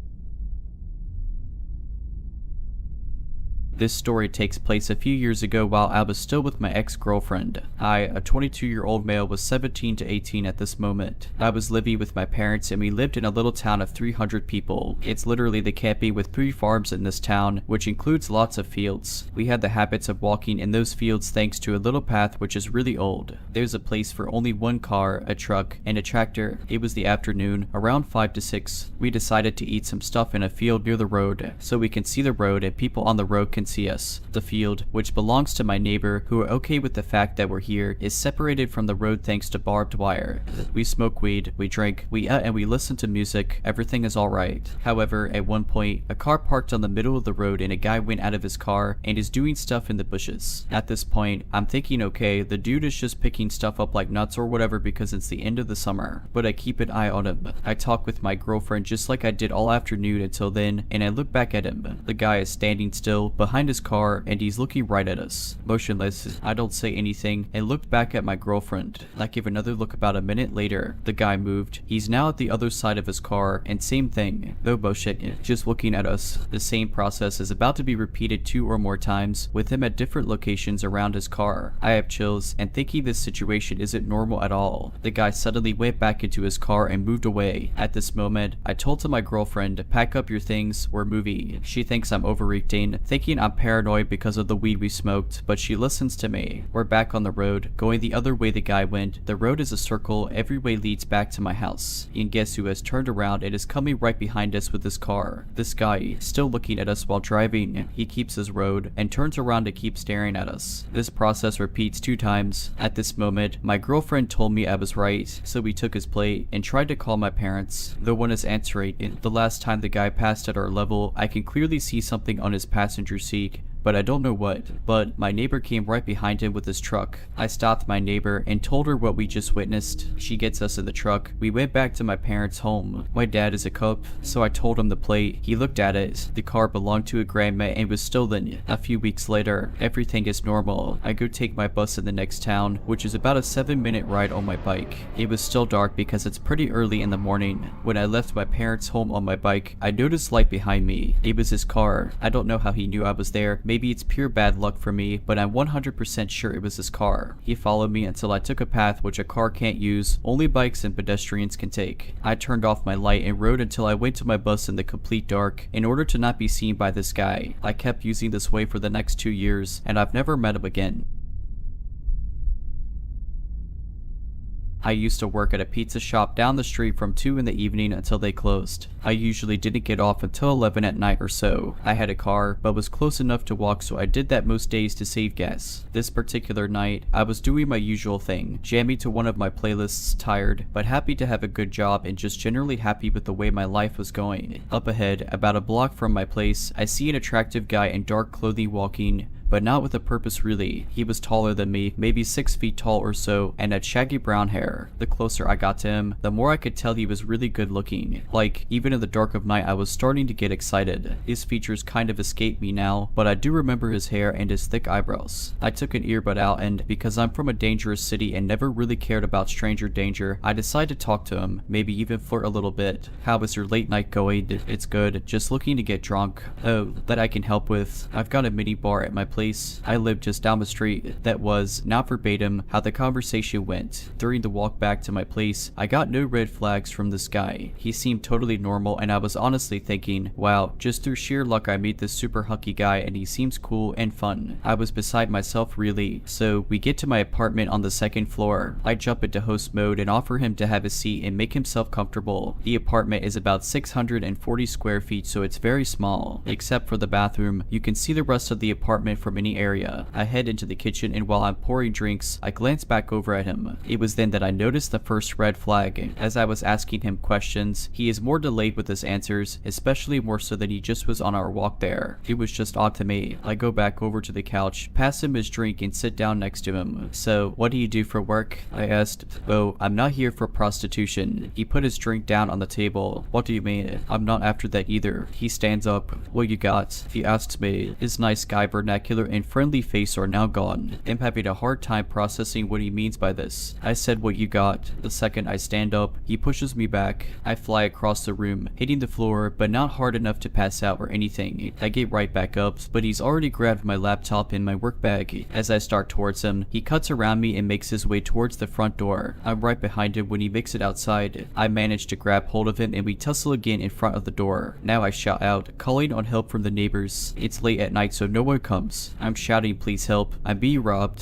The thing is, he has my laptop. It's not just any laptop. I hate to admit it, but my entire life was on that laptop at the time. Important photos that I did not have backed up, thousands of dollars of music programs, video game programming stuff for a development team I helped, really expensive software, stuff like that. It was, in my mind, irreplaceable. I give chase down the stairs, across the dog walk park, and as I start to gain on him, we tussle again, and the only thing I could focus on is my laptop. I knew that I had to, at any cost, get my laptop back. That was absolutely all I cared about. Somehow I get a grip on my laptop. I tug at it again, and I guess he decides I'm not worth all of this struggle. He gets up and starts to take off again. I now realize he still has my work bag. It has my cell phone and wallet in it. I take off towards him again, and this time, he shouts back at me, "Follow me and I'll stab you again." This makes me stop in my tracks, and he gets away. Underneath a street lamp, along the sidewalk, I immediately inspect myself. Was I stabbed? No way. There's no way. Then I see blood running down my leg. I see blood on my arm. 2 places where he cut me good. I'm scared, but the blood makes it look worse than it is. I decide that's enough. I got my laptop, and that's all I really wanted anyway. I hobble back home and get inside and lock my door. I called the cops using my neighbor friend's phone the next day and filed a police report explaining the situation, showing the stab wounds and declining medical services. So all that guy got was a crappy cell phone and a wallet with like $40 in it. The cop called my friend back several days later and said that they were not able to find the guy and that he would keep me posted. This was years ago, so I don't know where the robber is now, but I have every electronic thing of importance backed up on multiple drives to this day. If you're liking this video, all I ask is that you make sure to subscribe to my channel and like this video. Thank you.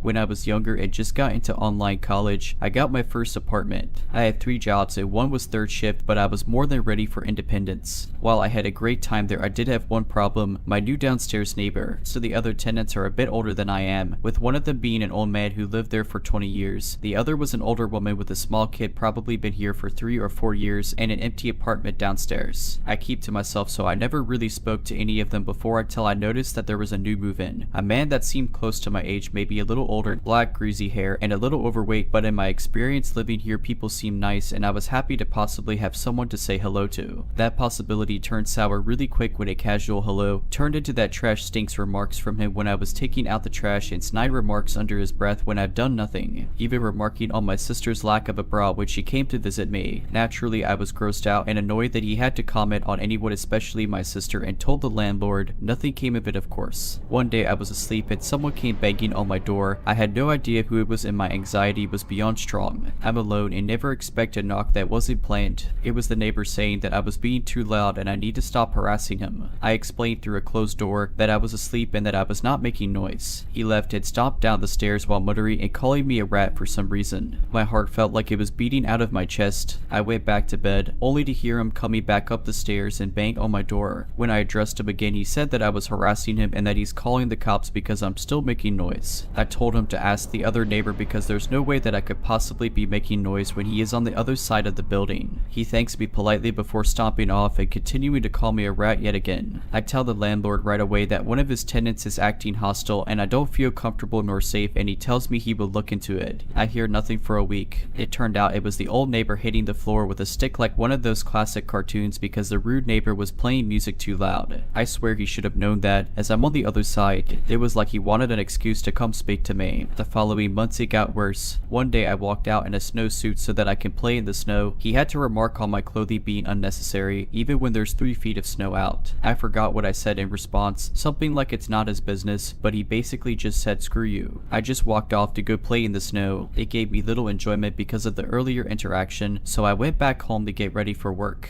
The snowstorm got worse and I had just came back from my night shift. I see him alone in the parking lot with the car on and the windows up. I was on high alert as I carefully walked around and up the alley to my apartment. The second I closed the door to go upstairs, I hear loud, wall-shaking music. It's him. He's blasting his car music at max volume. In a snowstorm, at 3 in the morning, I was surprised and confused because what was his reasoning? He did it until 8 in the morning and I found out later it was despite the old neighbor for telling him his music is too loud. Soon it all started getting serious, cursing in the hallway and playing music louder, with the police knocking at our doors asking us about a noise disturbance, and now a mutual hatred amongst the neighbors at the jerk who kept us all up. But that's not the worst part. I just got back from my night shift and it's 3 in the morning yet again. I'm dragging my tired feet over to the mailboxes that are right inside the townhouse door. As I'm looking through the advertisements and letters, his door opens at the top of the stairs. My stomach tightens, hoping I don't have to interact with him, but drops when he starts speaking unintelligibly. At the top of the stairs he's gurgling and mumbling something. What? I said, but he repeats the same weird sounds again, only more aggressive. I felt something was more than off, and got right around and out the door heading back to my car. I thought I'd rather sleep in my car than possibly be attacked in the hallway, and as I'm having the thought, I hear the window above slam open. I freeze and then spin back around the edge of the corner. It's him, and he's looking for me out the window. I stand there for a moment listening to him, and he's speaking gibberish and yelling. I thought to myself that it was my chance to sneak upstairs, past his door, and into my apartment. I sped up the stairs and past his door to the second flight of stairs. Right as I reach the top of second flight of stairs, his door swings open with a big slam that makes me jump, and I hear him muttering and gibberishly speaking loudly while walking up the stairs. My heart is beating out of my ribcage as I am simultaneously walking and fishing my keys out of my bag. I kept fumbling the keys looking for the correct one in the dark hallway as I hear him walking up the last couple steps. I mentally told myself not to panic as I spot the correct key and slide it into the keyhole on the first go. I swing the door open and practically launch myself inside before slamming it shut behind me. I pause and hold my breath as I hear him just 5 feet from my door, muttering gibberish and calling me a rat before walking back downstairs and out the building. I watched him through a crack in my window blind, pacing back and forth, muttering, cursing, and at one point screaming before walking off into the night. With a little bit of relief, I head to bed hoping he doesn't come back. The next day I get a text from the landlord. He says that guy was arrested and won't be coming back. Seems he was off his medication again and attaches a link in the text. Of course I raised an eyebrow to that comment thinking, now you tell me. The following link showed a mugshot and a description of his nightly activity to include stealing from a Turkey Hill, threatening cops that he'll shoot them, punching one of them, and previous to all this it said, earlier in the night when he dropped his pants and rubbed himself against a window then ran around the town square while yelling. Never did see him again, just his family coming in and moving his stuff.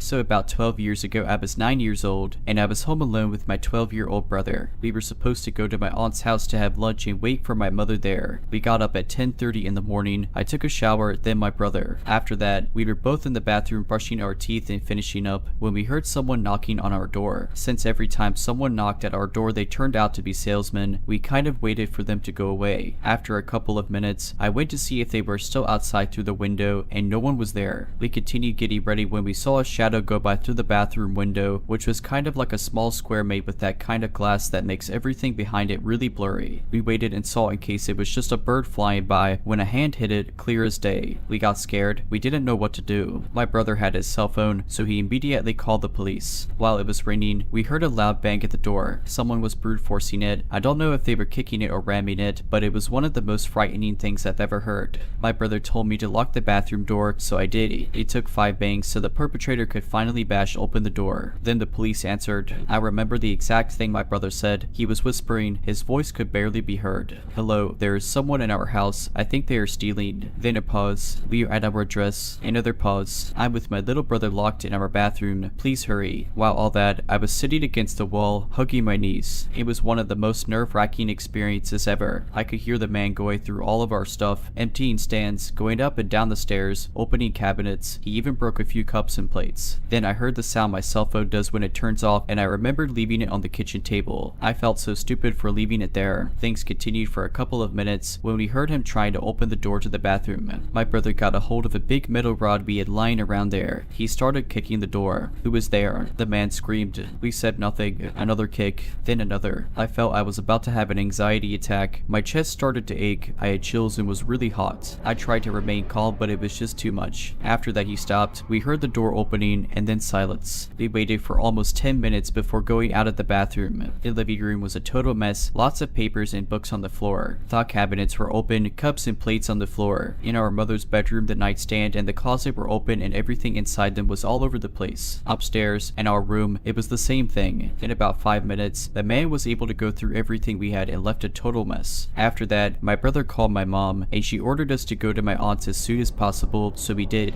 When we got there, I was a little more relaxed. My aunt was waiting us with ice cream, probably because my mom told her everything and she wanted to calm us down a bit. We went back home at about 7. My mom told her boss she had a home emergency, so she left early. She cleaned up the house and left everything the way it was before so we could be relaxed. I really appreciate her effort and my aunts to calm us down and do everything so we didn't have to think about it. According to my mom, the police got home after she arrived. She explained everything, but because of lack of evidence, nothing could be done. The man was never caught and honestly I don't think they even tried to search for him. The next days my mom was home with us. Now I tell the story as a funny anecdote. Luckily no one was hurt and he only took useless stuff. But at the time, I was really scared. To a 9-year-old, an experience like that can have serious repercussions. I'm lucky it never came to that, and I got over that after a couple of weeks.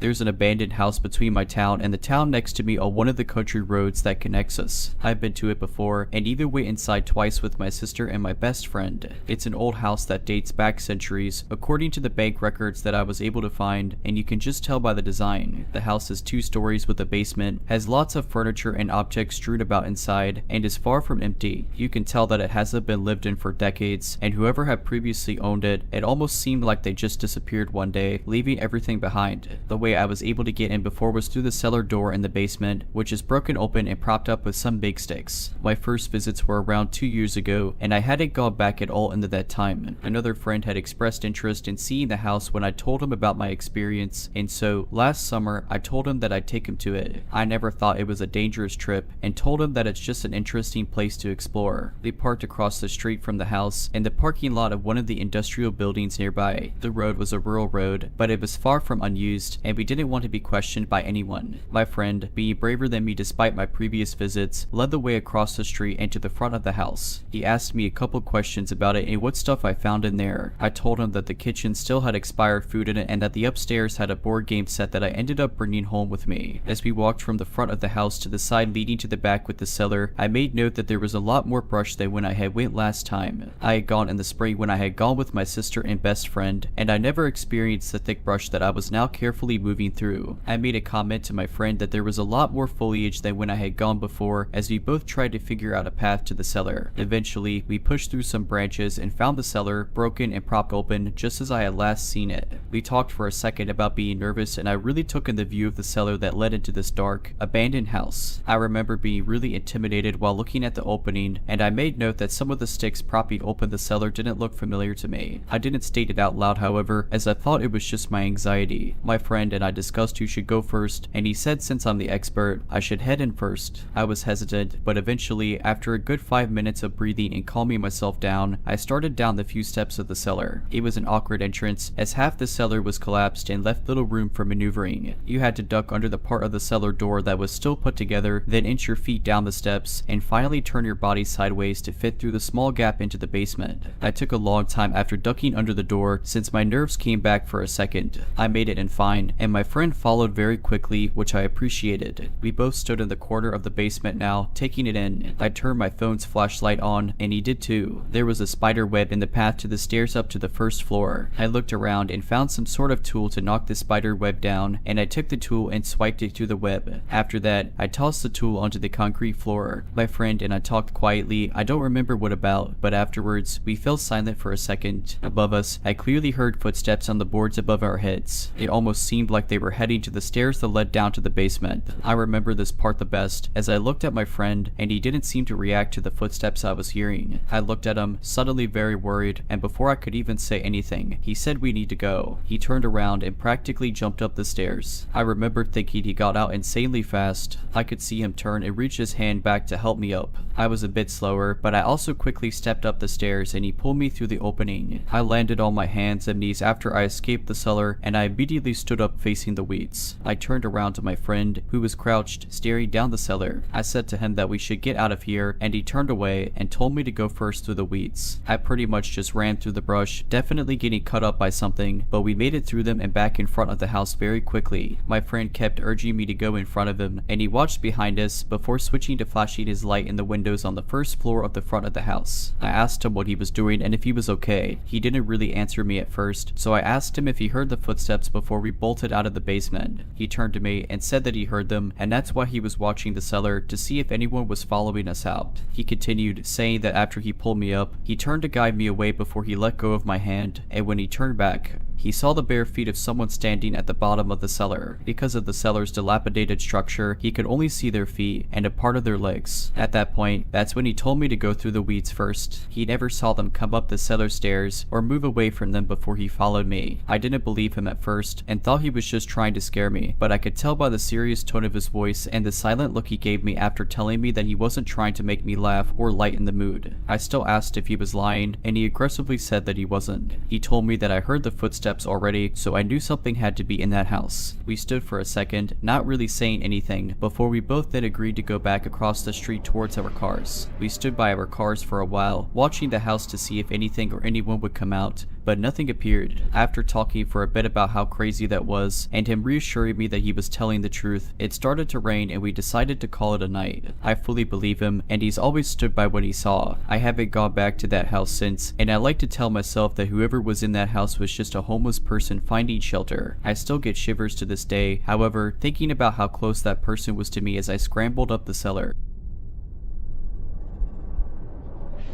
Now this is something I really want to talk about to be sure that everyone is cautious and stays level-headed at all times. Now for context, I lived in the middle of nowhere in Canada. It was an old town that had quite a few abandoned buildings due to absence of residents. Lee and many friends were tired of the lack of entertainment options for us, so what we did was explore these abandoned buildings. Prior to the experience I am about to talk about, we never had anything too crazy happen to us. Occasionally we'd see a small bit of blood like liquid, and we did see a pentagram on the ground from someone who went to a house previously, but nothing too bad, until the last time I had gone exploring abandoned buildings. Now when I was younger, I used to go to a daycare that was part mental hospital. Weird combination, I know. It closed down due to a lack of patients and lack of children at the daycare. I decided to go back there with my friends a few years ago. For context, I was 15 when this happened. Most of my friends were the same age. When we did get there, it was rather cliche. There was fog, it was rather dark, and there was a light drizzle of rain. We went to the main gate, which was padlocked shut. We decided to help each other hop over it and made a ton of noise. We were laughing and giggling the whole time, unsuspecting of what was to come. We looked around the small play place with flashlights we had on our person. Even with our somewhat powerful flashlights, our visibility was rather limited. We decided to enter the decaying building. Glass and dirt crunched under our feet as we stepped into the daycare section of the complex. There were still old toys, wood chips from previous furniture, old torn dolls, and toys strewn about. The further we walked around the daycare section, we naturally became more and more silent, until all we could hear was the crunch of the dirt under our feet. I found some crayons in a plastic container in the corner of the room. I walked over to pick them up, when all of a sudden we heard a loud crash coming from behind a metal door leading to the psychiatric ward part of the building. My friends and I all looked at each other. As a whole, we were a group of 5, most of them were very bold.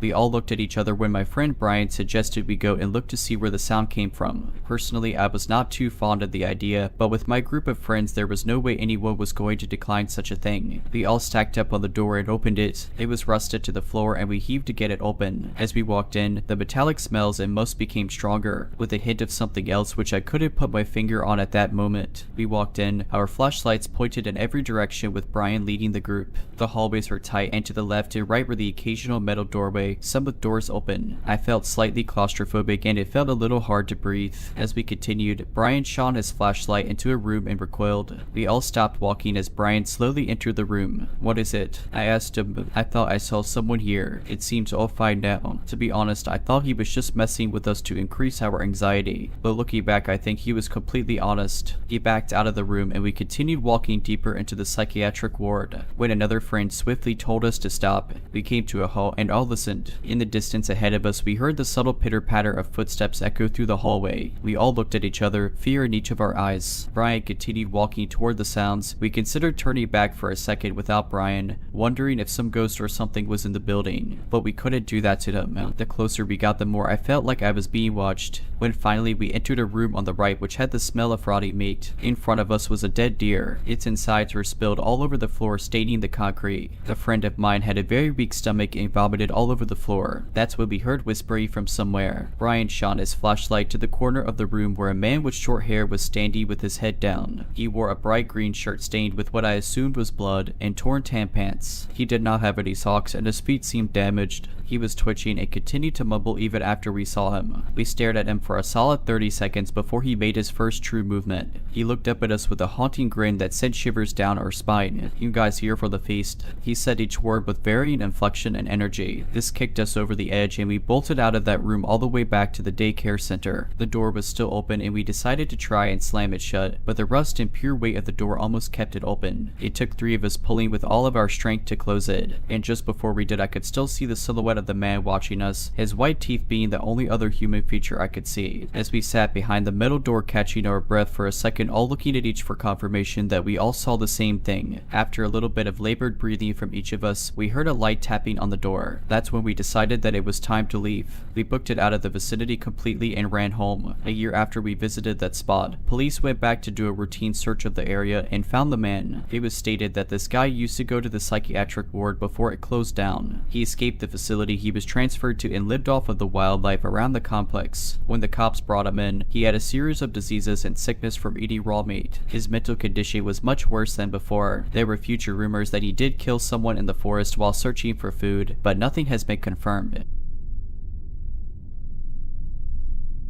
When I was 10, my parents and I went to visit my grandmother for spring break. My cousin also came to visit and we decided we wanted to go to the gym for the day. My grandmother dropped us off and said she would come and pick us up in 4 hours. On that day the gym was empty. There were a couple of adults in the exercise room, but that's it. We went to the basketball court and after 2 hours of playing tag and shooting baskets, we were bored. I've never been the biggest fan of swimming, but this gym had a pretty cool pool, so we changed into our bathing suits and headed in there. The pool was empty except for the lifeguard. We played a bunch of games and swam laps, but after about an hour, there wasn't much left to do and there was no one except us to hang out with to keep things interesting. So we decided to play a game of seeing how long we could hold our breath underwater. We stood in the shallow end near the clock on the wall so we could time ourselves. Instead of fully submerging, we just stuck our heads face down in the water. We did this a couple of times and I was winning. On your last round, I felt a tap on my shoulder. I figured it was my cousin giving up and telling me that I won, but instead, it was the lifeguard who told me to knock it off or she was going to have to ask us to leave the pool. Since we were tired of being in the pool, we figured we would get out, get dressed, and go back to the basketball court until my grandmother picked us up.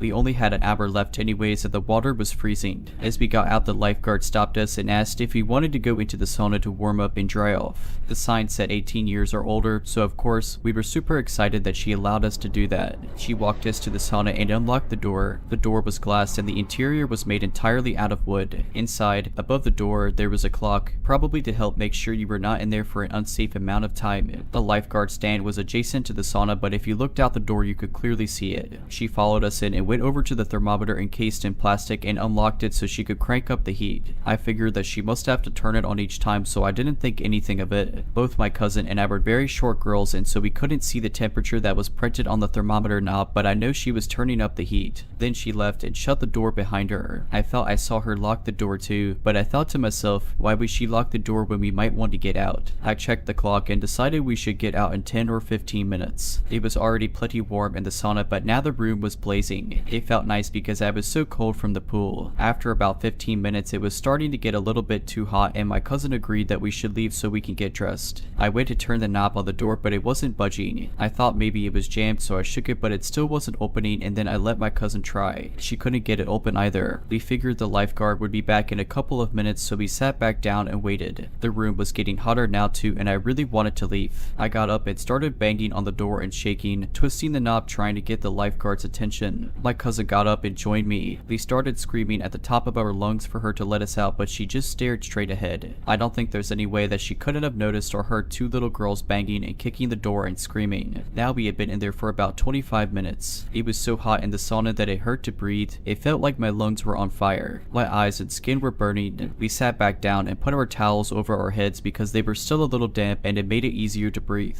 I was so worried about my cousin as she is a couple of years younger than me. I looked at the clock and saw that we had been there for 35 minutes. I got up and walked to the door again and saw the lifeguard still just staring straight ahead. Again, I tried to get her attention by screaming that we needed out and banging on the door as hard as I could, but still nothing. I was starting to get pretty dizzy, so I went to go sit back down, but the wooden seats at the sauna burned my skin. My towel was completely dry, so I put it underneath me to sit on. My hair was also dry, but I wrapped it across my face to cover my nose, and I squinted my eyes so that they didn't burn as bad, but I could still watch if anyone walked past the door. It helped a little bit. My cousin was laying face down with the towel over her head, not moving or saying anything, so I nudged her to make sure that she was still okay. She was, but I could tell that we really needed to get out of there soon because she seemed a bit disoriented. It had been 45 minutes now and I was extremely nauseous. There was no way that the lifeguard would forget that we were in there, and I thought she would have to come back soon, but there was this little voice in my head telling me that maybe she purposely locked us in there. Finally, a man walked past the door towards the pool, but for some reason, I just couldn't get up.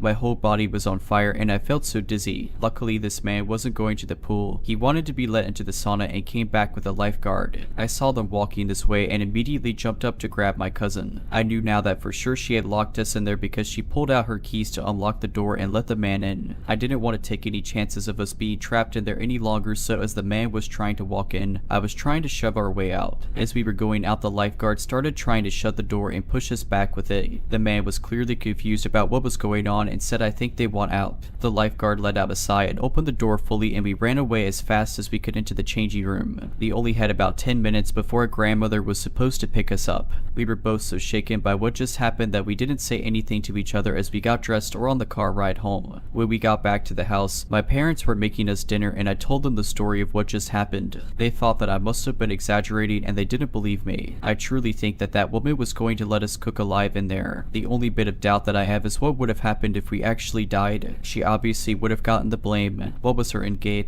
I'm 21 now, but I think about this interaction all the time, and when I'm in small spaces or I get too warm, I still have panic attacks. No one believes this story, and I get it. It's pretty absurd. I'm not sure if I'm allowed to ask for opinions, but do you think that this could have been some crazy misunderstanding, or do you think that she really just left us in there to die? I apologize if there are some errors or things that may not make sense. This is the perspective my story told from me and a part by a friend. This happened to be the weekend of Halloween and I personally don't like talking about it, but I've been told by my friend to share it to get it off of my chest. We and a friend were invited to a house party just for college students in the richer area of the town, so the house was huge with an acre of land and pool area. This party was themed to be a little naughty, so my friend dressed in a sexy nurse outfit and I dressed as a belly dancer. Majority of the party took place in the house as there was maybe like 70 people, with the house being very spacious, so not too difficult to get around. I'm not much of a drinker, but I did have some juice that was available. Some friends pulled me and my friend in over to take some pictures and I set my drink down. After what felt like an hour of just taking pictures, I found my cup and took another sip, not even worrying that I left my cup alone for a while. Then a man came up to me who looked to be in his late 20s, early 30s. He said my boyfriend's name and said he's been trying to call me. That's when I realized I didn't have my phone on me. I have loads of respect for my boyfriend. We always make sure to stay in contact with each other, and since he had to work, I promised I would contact him,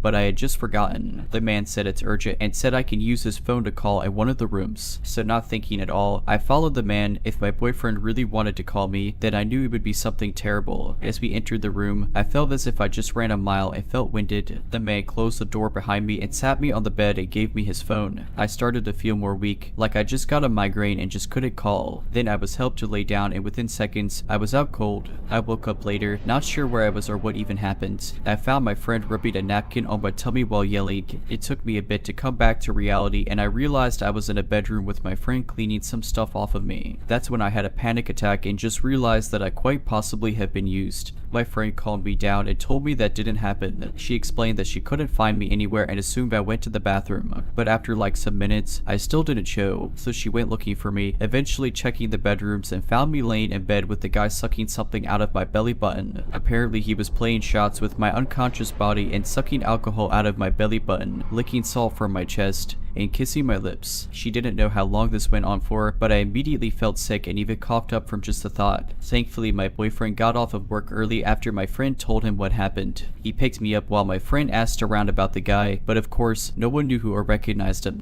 I was taken to urgent care and looked at. Thankfully, nothing was wrong with me and the drug in my drink didn't cause any further harm than just knocking me out. I wish the story ends here, but I started to receive texts from a random guy. At first, he was just asking me random things and I just didn't reply, but then it showed me a picture of my torso and started saying creepy things to me and even giving me the impression he's stalking me. This is still going on today, just texting me randomly. I've had the idea to try to bait him one of these days to finally have backup to catch him, but I don't know how smart he can be and what he will do to me if things don't go as planned. I have contacted the police and asked what I can do. They took my phone in to copy the texts I received, but I'm sort of doubtful it will go anywhere. I honestly just believe it was a stranger who had bad intentions at the time and acted upon it. I'm not really even upset anymore. I just want to continue with my life and better myself from any other future events. Alright, this happened to me about 3 years ago. It was brought up recently with my friends and they suggested that I post it here. I have gone through therapy for this and trained in firearms because this was the creepiest night of my life. I spent a night in what felt like a horror movie and it's still so vivid. It was a Wednesday night in the summer. I was off work, my husband was out of town, and our son was staying at his grandma's for the night. I was home alone with my dogs, an 80-pound Australian mix and my 80-pound German Shepherd / Pit Bull mix. This particular night I remembered that the trash pickup comes the next day. I decided to turn on Game of Thrones for a bit, then I would take the trash out. All of a sudden, I realize it's 1:30 in the morning and I still haven't taken the trash to the curb. My house has 2 solid iron gates, one in the front and one to the side door / backyard. Lighting on our street isn't that great, but it's a quiet neighborhood with a lot of families and you rarely hear about crime here. I looked out the window by habit before I took the trash out and saw who I thought was my neighbor smoking a cigarette outside of his gate across the street, looking directly at me. For context, this is a normal occurrence. My neighbor across the street hides smoking cigarettes from his wife, so he typically does it late at night in front of his gate. I get off of work late, so I usually see him and we wave, chat a little, then I go inside and he makes the joke he didn't see me smoking if my wife asks. So unbothered by seeing the guy, I go outside, grab my trash cans, open my squeaky iron gate, and take them out to the curb. I did not have my glasses on at the time, so as usual I waved and said hello. However, the guy, who I thought was my neighbor, threw down the cigarette and quickly walked off down the street. It took a minute for me to register that he was not my neighbor. I was a little creeped out because he was clearly staring into my window from the opposite sidewalk, but also maybe it was a guy taking a night walk and just stopped for a cigarette. I thought I probably weirded him out as much as he weirded me out, went back inside and laid on the couch with my dogs to keep watching Game of Thrones. At some point, I fell asleep and I woke up hearing my gate squeak and my German Shepherd mix growling. He's extremely protective of our family at home, but he's also the kind of dog you could take anywhere because he's so friendly in public. My Australian mix is more passive, but his sheer size and scary bark tends to deter people. He's very friendly though. I quickly got up and pulled back my curtain. My gate was still shut and I didn't see anything. My dog, however, continued to growl at my front door. I looked out another window, which had a better view of my front yard and porch. I didn't see anything. Eventually, my dog settled back down with my other dog, but I was still uneasy. I ended up watching television again because I couldn't go back to sleep. About an hour later, I definitely heard my gate squeak. We are the only ones with a heavy cast iron gate and the noise it makes is so distinct. So I look out the curtain while my dogs are continuing to softly growl. My gate is halfway open but I don't see anyone. At this point, I'm panicking. In my panic, I couldn't find my phone. I grabbed my wooden baseball bat out of our room, crouched down, and started going through the couch cushions to get my phone. My dogs are oddly still quietly growling instead of barking, so I assumed no one was there. The minute I find my phone, my front door handle starts shaking. I run to the side side door to let my German Shepherd mix out. I know he'll protect me and he can jump the 6-foot back gate. My Australian mix, going crazy, busts out one of our door side lights. I heard the guy say oh crap, and immediately I let out my German Shepherd pit bull mix. I jumped up to look out the window, saw my dog latch on the guy's hand.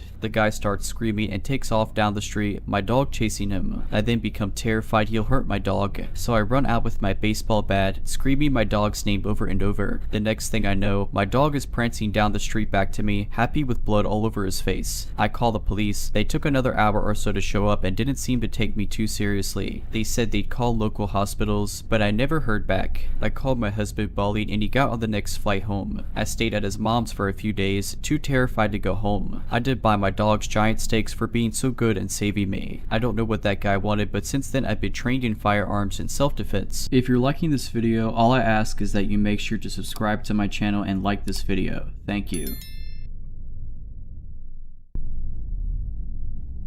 A couple of years ago, I lived in a small apartment in the heart of a bustling city. My street was normally lively, filled with friendly neighbors and familiar faces. But there's one particular night I'll never forget, and it's not for pleasant reasons. I was coming home late from work. It was around 11:30 p.m. and the city was unusually quiet. The only sounds I heard were distant traffic and my footsteps echoing off the pavement. As I was walking to my apartment, I noticed a tall man wearing a worn-out brown coat and a wide-brimmed hat standing near my building's entrance. He seemed to be staring at something, but I couldn't tell what it was. Trying to shake off an uneasy feeling, I continued towards my building. Once I reached the entrance, I glanced over at the man and our eyes met, and he gave me an unsettling smile that sent a chill down my spine. I quickly averted my eyes and entered the building, my heart pounding. I told myself that I was just being paranoid. Maybe he was waiting for someone or had some business in the area, but something in the pit of my stomach told me that something was off. Once inside my apartment, I tried to relax. I made some tea and settled down with a book, but the image of that man's eerie smile lingered in my mind. About an hour later, I heard a noise coming from the hallway. I froze, straining my ears to hear better. It was a faint shuffling sound, like someone dragging their feet. I peered through my peephole but saw nothing. I tried to convince myself that it was just a neighbor coming home late, but the uneasy feeling refused to go away. I double-checked my door's lock and decided to call it a night. As I lay in bed, I heard the noise again. This time, it was more pronounced. I got up, heart racing, and looked through the peephole once more. There he was, the man in the brown coat, standing right outside my door. Panicked, I grabbed my phone and dialed 911, explaining the situation in hushed tones. The operator assured me that officers were on their way. I sat in the dark, phone in hand, listening to the man's shuffling footsteps. It seemed like hours passed before I heard the police arrive. When they got there, the man was gone. The officers searched the building and the surrounding area but found no trace of him. They took my statement, but there wasn't much they could do. Over the following weeks, I kept a watchful eye, always looking over my shoulder, expecting to see the man in the brown coat, but he never returned. I eventually moved out of that apartment, unable to shake the feeling of being watched. The image of that eerie smile and the sound of shuffling feet outside my door still haunt my dreams. What was the man doing there? What did he want? I'll never know, and maybe that's for the best. What I do know is that his presence that night left me with a lingering sense of dread that I've never been able to shake. Months had passed since the incident with the man in the brown coat, but I couldn't shake the fear and anxiety that it had instilled in me. I moved into a new apartment, started a new job, and even adopted a dog for both companionship and protection. His name was Max, a loyal German Shepherd who became my shadow. Despite the changes, I was still haunted by the memory. Nightmares would wake me up in a cold sweat, with the echo of shuffling feet in my ears and the image of that haunting smile in my mind. One day, as I was walking Max in my new neighborhood, something caught my eye. It was a glint of metal reflecting the sunlight. I approached, and to my horror, found a worn-out brown coat and a wide-brimmed hat hidden in the bushes. My heart stopped. The memories came flooding back. I hurriedly dialed the local police, who arrived promptly to investigate. The officers took the items and promised to look into it, but something told me that they didn't fully believe my story. After all, there were no witnesses, no evidence linking the coat and hat to my previous encounter. I became even more cautious. Every creak, every shadow, every stranger seemed like a potential threat. Max seemed to sense my anxiety, always alert and watchful. One night, as I was locking up my apartment, Max began to growl at the window. I looked out but saw nothing unusual. Still, his behavior put me on edge. I triple-checked the locks and settled down to watch some TV, Max by my side. Hours later, I was awoken by a soft scratching sound at the door. Max was up, ears perked, eyes fixed on the entrance. My heart was in my throat as I approached the door and peered through the peephole. The corridor was empty. I called the police again, but they found nothing amiss. I knew they were beginning to doubt my sanity, and truth be told, I was beginning to doubt it too. Days turned into weeks, and the anxiety was wearing me down. I decided to consult a therapist to help me deal with the lingering trauma. During our sessions, we explored my feelings of fear and paranoia. Slowly, I began to regain control over my life. The nightmares lessened, the anxiety waned, and I started to feel like myself again. Then, one day, I received a call from the police. They had identified the owner of the brown coat and hat. The man was a known criminal with a history of stalking and harassment. He had been caught in another city, wearing a different coat but carrying a photograph of my old apartment building. Suddenly, everything made sense. My fears were justified. The man had been real, and he had been watching me. The police assured me that he was in custody and that I was safe. But the fear he instilled in me will never entirely go away. That chapter of my life is closed now, but the memories remain. They serve as a constant reminder to trust my instincts and be vigilant. To the man in the brown coat who haunted my life, I hope we never meet again. When I was 23, I moved to a new city for my first real job after college. It was an exciting but nerve-wracking time for me. I found a small one-bedroom apartment in a nice part of town. The place had character and was relatively affordable. The landlord, Mr. Thompson, was an older man, probably in his late 60s, with a warm smile and friendly demeanor. He lived in the building too and would often stop by to chat or help with any minor repairs. At first, I thought of him as a kind, grandfatherly figure. He would tell me stories about his youth, give advice about the city, and even bring homemade cookies sometimes. However, as weeks turned into months, I began to notice odd behaviors. He would knock on my door at strange hours, offering to fix things that weren't broken. He'd linger outside my window, seemingly watching me. When I'd catch him, he'd quickly scuttle away with a mumbled excuse. At first, I brushed it off as the quirks of an old man, but my gut began telling me that something was off. One evening, I came home to find my front door slightly ajar. Panic welled up inside me, and I carefully pushed the door open. My heart was pounding as I scanned the room, but everything seemed in place. I called Mr. Thompson, who hurried over, concern etched on his face. He checked the apartment, reassuring me that everything was fine. He suggested the door might not have latched properly when I left. Still, the incident left me unnerved. I began to pay more attention to Mr. Thompson's behavior, growing increasingly suspicious. I noticed that he seemed to know things about me that I had never shared, like my daily schedule, my family back home, even my favorite foods. I began to wonder if he was going through my personal belongings. The thought was terrifying, but I had no concrete proof. The idea that the friendly old man I'd grown to trust could be violating my privacy seemed absurd. A few weeks later, I went on a short vacation with some friends. Before leaving, I set up a small hidden camera in my living room, more to ease my mind than anything else. I told myself that I was just being paranoid. When I returned, I immediately checked the footage, not expecting to find anything. I was wrong. The footage showed Mr. Thompson entering my apartment multiple times while I was away. He went through my drawers, examined my personal items, even sniffed my clothes. He sat on my couch, watching my television, eating food from my fridge. I was horrified and disgusted. The friendly facade had hidden something dark and twisted. I confronted Mr. Thompson, anger and fear in my voice. He stammered, trying to come up with excuses, but I was having none of it. I called the police, who arrived to take statements and review the footage. It turns out, I wasn't the first tenant to experience this. Previous renters have reported similar incidents, but there had never been enough evidence to take action. Mr. Thompson was arrested, and I immediately moved out, finding a new place across town. But that wasn't the end of it, not by a long shot. As I was settling into my new home, I received a call from Detective Simmons, the officer handling my case. He informed me that they'd found something chilling during their search of Mr. Thompson's apartment.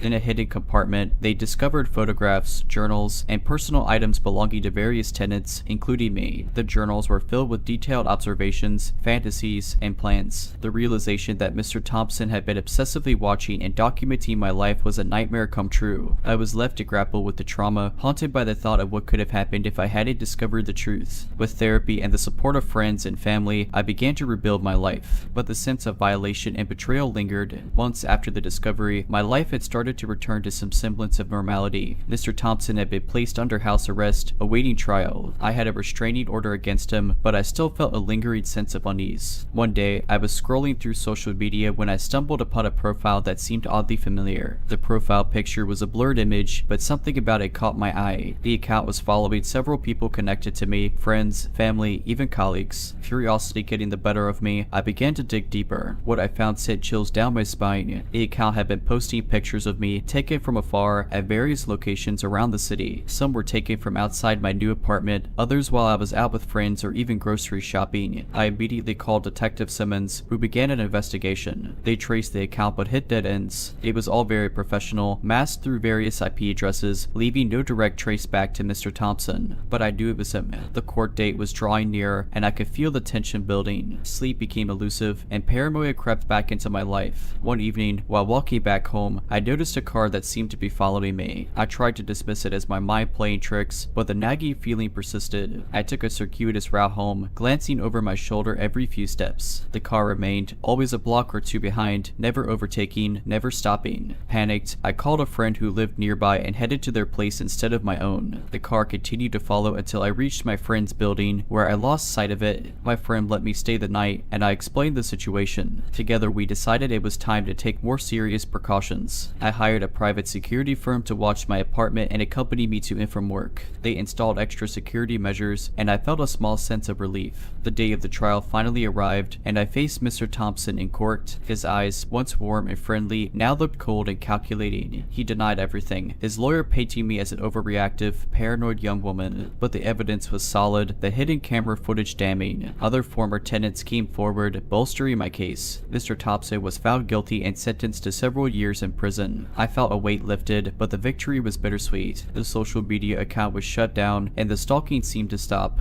But I knew that it wouldn't truly be over. I moved again, this time to a different city, leaving behind friends and a job I loved. I started fresh, determined not to let the experience define me. Years have passed, and I've built a new life. But the scars remain. Trust doesn't come easily, and I always find myself looking over my shoulder, expecting to see that familiar face or the glint of a camera lens. I often think about the other tenants, those who didn't realize what was happening, and wonder how many lives Mr. Thompson has silently invaded. I share this story now as a warning and a reminder. Always trust your instincts. If something feels off, it probably is. To Mr. Thompson, the landlord who turned my life into a living nightmare, let's never meet again. I never thought I'd find myself typing out this story, but the events of last summer still haunt me. I need to share this experience with someone, and I hope it serves as a warning to others. I live in a medium-sized town where everyone knows everyone else. It's a safe community, and crime is rare. I work as a nurse in the local hospital, and the night shifts often have me driving home in the early hours of the morning. It was a humid summer night when my life took a chilling turn. I had just finished a particularly draining shift, and all I wanted was to get home and collapse into bed. As I made my way to my car, I noticed a man standing near the hospital entrance, watching me. His gaze was unblinking, and he seemed out of place. I shook off the uneasy feeling, attributing it to exhaustion. I got into my car and drove off, paying no further attention to the man yet. The next day, I had almost forgotten the encounter until my neighbor, Sarah, mentioned seeing a strange man walking around our street. I felt a pang of anxiety, but brushed it off. It's a free country, after all. Days turned into weeks, and life went on as usual. But then, something strange started happening. I began noticing a black sedan following me. At first, I thought it was a coincidence, but the pattern became clear. The car would be there when I left work, keeping a distance but always in my rearview mirror. I never got a good look at the driver. I decided to tell my brother, James, who's a cop.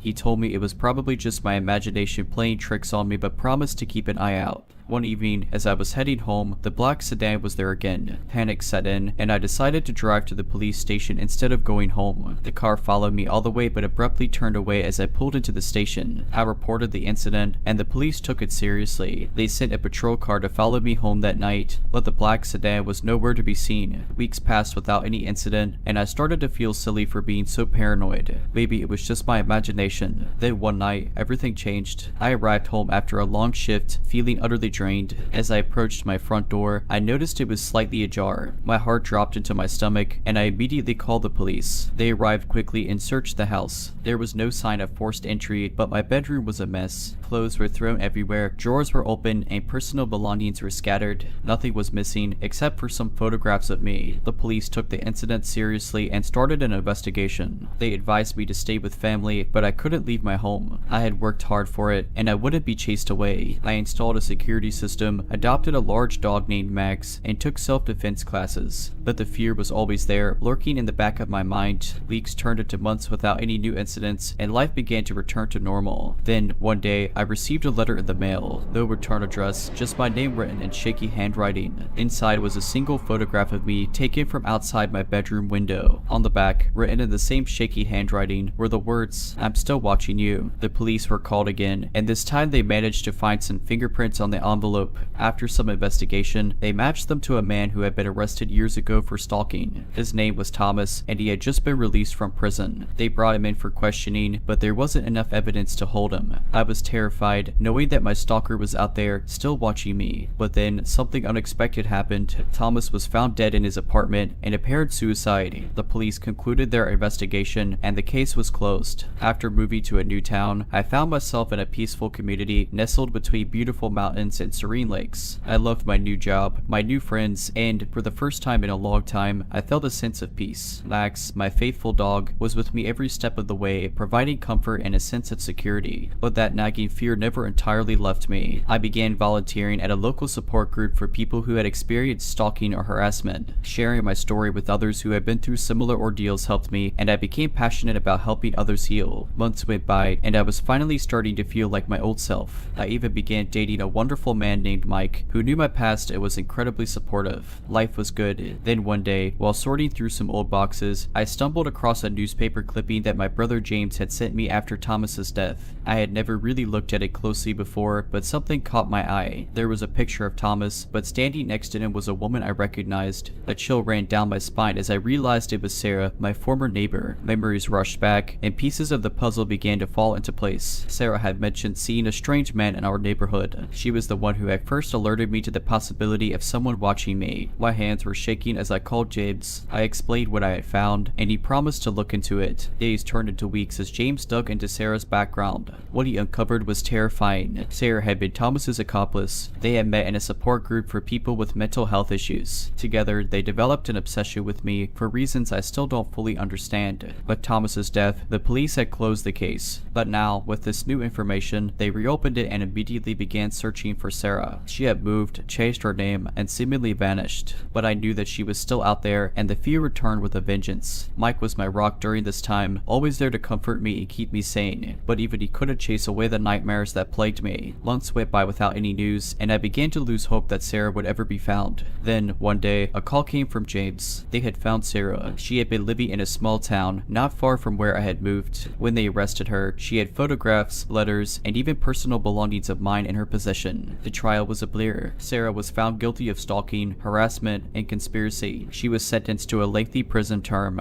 but even with her behind bars, the scars remain. I've continued to work with the support group, turning my experience into a force for good. I've become an advocate for victims, pushing for stronger laws and support systems. Life has moved on, and I'm stronger for having gone through this nightmare, but I know I'll never forget. I share this story as a warning and a plea. Trust your instincts, be aware of your surroundings, and never underestimate the importance of personal safety. And to Sarah, the woman who betrayed my trust and turned my life upside down, let's never meet again.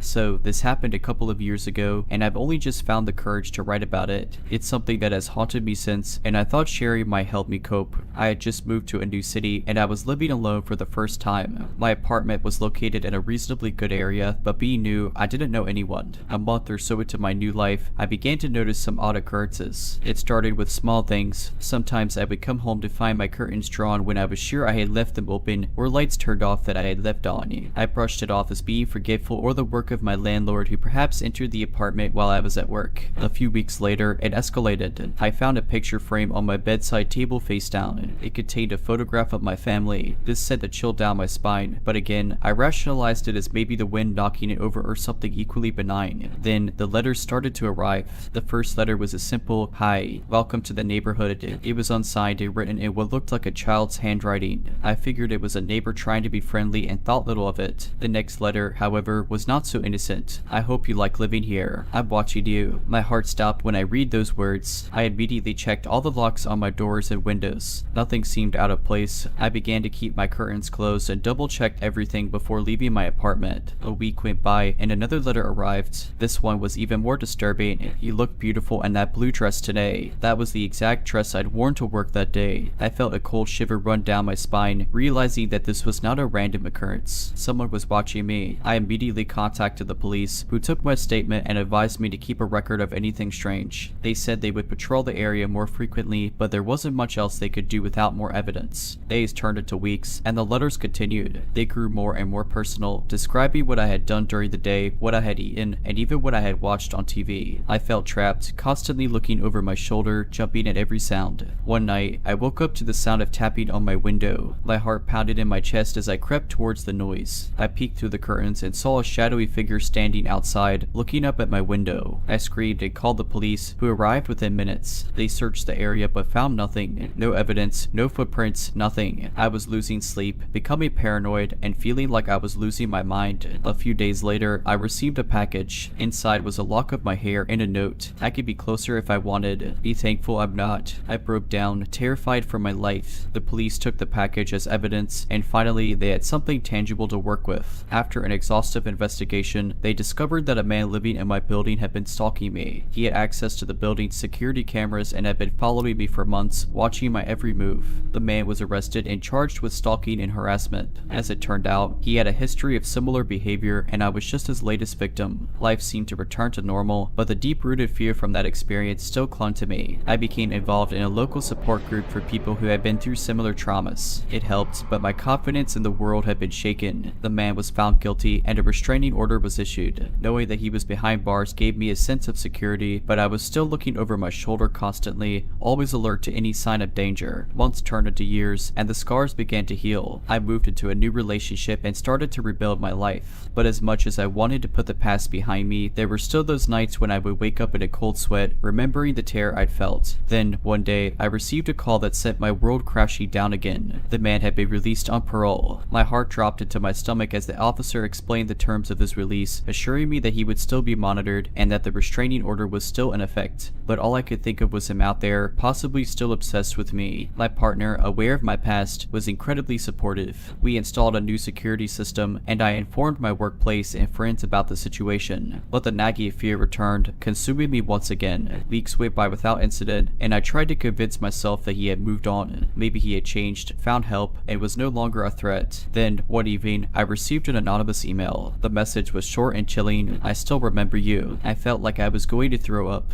My hands trembled as I showed the email to my partner. We contacted the police immediately, but without concrete proof that it was him, there wasn't much they could do. I changed my email address, deleted my social media profiles, and once again became a prisoner to my fear. Days turned into weeks, and nothing else happened, but the damage was done. I felt his presence in every shadow, saw his face in every crowd. The life I had rebuilt was unraveling once more. I decided to take control of the situation. I hired a private investigator to watch him, to ensure that he wasn't violating the restraining order. The information came back clear. He had a job, was attending therapy, and seemed to be leading a normal life. But I knew better. One night, after months of restless anxiety, I made a decision. I couldn't live like this anymore. I packed my bags, sat down with my partner, and explained that I needed to leave. I needed a fresh start, far away from the city that held so many painful memories. He understood and supported me, promising to visit and keep our relationship alive. I moved across the country, found a new job, and began to rebuild once more. Slowly but surely, the fear began to subside, replaced by a newfound determination to live my life on my terms. Years have passed since then, and I have found peace at last.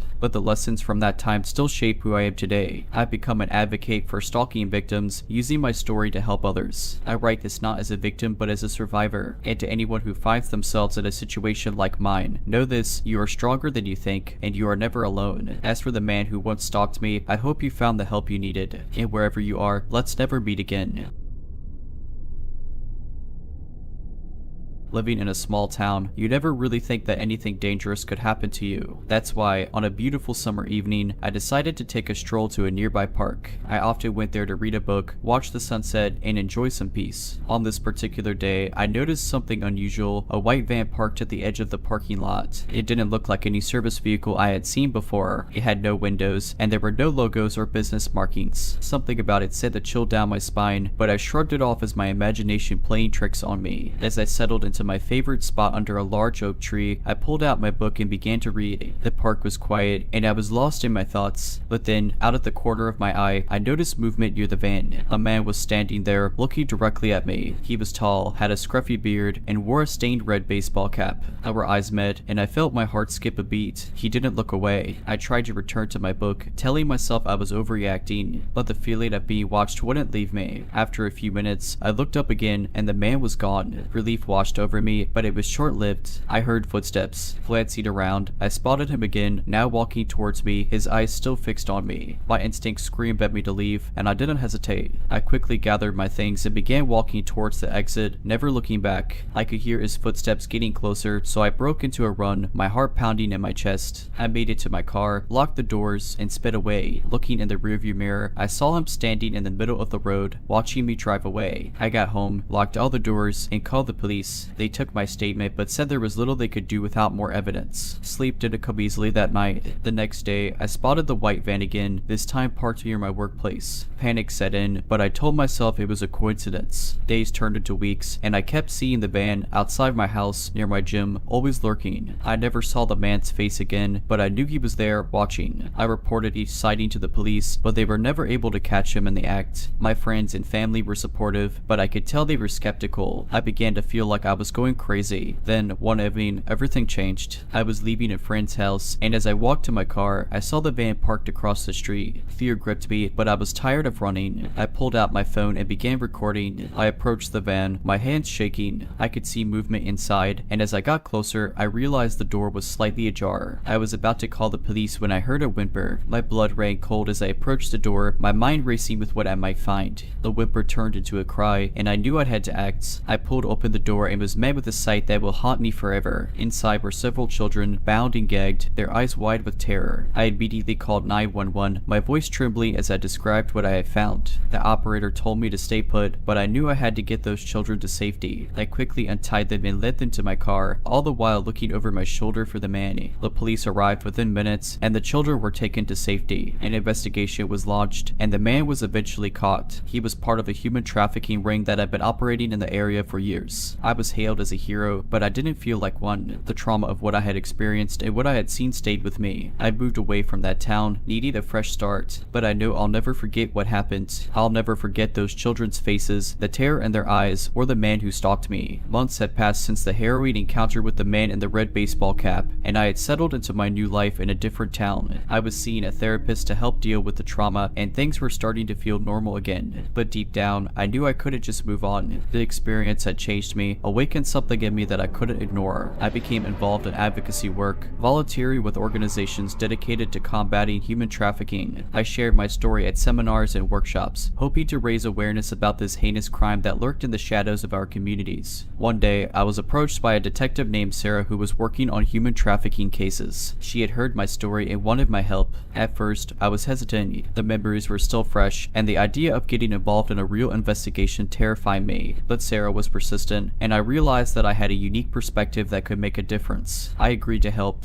Working with Sarah, I began to understand the depth and complexity of the problem. It was more widespread than I had ever imagined, and it was happening right under our noses. We focused on a particular case that had been troubling the local police for months. Girls were going missing, and there were few leads. The only connection was a series of mysterious social media accounts that lured young women with promises of modeling contracts or lucrative jobs. I immersed myself in the online world, trying to understand how these predators operated. It was a dark and disturbing journey, and I often felt overwhelmed by the sheer depravity I encountered. But I kept going, driven by a determination to make a difference. After weeks of painstaking research and analysis, we began to see a pattern. We identified several key players who were part of an organized ring. They were using sophisticated methods to target vulnerable young women, lure them in, and then exploit them. With this information, the police were able to launch a sting operation. I was involved every step of the way, working closely with Sarah and her team. The day of the operation was nerve-wracking. We had one chance to catch these criminals in the act, and the stakes were high. As the hours ticked by, I watched from a surveillance van, my heart pounding in my chest. The tension was palpable, and I couldn't help but think about the girls whose lives were on the line. Finally, the moment came. The police swooped in, arresting several key members of the ring. The operation was a success, and I felt a surge of triumph mixed with relief. In the following weeks, the full extent of the operation was revealed. Dozens of girls were rescued, and a network of traffickers was dismantled. I knew that our work was just a small victory in a much larger battle, but it felt like a step in the right direction. The experience strengthened my resolve to continue fighting against human trafficking. I knew that I had a role to play, and I was committed to doing everything I could to make a difference. I also realized that healing was possible. By facing my fears and channeling them into something positive, I have found a way to move forward. So to anyone who finds themselves in a dark place, know that there is hope.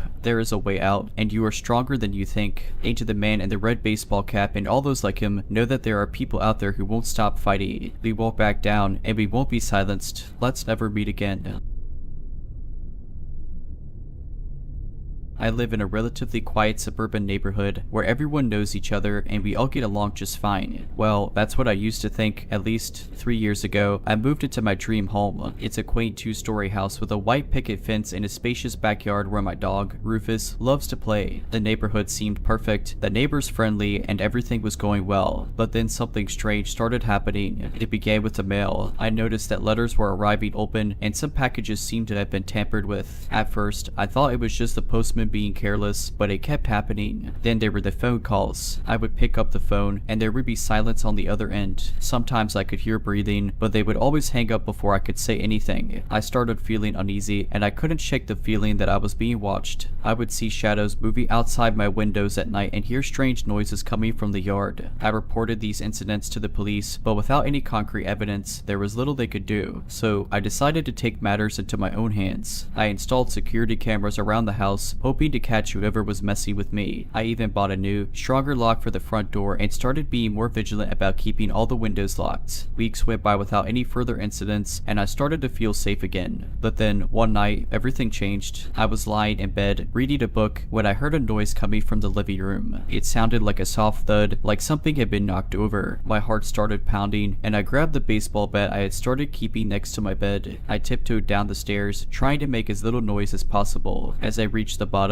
I could see that the front door was slightly ajar. I felt a chill run down my spine as I realized someone had been inside my house. I quickly searched the rooms, but there was no one there. Nothing seemed to be missing, but I knew something was off. I immediately called the police, who came and searched the house as well. They found nothing but promised to keep a closer eye on my property. The next day, I reviewed the footage from the security cameras, and what I saw made my blood run cold. There, clear as day, was a man I had never seen before, wearing a hooded sweatshirt and gloves, lurking around my house. He had been watching me through the windows, and then he had tried the front door. Finding it unlocked, he had entered. He spent less than a minute inside, glancing around the living room, before leaving the way he came. I handed the footage over to the police, who finally had something concrete to go on. The investigation led them to a man living just 2 streets away from me. This house was filled with pictures of me, my family, and even my dog. There were notes detailing my daily routine, my habits, and my likes and dislikes. It turns out, he had become obsessed with me after seeing me at a local grocery store. He had been stalking me for months, watching my every move, learning everything he could about me. The police arrested him, and he was charged with stalking, breaking and entering, and harassment. He pleaded guilty and was sentenced to several years in prison. Life slowly began to return to normal after the stalker was arrested. I was still on edge, but knowing he was behind bars helped me feel a bit more secure. My friends and family were incredibly supportive, and Rufus, my loyal dog, never left my side. However, I wasn't quite ready to let my guard down completely. I continued to double check the locks and monitor the security cameras regularly. About 6 months after the incident, I received a letter in the mail. It was a formal notice informing me that the stalker had escaped from prison. My heart stopped. All the fears and anxieties that I had been working so hard to overcome came rushing back. The police were on high alert, conducting a manhunt for the escapee, but he was nowhere to be found. They stationed an officer outside my house and advised me to stay with friends or family. I decided to go stay with my sister in a neighboring town. I didn't want to take any chances. hours. Days turned into weeks, and there was still no sign of the man. I followed the news closely, hoping for an update, but all I found were stories about other escaped convicts and criminals. I felt trapped, like a prisoner in my own life. I knew I couldn't hide forever, but the thought of returning home terrified me. Finally, after 2 agonizing months, I received a call from Detective Simmons, the officer in charge of my case. They had found the man. He had been hiding in a secluded cabin in the woods, just a few miles from my house. Inside, they found more pictures of me and detailed plans for his next move. It was clear he had intended to come after me again. The relief I felt was indescribable. I could finally breathe again. I could finally go home. I returned to my house, accompanied by friends, and started the process of reclaiming my life. It wasn't easy, and the memories of what had happened still haunted me, but I was determined to move on. I became involved in support groups for stalking victims, sharing my story, and helping others who had gone through similar experiences. I realized that I wasn't alone, and that by speaking out, I could make a difference. I also made changes to my home, adding more security measures, and even adopted another dog, a protective German Shepherd named Max, to keep Rufus company. Slowly but surely, I began to feel safe again. Looking back, I could see how much I've grown and changed as a result of this terrifying ordeal. I've become stronger, more resilient, and more aware of the world around me. I've learned to trust my instincts, to take action, and to never underestimate the importance of personal safety. But most of all, I've learned that even in our darkest moments, we have the power to overcome, to heal, and to rebuild our lives. So to anyone out there who's struggling with fear or trauma, know that you're not alone. Reach out for help, trust in yourself, and never give up. And to the man who stalked me, who invaded my life and my home, let's never meet again. I'm moving on, and I'm leaving you behind.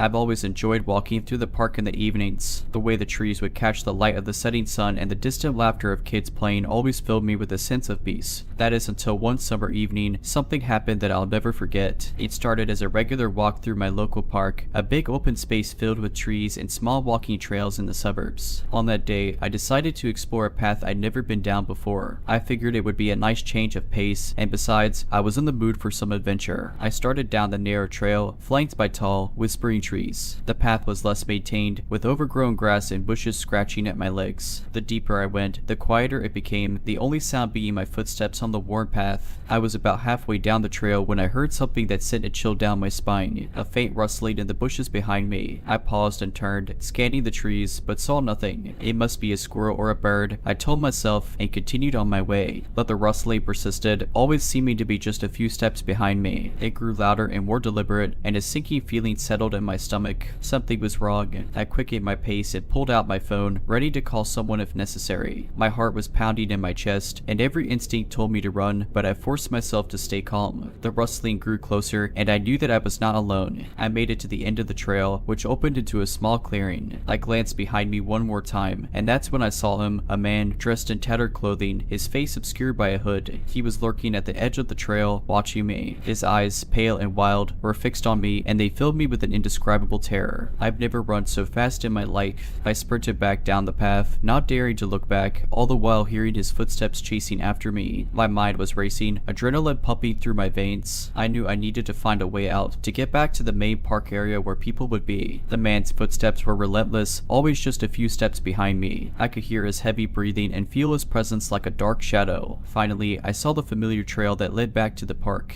I made a sharp turn, hoping to lose him, but he was still there, always following me. I made it to the main area of the park, where there were still a few people around. I ran up to a group of joggers, my voice trembling as I explained what had happened. They were kind enough to call the police, and I stayed with them until the officers arrived. I gave them a description of the man, and they searched the area, but he was gone. The trail and the clearing were empty, only the whispering trees bearing witness to what had occurred. The police took my statement and advised me to avoid that trail in the future. They said they would keep an eye on the area, but I knew in my heart that I would never go back there again. Weeks turned into months, and the incident became a haunting memory, always lingering in the back of my mind. I would often find myself glancing over my shoulder, expecting to see those pale, wild eyes watching me. I later found out that the trail had been the site of some criminal activity in the past, but nothing like what I had experienced. The man was never found, and the trail was eventually closed off. A few months after the incident, life had mostly returned to normal. I found new places to walk, new trails to explore, always careful to stay in areas where people were around, but I couldn't shake the feeling of being watched, haunted by the memory of those pale, wild eyes. Then something happened that I never could have anticipated. I was driving home from work one evening, following my usual route, when I spotted something out of the corner of my eye. A flash of tattered clothing, a hooded figure standing on the side of the road. I felt my heart jump into my throat, but I told myself it couldn't be the same man. It was just a coincidence. But as the days went on, I started seeing him more often, always at a distance, always watching. I began to feel paranoid, looking over my shoulder constantly, checking the locks on my doors and windows every night. I even considered moving, but something told me that it wouldn't make a difference. I decided to go to the police again, telling them what I'd seen. They were sympathetic but told me that without concrete evidence, there was little they could do. They suggested that it might be my mind playing tricks on me, the trauma of the incident still fresh in my mind. I wanted to believe them, but deep down, I knew what I had seen. I started taking different routes to work, changing my routines, hoping to shake him off. But he always seemed to find me. He was never close enough for me to confront him, always lurking in the shadows. A fear began to affect my daily life. I started to lose sleep, my mind filled with nightmares of being chased, those pale, wild eyes always watching. I became withdrawn, avoiding social events and staying home as much as possible. It was during one of those sleepless nights that I made up my mind. I was going to end this one way or another. I hired a private investigator, giving him all the information I had, including the description of the man and the locations where I had spotted him. The investigator was skeptical at first but agreed to look into it. Weeks went by and I heard nothing. The sightings continued and my fear grew. I felt like I was losing my mind, trapped in a never-ending nightmare. Then, one day, I got a call from the investigator. We found him, he said, his voice filled with disbelief. He went on to explain that the man had been living in an abandoned building not far from where I lived. He had been watching me, tracking my movements. The investigator found journals filled with notes about me, pictures taken from afar, and other disturbing evidence. The police were called, and the man was arrested. He was identified as a known stalker with a history of mental illness. He had fixated on me for reasons I'll never understand. I felt a mixture of relief and horror, knowing that my instincts had been right all along. The trial was a blur, and the man was sentenced to a psychiatric facility where he could receive the help he clearly needed. The experience changed me in ways I never could have imagined. I had become more cautious, more aware of my surroundings. I no longer take my safety for granted, but more than anything, I've learned to trust my instincts. They were what kept me safe, what led me to take action. To the man with the pale, wild eyes, let's not meet again. And to anyone who finds themselves in a similar situation, trust your gut.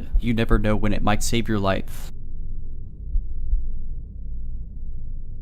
It was the summer after my sophomore year of college when I took a job as a delivery driver for a local pizza place. The job was simple: take orders, load up my car, and drop off the food. I figured it would be easy money, but there was one delivery that changed everything. It started on a regular Friday night. The place was buzzy with calls, and the ovens were working overtime. Around 8:30 p.m., an order came in for a delivery to the outskirts of town, an area I wasn't very familiar with. The instructions were specific: leave the pizza at the back door, ring bell 3 times, cash under the mat. Strange, I thought, but nothing too out of the ordinary. I took down the address, grabbed the order, and headed out into the night. My old car's headlights illuminated the dark roads as I made my way to the edge of town, guided by my GPS. The house was nestled at the end of a long, winding driveway, surrounded by overgrown trees and bushes. The whole place had a neglected look about it, with peeling paint and windows that were too dark to see through. I parked my car and grabbed the pizzas, my mind on the cash tip waiting for me under the mat. As I approached the back door, I noticed how quiet it was. There were no lights on in the house, no sounds of people inside, just the distant chirping of crickets and the rustling of the wind. I placed the pizza boxes by the back door as instructed and rang the bell 3 times. As I reached under the mat for the money, something caught my eye. A glimmer of light from a window, a shadow moving inside. I froze, a chill running down my spine. Who was watching me? I grabbed the cash and hurried back to my car, my heart pounding in my chest. As I pulled out of the driveway, I glanced back at the house one more time. The front door was open. I didn't waste any time getting back to the pizza place, my mind racing with questions. Who lived there? Why did they want the delivery at the back door? And what was that shadow? When I got back, I told my manager about the strange delivery. He laughed it off, telling me I was letting my imagination get the best of me, but I couldn't shake the feeling that something was off. Over the next few weeks, I continued my regular deliveries, trying to forget about that night. But then, the calls started. At first, they were just hang-ups. I'd answer the phone, hear a breath on the other end, and then silence. silence, but they grew more frequent, always coming from the same number. Then, one night, the caller spoke.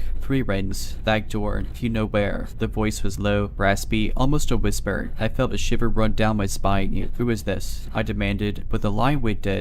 I looked up the number and my blood ran cold. It was the same address as the strange delivery. I told my manager about the call, but again, he brushed it off. Just a prank, he said, but I couldn't shake the feeling that it was something more. Days turned into weeks, and the calls continued. Always the same message, always the same voice. 3 rings, back door, you know where. I started to feel like I was being watched. I'd catch glimpses of shadows in the rearview mirror, hear footsteps behind me when I was out on deliveries. I became paranoid, always looking over my shoulder, jumping at the slightest sound. One night, I was closing up the shop, locking the doors, and turning off the lights when I heard it. A ring, then another, then a third. My heart stopped. I looked out the window, and there, standing by the back door, was a figure. Tall, hooded, obscured by shadows. 3 rings, back door, you know where. I don't remember how I got home that night. All I remember is the terror, the certainty that I was in danger. I quit the job the next day, unable to shake the fear that had taken hold of me. I moved to a different town, changed my number, and tried to start fresh. Months after leaving the town and the job behind, I found myself settling into a new routine, living in a new place, and making new friends. The nightmares were less frequent, and the memories of that summer began to fade into the background. But something about it still nagged at me. The voice, the shadow, the rings, they were all connected somehow, and I couldn't shake the feeling that I was missing something. One day, while browsing online, I stumbled across a news story that made my blood run cold. A house on the outskirts of my old town had burned down. Firefighters had discovered the charred remains of an old man inside. The report said he was a recluse, rarely seen by neighbors, living alone in the decaying house. It was the same house I delivered the pizza to. I felt a chill run down my spine as I read further. The investigators had found something strange in the wreckage, a room filled with photographs, maps, and notes. All of them were of me. The realization hit me like a punch to the gut. The man had been stalking me, watching my every move, tracking my routines, even calling me to taunt me with his cryptic messages. I couldn't breathe, couldn't think. All I could see were those pale, wild eyes watching me from the shadows. The article went on to say that the fire had been ruled an accident, but something about it didn't sit right with me. The timing, the location, the eerie connection to my own experiences, it all pointed to something more sinister. I began to dig deeper, scouring online records and newspaper archives, driven by a need to understand what had really happened. What I found was a dark web of secrets, lies, and obsession. The man had been a notorious criminal in his younger days, known for stalking and terrorizing his victims before striking. He'd been caught and imprisoned but had been released on parole years before I'd ever set foot in that town. The more I learned, the more horrified I became. His obsession with me had been no accident. He'd chosen me, targeted me for reasons I'll never truly understand. His notes were filled with twisted fantasies, plans for what he wanted to do to me. The calls, the rings, the shadow in the window, they were all part of his game, a way to draw me into his web. The fire, I realized, had been no accident. It had been a cover-up, a way to erase the evidence of his obsession. I went to the police with what I'd found, but they were skeptical. The fire had been ruled an accident, they said, and the case was closed. But I knew the truth. I knew what the man had planned, what he'd wanted to do to me. I've moved on since then, building a new life in a new place, far away from the memories of that summer. But I'll never forget the fear, the terror, the knowledge that I'd been targeted by a madman. I still find myself looking over my shoulder, still hear the ring of the bell in my ears. 3 rings, back door, you know where. To the man who stalked me, who planned to make me his victim, let's not meet again. And to anyone who reads this, trust your instincts. If something feels off, if you feel like you're being watched, don't brush it off. You never know when it might save your life.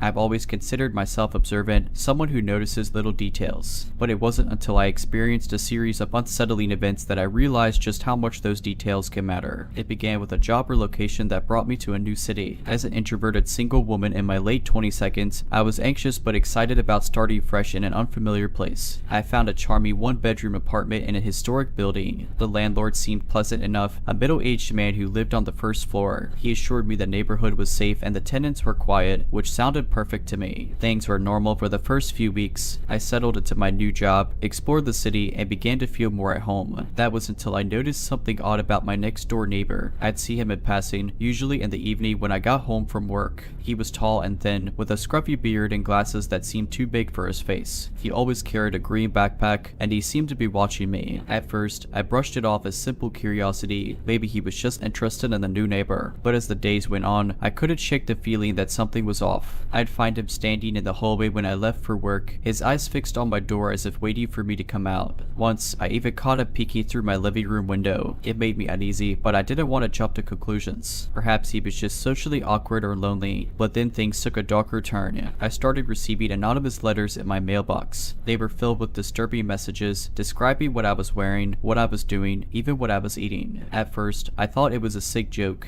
but when the letters continued, each one more detailed and invasive than the last, I knew it was something more. I went to my landlord, hoping he could help. I showed him the letters, explained my concerns about my neighbor, but he just shrugged it off, saying the man had lived there for years and had never caused any trouble. Frustrated and scared, I decided to take matters into my own hands. I installed a peephole in my door, started keeping my windows closed and blinds drawn, and began carrying pepper spray with me at all times. The letters continued, each one more chilling than the last. They were filled with thinly veiled threats, allusions to violence, and a growing obsession with me. I considered going to the police, but without concrete evidence, I worried they wouldn't take me seriously. Weeks turned into months, and the fear grew. I was constantly on edge, looking over my shoulder, listening for footsteps behind me. My life became consumed by the terror of what might happen if my neighbor decided to act on his twisted fantasies. Then, one night, it all came to a head. I was coming home late from work, my mind on a project I'd been struggling with. As I turned the key in my door, I noticed something out of the corner of my eye. The green backpack.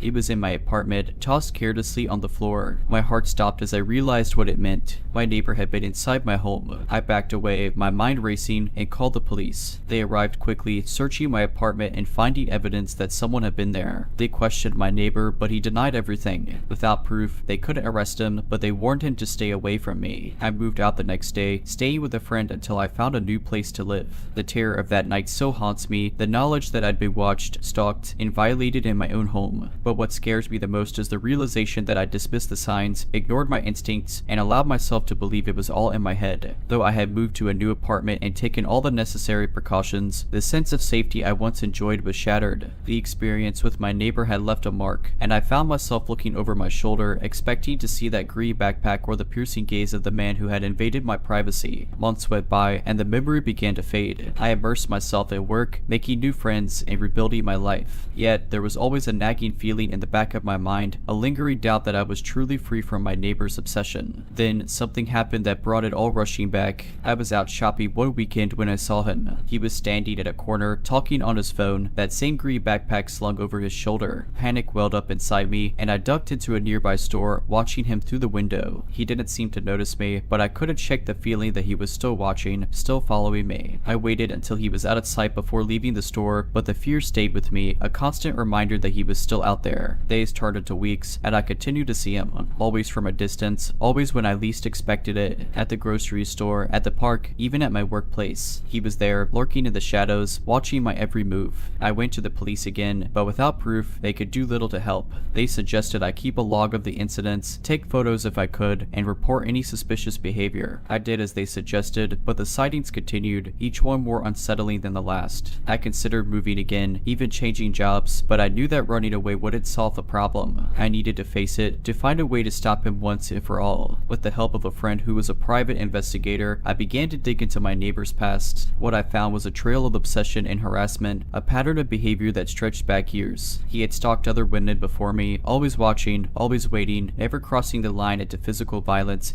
but coming dangerously close. Armed with this new evidence, I went back to the police. This time, they took me seriously, launching an investigation into my neighbor's activities. It took time, patience, and determination, but eventually they were able to build a case against him. He was arrested, charged with stalking and harassment, and finally brought to justice. The trial was a grueling experience, forcing me to relive the fear and violation I had endured, but it was worth it, knowing that he would be held accountable for his actions, that other women would be safe from his twisted obsession. He was found guilty and sentenced to prison, a fitting end to a nightmare that had lasted far too long. In the years since, I've moved on, rebuilding my life and finding a sense of peace and security that I thought was lost forever. But the experience has changed me, taught me to trust my instincts and to never underestimate the power of obsession. To the man with the green backpack, the one who watched me, stalked me, and nearly destroyed my life, let's not meet again. And to anyone who reads this, remember that no one has the right to invade your privacy, to make you feel unsafe or violated. Trust your instincts, seek help if you need it, and never be afraid to stand up for yourself. You never know when those simple actions might make all the difference.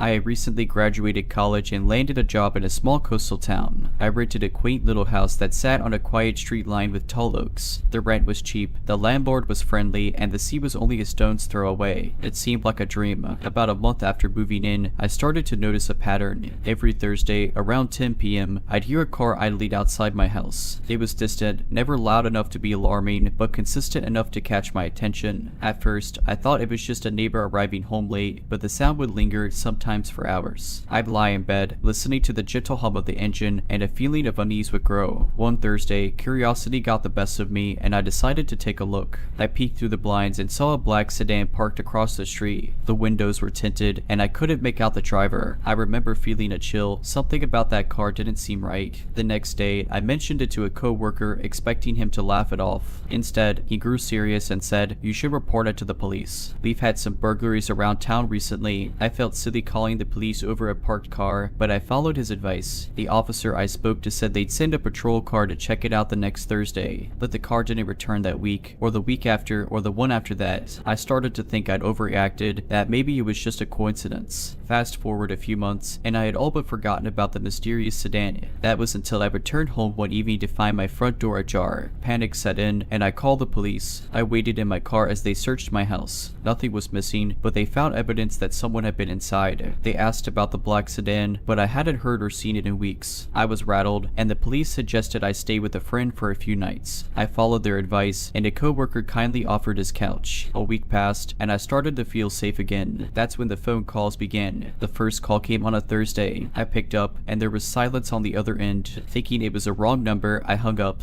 but the calls kept coming, always on Thursdays, always silent. I reported it to the police, but there was little they could do without more evidence. I changed my number, but the calls continued. By this point, I was genuinely scared. I knew I was being targeted, but I didn't know why or by whom. I began to take precautions, installing security cameras and keeping my doors and windows locked at all times. Another month went by, and I started to receive letters. They were anonymous, filled with cryptic messages and veiled threats. The handwriting was shaky, and the words were chilling. The police were more involved by now, and they began to investigate seriously. They traced the letters and the calls, but hit dead ends each time. I was living in a state of constant fear, knowing that someone was watching me, stalking me, but unable to stop them. Then, one Thursday night, I received a call that was different. The voice on the other end was raspy, and the words were slow and deliberate. "You can't escape." I felt a surge of terror and called the police immediately. They traced the call to a payphone near my house and sent officers to search the area. They found the black sedan, abandoned, with photos of me inside. The realization that I had been so closely watched, that my every move had been documented, sent me into a spiral of fear and anxiety. The police continued to investigate, but the trail went cold. They never found the person responsible. I moved away shortly after, leaving behind the coastal town and the house with the tall oaks. I changed jobs, changed my name, did everything I could to start fresh. Life had settled into a new normal, but the experience continued to haunt me. Despite moving to a different city and taking all the precautions, the terror of those events was something I couldn't shake off. Every once in a while, a car's engine would remind me of those nights, or the ring of the phone would send my heart racing. I even saw a therapist to help me cope with the lingering anxiety, but deep inside, I knew I would never feel completely safe again. About a year later, a break in the case came in the most unexpected way. I was watching the news one evening when a report about an arrest in a neighboring town caught my attention. The police had apprehended a man suspected of a series of burglaries and stalking incidents. The face that flashed on the screen sent a chill down my spine, the owner of that black sedan. I immediately contacted the detective who had handled my case. They reopened the investigation and found the connection. The man had been stalking multiple women, documenting their lives, and breaking into their homes. The pattern of behavior matched my experience precisely. His motives remained murky, and he proved to be an enigmatic figure during the interrogations. However, evidence gathered from his home showed a disturbing obsession with his victims. Notebooks filled with details, photographs taken without consent, and even personal items stolen from the women he stalked painted a terrifying picture.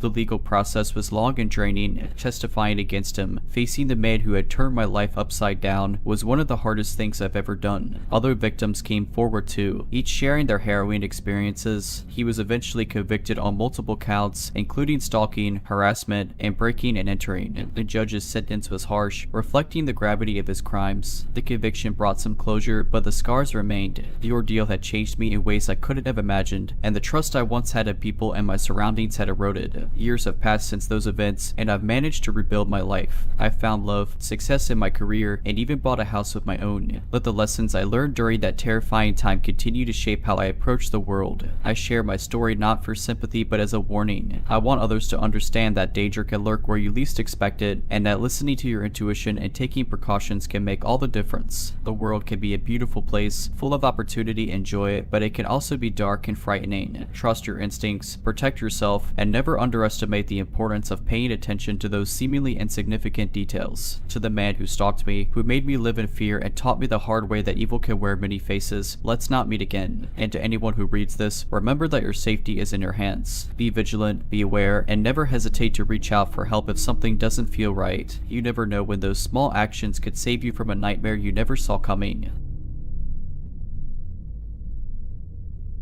A couple of years ago, I was living in a small town that was a blend of suburban and rural environments. The people were friendly, but like any place, it had its quirks and stories that the townsfolk liked to share. There was this one particular street that was always spoken of in hushed tones, Evergreen Lane. Evergreen Lane was an old, windy road flanked by thick woods on either side. Some houses were scattered along the stretch, each one seemingly older and more worn than the last. People said it was haunted or cursed, but most dismissed those stories as mere urban legends. I didn't believe in those stories either, not until one chilly evening. I was driving home from work, tired and just wanting to get into my warm bed. My usual route was closed due to construction, so the detour took me through Evergreen Lane. It was dark, and the thick trees seemed to swallow up the beams of my headlights. Halfway down the road, my car sputtered and died. I tried not to panic. I told myself it was just a coincidence, not some curse of Evergreen Lane. My cell phone had no signal, which was common in this secluded area. The only solution was to walk to the nearest house and ask for help. I began my trek down the dark, lonely road, every noise amplifying my growing unease. Then, in the distance, I saw a dim light from a window. It was a house, old and seemingly abandoned, but the light was a welcoming beacon. As I approached the house, I noticed that the light was coming from a candle in the window. The door was slightly ajar. My gut told me something was off, but the cold and my desperation pushed me forward. I knocked softly and called out, "Hello, my car broke down and I need some help.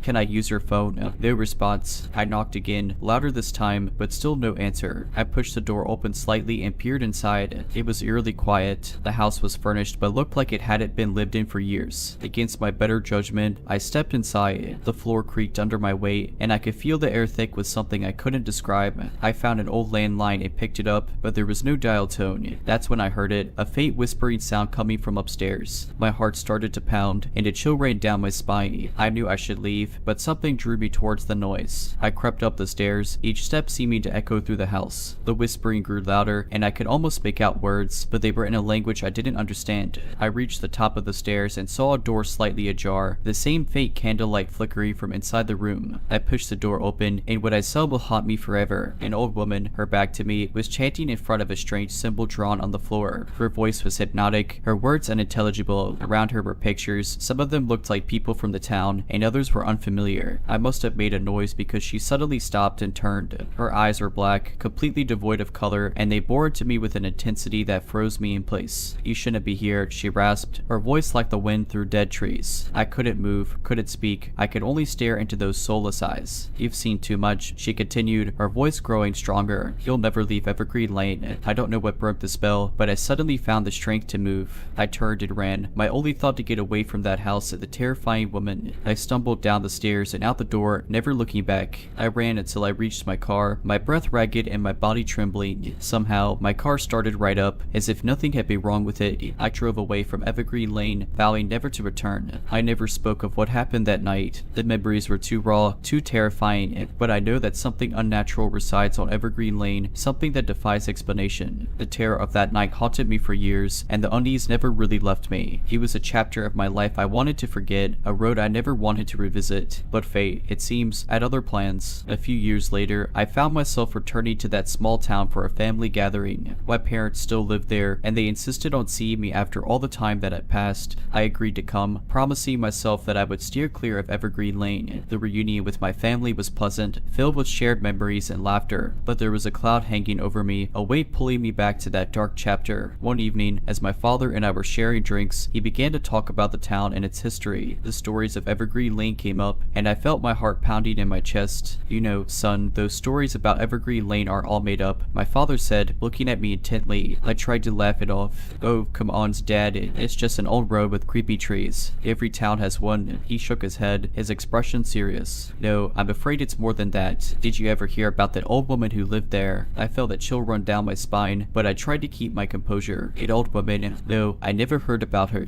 My father leaned closer, his voice dropping to a whisper. She was a witch, or at least that's what they say. Some people in town claim to have seen her perform dark rituals, connecting her to the other side. She vanished one day, and no one knows what happened to her. My blood ran cold, and images from that night flooded back to me. I knew he was talking about the same woman, the same house. Dad, I finally said, my voice trembling, I think I've seen her. He looked at me, his eyes wide. What do you mean? I hesitated, knowing how crazy it would sound, but I had to tell him. I recounted the whole story, leaving nothing out. My father listened in silence, his face pale. When I finished, he looked at me, his eyes filled with fear and disbelief. Son, we need to find out what's going on there. That house, that woman, it's all connected to something much darker. Despite my terror, I knew he was right. The mystery of Evergreen Lane was calling me back, and I couldn't ignore it. The next day, armed with flashlights and a determination to uncover the truth, my father and I set out for Evergreen Lane. The road was just as I remembered, dark and foreboding. The trees seemed to reach out to us, their branches like gnarled fingers. As we approached the house, I felt the same sense of dread that I had felt years ago. But this time, I was not alone.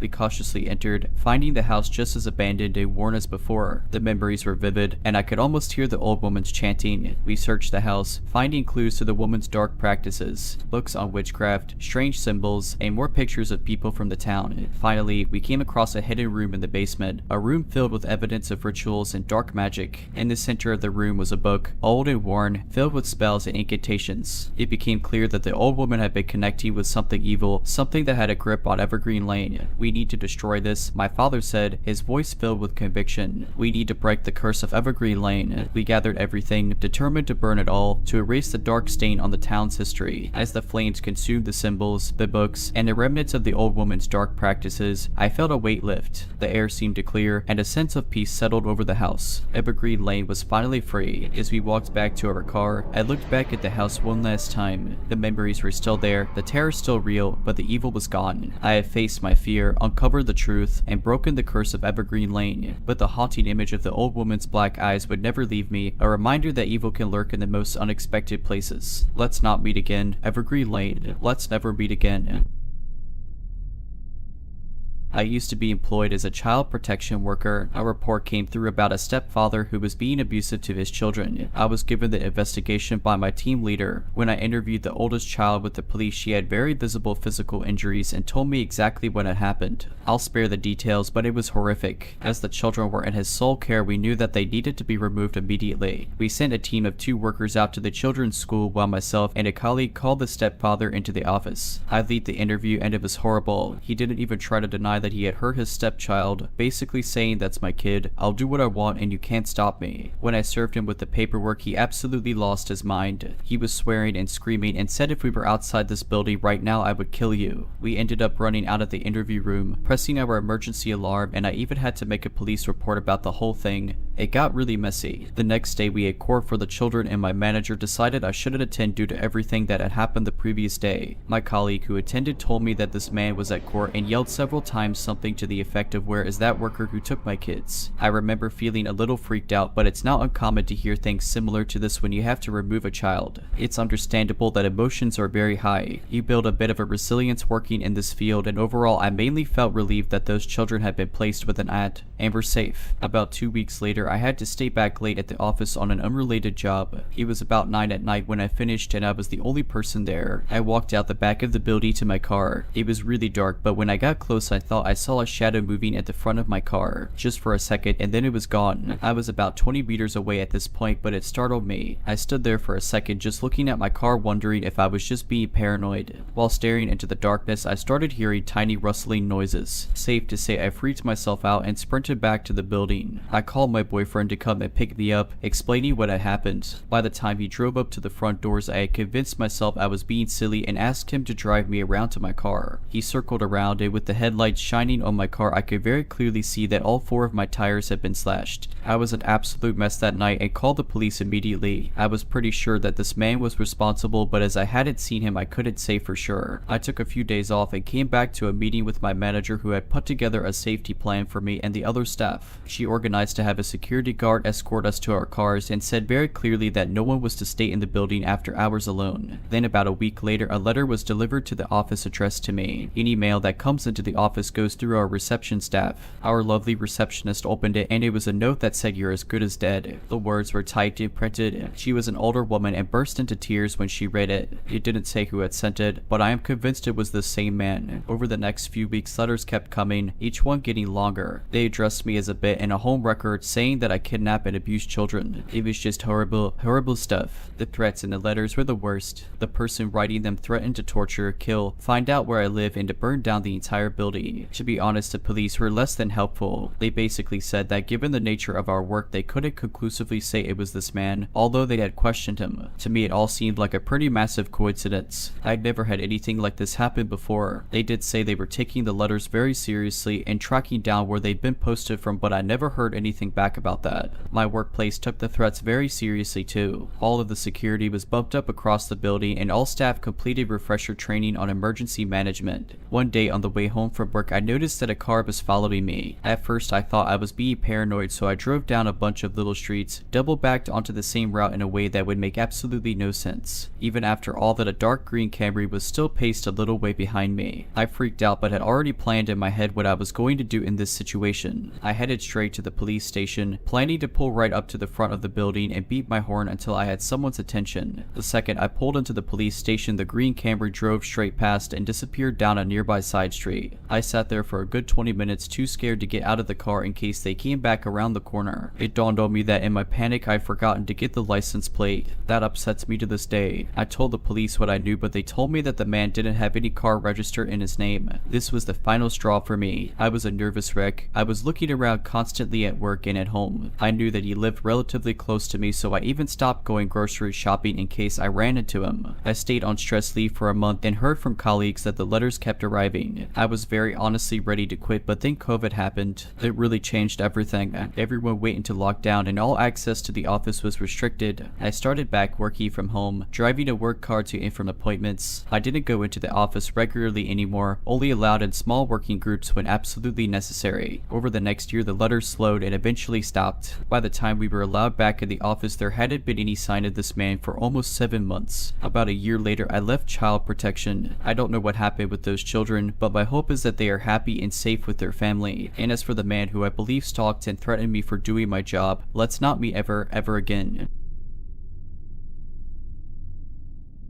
A few years back, when I was around 18, I entered a very rebellious phase in my life. I have always been a prodigy child, always did as I was told, never stayed out late, didn't smoke, didn't drink, scored the highest in all my classes. All my family and friends thought I was the perfect kid, but then something changed. I was on a lot of medication due to my health and I started going through depression. I started acting up like never before. I stopped going to school. I would stay in bed all day, didn't talk to anyone, and then slowly I started talking to strangers online. Initially, it was just talking to them online. I would talk to a few people until I found someone interesting, would dedicate all my time talking to them until they no longer held my interest, and then moved on to the next person. This went on for about a year. Then I eventually started meeting these people in person. Most of these meetings were sexual, and I was very reckless. I slept around with more people than I'd like to admit, and regardless of my lack of concern for own safety, I somehow never met anyone that had any evil intentions. We'd meet a couple of times, do the dirty, and that was that? Until I met this one guy. I was talking to a couple of guys at that time. I wasn't in any sort of relationship, so this guy starts talking to me and asks me about my hobbies, my interests, what I do. I told him I do not smoke or drink, and he was shocked. I told him it wasn't that I'd never done it. I tried, but just felt like it wasn't my thing. We talked for a couple of weeks. I ended up talking about how I've been going through depression, and at first, he just listened. Eventually, he started telling me I should try smoking. It would help me relieve anxiety and stress, and I always turned it down. But he was relentless. After a month or so of talking online, we decided to mate. We had never had any sort of sexual conversation or anything, so we were just going to meet as friends. I was supposed to meet another guy, an acquaintance, for something I needed, so I suggested to the online chat guy that we meet briefly for lunch and then he can drop me off to the other guy's place. He agreed and we decided on where and when to go. The day we were supposed to meet, we met at a local cafe. We had brunch and then I got in his car for him to drop me off at the place I had to go. It was a good 45-minute drive, so I put on some songs and decided to relax. 5 minutes into the drive, he offered me a cigarette. I declined. He insisted and kept insisting until I gave up and agreed. I'd opened the box and there was only one cigarette in there. I told him it was his last one and asked if he was sure he wanted me to smoke it since he would have enjoyed it more than I. He said yes. I took the cigarette out and there was something odd about it. It didn't look like it was store-bought. It rather looked like it had been rolled by hand. But then again, I had never smoked enough cigarettes to be sure, so I lit it and smoked it. I couldn't smoke even half of it. It made me inexplicably nauseous. So I gave up halfway through and offered it to him. Instead of smoking it, he put it out and threw it away. I thought that was weird, but assumed he probably didn't want to smoke while driving. 30 minutes into the ride, I started feeling very sick. My whole body was shaking. I was extremely nauseous, and I could barely keep my eyes open. I kept telling him I wasn't feeling good and that maybe we should go to the nearest emergency room instead of where we were going. But he kept telling me to relax and lay back. Everything about that ride felt off. I told him to stop the car and drop me off wherever we were. He refused. All I could think of was pulling out my phone and calling for the police. When he noticed what I was doing, he immediately stopped the car and I got off. I couldn't stand, so I sat on the roadside and called the guy I was supposed to visit. He immediately drove to where I was and picked me, took me to his place where I threw up all over his living room, multiple times. For the next hour and a half, I just laid on the couch, my whole body shaking and constantly throwing up. The guy brought me water, gave me some electrolytes and kept insisting on going to the hospital, but I refused. I had no idea what I had smoked, but I was sure it wasn't just plain old cigarettes. I was scared if it had been some illegal drug, and if the hospital caught on, I would get into trouble, and I absolutely did not want my parents to find out what I had been up to. So I laid there, kept throwing up, and letting whatever that stuff was to get out of my system. All these years later, I am now married to the guy who picked me up from the roadside and helped me through an insanely embarrassing time. This story takes place about 5 days ago. I'm still shaken up over it. I'm a 19-year-old female and my parents and I packed up our stuff and made the long drive to our new home up north from our small and dinky apartment in Central Florida. I can't lie, I was very excited about this move. Attending college in the spring, finally getting to start my dream career, and so many other things I couldn't or didn't get to do in Florida. On the first night of our drive, we stopped at a hotel in what appeared to be a shady area. It was kind of scary as it was set up right outside of a closed down gas station with boards and graffiti written all over them. From my parents' experience and what I've seen on television, these aren't the types of places you want to go lurking around in. My dad, who's usually very calm and collected, was on edge the whole night since the door to our room didn't close all the way. We had to prop one of the hotel chairs against the door and use the deadbolt to have even the slightest bit of comfort. I thought it couldn't get much worse than that, but I was so wrong. The second night, we stopped at a small town in North Carolina. We had our 2 cats with us, so we had to find a hotel that was pet friendly. We came across one of those hotels and booked a room for the night. While my parents were making sure nothing shifted in the car, I sat in the passenger seat of my mom's car with my little buddy, trying to calm him down. He seemed more agitated than normal. About half an hour after pulling into the parking lot, we grabbed the cats and our essentials. Emotions were running high, so we were all on edge about getting to our new home in the next day or two, depending on the amount of sleep we got. We loaded our things into a cart and approached the hotel's side door. My mom pulled out the key card and it took a while for the door to finally unlock. but the second we heard it click, a woman started yelling at us. We all looked up and saw her frantically running towards us. Her voice was frantic. The panic in her voice still sends shivers down my spine every time I think about it. She wore a long dark blue jacket, her hair in a messy ponytail that was tucked inside her hoodie. She either looked really tired, like she hadn't slept in a year, or she had gone through something horrible. She was panting, muttering the words, "Call the police. Call the police. There's something wrong with that baby." There was no child with her, nor did we see any kids in sight. My initial thought was that maybe there was a kid near the front of the building that was seriously hurt, or there was a car accident we were too busy unloading to hear the collision. The woman kept telling us to call police, but my mom told her she didn't have her phone on her. I always carry mine on me, and me being the kind-hearted person I try to be, I offered to call for her. But the moment I pulled out my phone, my dad snatched it out of my hand. The lady then said, "It's really bad. You need to come and say." My mom told her she didn't want to see, and that we should go inside so the lady could go to the front desk and get help. At first, she was screaming, "No,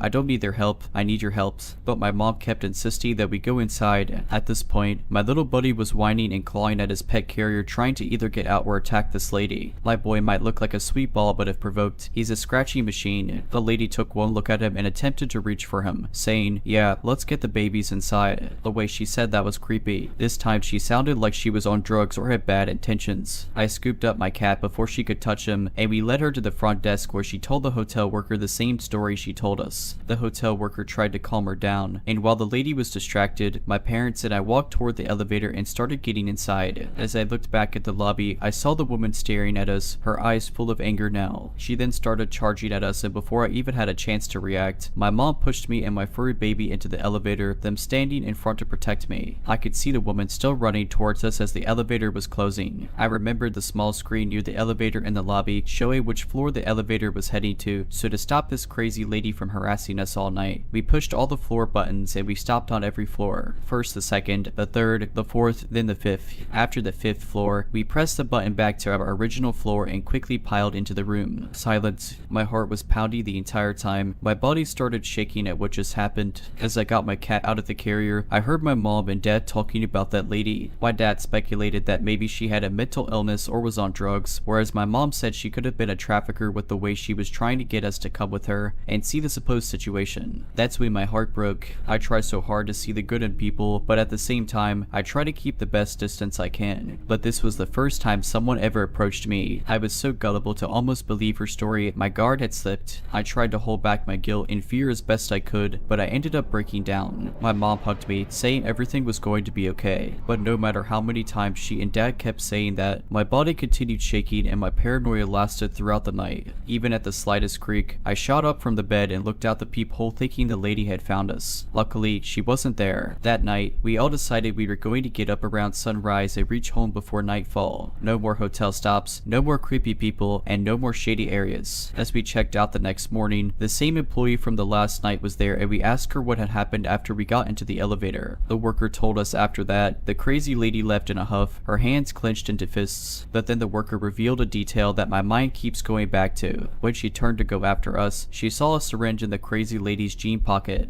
I don't know if she had already used it or was planning to use it on me and my family. It makes me wonder what the outcome would have been had my parents not been there and if I had given the lady my phone instead of offering to call for her. Would she have sold us into trafficking? Would she have robbed us while we were injected with whatever she was on? Anyway, we made it to our new home 2 days ago, but the fear of that night still eats away at me. It goes to show that no matter how panicked and frightened someone may sound or act, you truly don't know if they're in genuine trouble or if they have bad intentions after gaining a random stranger's trust. Please be careful out there, guys. I, unfortunately, had to learn the hard way that not everyone in this world is a good person. I'm just happy to still be alive and safe. I hope I never see that crazy lady again.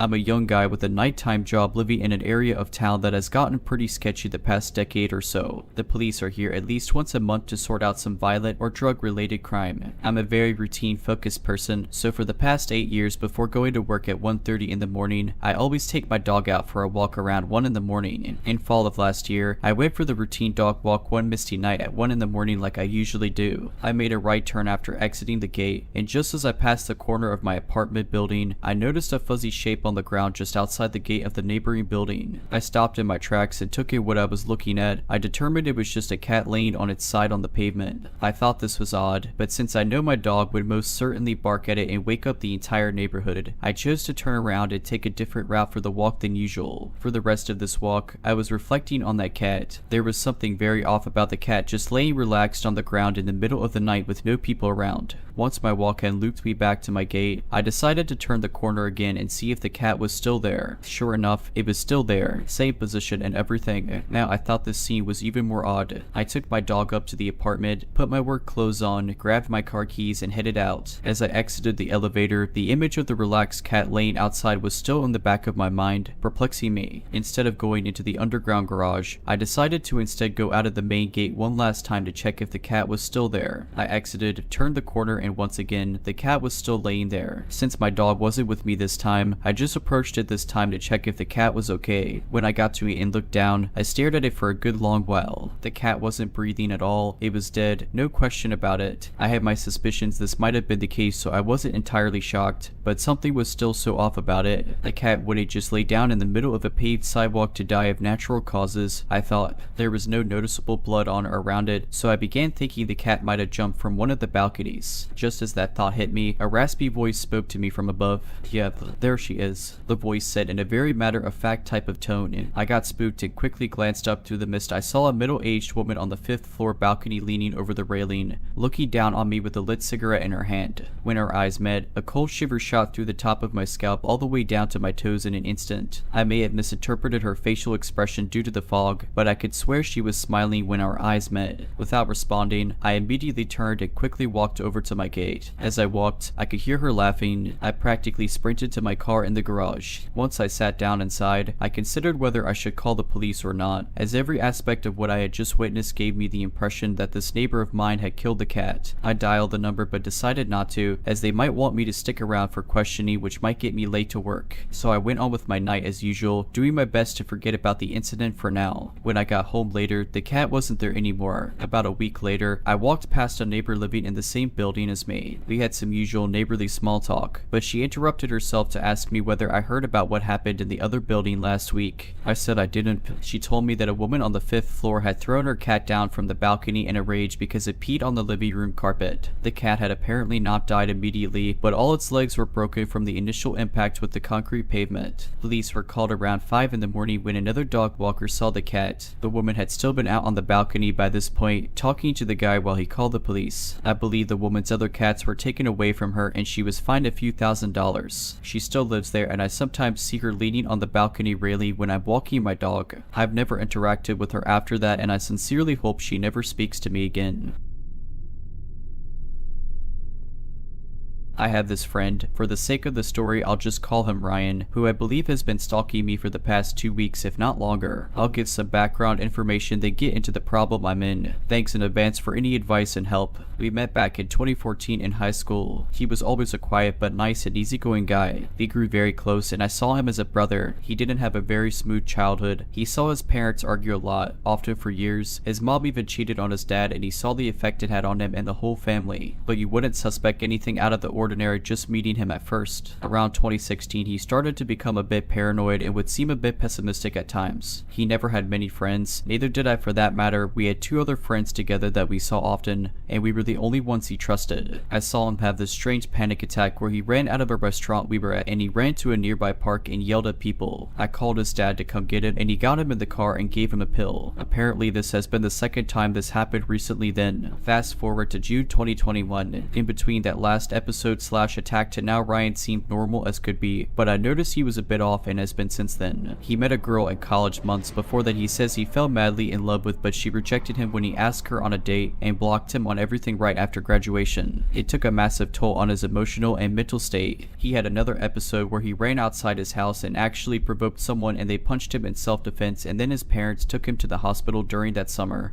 and was officially diagnosed with schizophrenia. So from late 2021 until now, I've noticed he's quieter, still cracks jokes, and can have a decent conversation with them, and still seems like a nice guy. But there's some stuff recently that I truly think is alarming, and this is why I'm making this post. So I'll cut to the chase. For the last 6 weeks, we've hung out 3 times. This was actually after a hiatus where we didn't see each other since February this year because I started working more hours and went to night shift. Each of those 3 hangouts, I've noticed he looks at me in a really strange way, like he's horny and imagining me naked or imagining himself hurting me. He also mentions how he's still in love with that girl from school but proceeds to call her names and wants to kill her right after. He has said this numerous times and even mentions going to the elementary school she goes to. He sent me a picture of that school on Google Maps with arrows pointed at it and firework emojis last week. He also admitted to having parked outside her home and sitting there for hours about 5 times back in 2021. For the past week, he has been insisting on hanging out several times a day, and when I was at Chili's with my parents on site, he sent me a message saying Chili's. He's able to see me since I'm on the Snap map on Snapchat since I use the app often to talk to other friends. When I went to the mall right after he said you're going to the mall again, you were there yesterday, which is true. I went to the mall twice, once with mom and then with both my parents the day later to get some stuff since one of our favorite stores was closing, so we wanted to check out good deals. On the drive home that day, he messaged me saying you didn't work today, we should have hung out. I replied maybe Wednesday. So the day after, on Sunday, he again insisted on seeing me, but I went to go play soccer instead with other friends and then went to go do laundry afterwards, and when I was at the laundromat he sent me a soccer ball emoji and a laundry emoji indicating he saw me on the Snap map. Here's the thing, he keeps mentioning where I am and it's always within 10 minutes of me being on my phone. He's actually done this for the last 2 years, but never this frequently. It used to be like twice a month and I brushed it off, but now I'm noticing something actually concerning. He has also been calling me boyfriend and sending heart emojis the past week, and when I told him I might see him this week, he said you think I can wait that long to see my boyfriend. This past Sunday I didn't reply to him for 4 hours and he kept asking if I'm mad and then said he wants me to reply no longer than a minute after he texts me each time. I have the feeling he's just constantly on his phone looking for when I'm active on social media, and I really don't know why. He also admitted to me a month ago that he makes fake profiles to be able to gain access to that one girl's Instagram and look at her pictures, and he says he jacks off to them. All of this is concerning. He currently doesn't have a job and hasn't had one for the last 2 years. I'm the only friend he sees and talks to, and I feel he's developed a compulsion or fixation or dependence or a mix of all 3 on me. And as I mentioned, he has said he wants to kill the girl that used to be in his class, and he knows where she lives and he knows where she works. I have not mentioned my thoughts on this to him again out of fear. He currently takes medication daily and he said he's been seeing a new therapist for just a month now, but I don't know if any of those are even working. I am asking for any advice on how to approach this and what to do. My concern is that if I tell anyone like the police or the girl, he will find out and retaliate by hurting me or my family as he knows where I live. Any help is appreciated.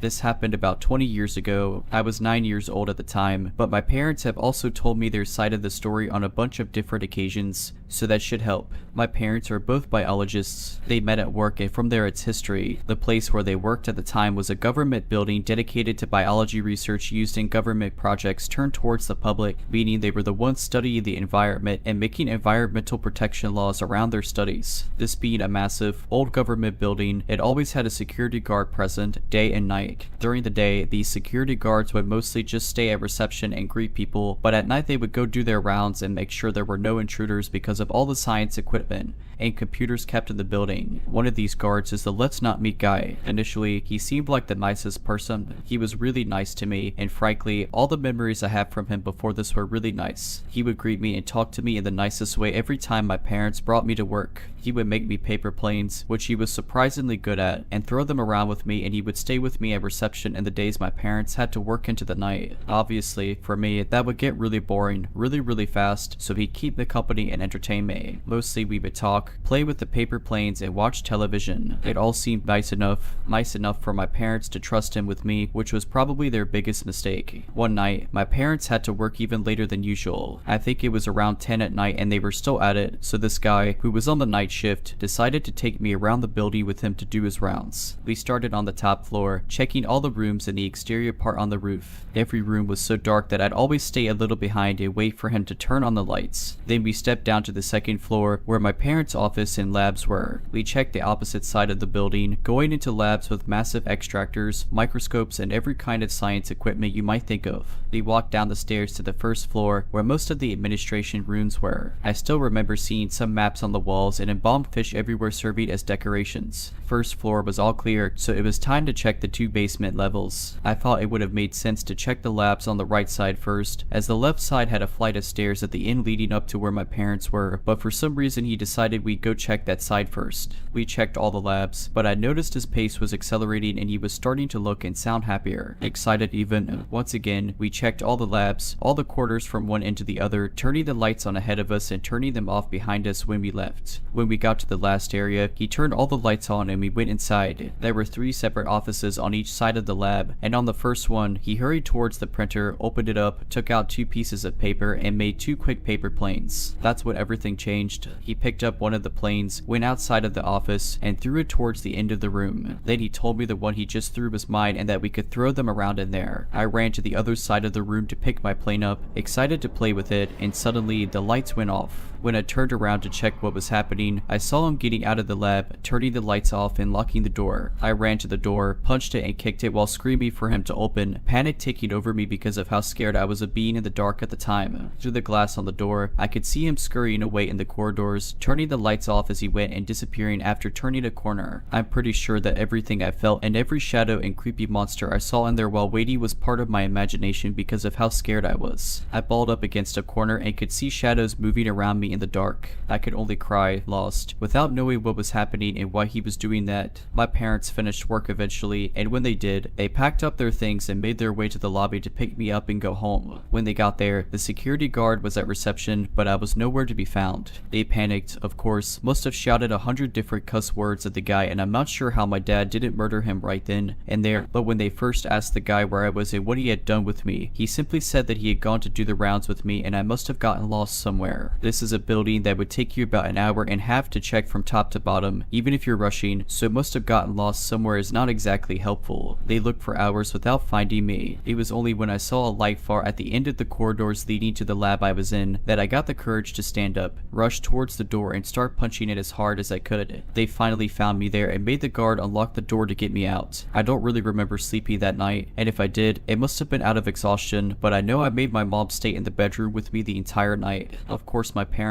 made a complaint against the guard, and when they did and the guy started being investigated, he was fired and arrested, not because of locking me away where he probably hoped no one would find me, but because he had been partnering up with other criminals to steal computers and equipment from the building to sell in some shady market along with the information in the hard drives and make money off it. By then, he had stolen a lot of old computers without anyone realizing, and who knows what his plans were for me that night. I'm not convinced that locking a crying child in the middle of the darkness, hidden away in some room, is exactly the most normal behavior if you're not trying to hide them and come get them later when everyone has left and sell them as part of your product. Luckily, he never had the chance to do that, and I really hope he never got to do it to any other kid. This is about weird encounters I've had with a music teacher when I was a kid. I, a 20-year-old female, took orchestra classes when I was in middle school. Now, it's important to mention that I was an incredibly quiet and shy kid back then and had trouble with confrontation. When I was in 6th grade, our first orchestra teacher left the position and they rehired our new teacher. Our new teacher, I'll call him Mr. Smith, was generally disliked by everyone. He was in his 50s to early 60s, and to an 11-year-old, very tall. He was already imposing because of this, but what made it worse was how he treated his female students. One day in class, we were all struggling to play a song correctly. Mr. Smith became frustrated and didn't think any of us understood the beat of the song. He looked around the class, saying he needed a volunteer. Everyone became silent, including me, but I had the misfortune of locking eyes with him. He then called my name and waved me up to the front of the room. What happened next was not something anyone was expecting. I picked up my instrument to take up front with me, and he said, "No, leave your instrument. Just you." I was very confused, but did as he said. I walked up to his side, and he instructed me to stand in front of him. At this point, the class was beginning to snicker, and I was just very uncomfortable. "Move closer." I took a small step towards him, and at this point I was too scared to look at his face. All I could see was his button shirt in front of me. He made me walk closer until I was inches from him. Then, he moved my arm up and put my hand in his. He proceeded to make me slow dance with him for what felt like forever as he counted the beat. I let go of his hand at one point and tried walking back to my seat, but he grabbed my arm and pulled me back back, saying not yet. After this was over and I went on to my other classes, I learned that in each period of the day, he had chosen a female student to dance with him, regardless if the class was struggling to understand the beat. Unfortunately, this was not the end of what felt like I wanted attention from him. He would somehow find me in the hallways and would try to have talks with me about anything, even though I mostly kept to myself and didn't cause trouble in class. It got to a point that my friends understood how I felt and knew to say something to me when they saw him, and every time, without fail, he always managed to put his hands on my shoulders when he talked to me, even if I was already backed against a wall. He wouldn't let me leave, and I was too scared to say anything. He could find me in a crowd easily. He didn't do anything to my knowledge that was punishable, but to me, something always felt off about him. So to my creepy music teacher, let's not meet again. If you're liking this video, all I ask is that you make sure to subscribe to my channel and like this video. Thank you. I work at a truck stop in Massachusetts in the United States. There is a 24-hour bathroom and gas station in this truck stop. One day after work, where my restaurant closed at 12 at night, I decided to go and sit with my friend who works at the gas station. His name is Jake for this story. He's 30 years old, as I usually did from about 12 at night to 2 and 3 at night. It was an average night at the beginning as there were not many customers. I sat there and drank my beer and relaxed while he fared with the customers buying gas and scratchers. At about 1:30 at night, there were some more customers coming in. I saw two cars park around the same time, one at a gas pump, one in front of the store. Obviously this is normal as we always look toward the front door when somebody drove up, especially because we'd either be smoking pot or doing something else. I remember hearing the vehicles pull up and looking upwards toward the customers a few seconds later. I saw a lady walking from the pumps with what looked like a young girl who was likely related to her, and another car parked in front of where the clerk's window is. I saw the woman walk up to the door with her daughter, and another gentleman was walking behind them into the store. As the older woman opened the door after walking over from a pump, her daughter took a left turn, seemingly headed to the bathroom, as a lot of customers on our rest stop are travelers, and a 24/7 restroom is pretty rare in my state. I saw a man get out of his vehicle, which was parked right in front of the cashier's window, which is Jake's window. The mother walked in and we greeted her as usual, whereas right after we watched the man walk up and open our front door, the man pulled on the gas station/store's front door and then looked to his left. I was watching both customers with both eyes, and it was indeed strange when I watched his eyes veer to the left. Suddenly he let go of the front doors as he quickly decided to speed around the corner. Like I said already, I saw this woman's daughter go in that direction, which is the only way to any other section of the truck stop at this point,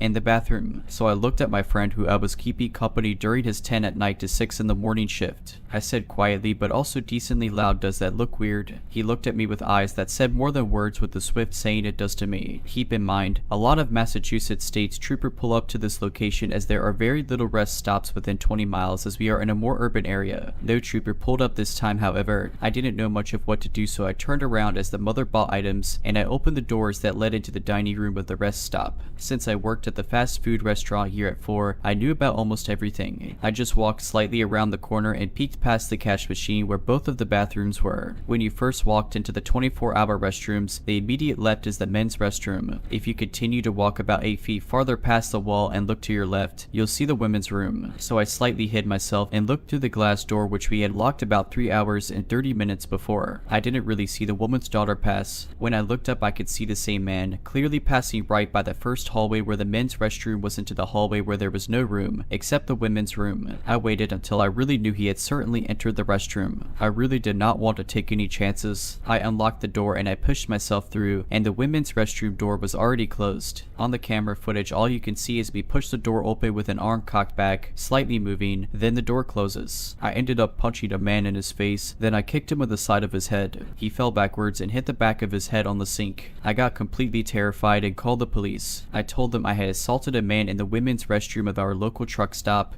but thought it was for a good reason. State troopers had arrived after not even 3 minutes. I already had my hands up in the gas station and air section. They asked me what had happened and I told them everything. After the state troopers witnessed the camera footage recorded by the gas station into the rest stop bathroom, they made a decision. The state troopers came up to me and said any driver who was stopped by a law enforcement officer for a traffic violation and is not wearing a safety belt can be fined $25. They charged me a $20 fine. I will not name any officers that were involved in this situation. I do not know what happened to the possible creep, and frankly, I really will never care for the rest of my life. I don't think I really saved anybody, but I hope that day I made somebody really rethink their decision in doing what they wanted to.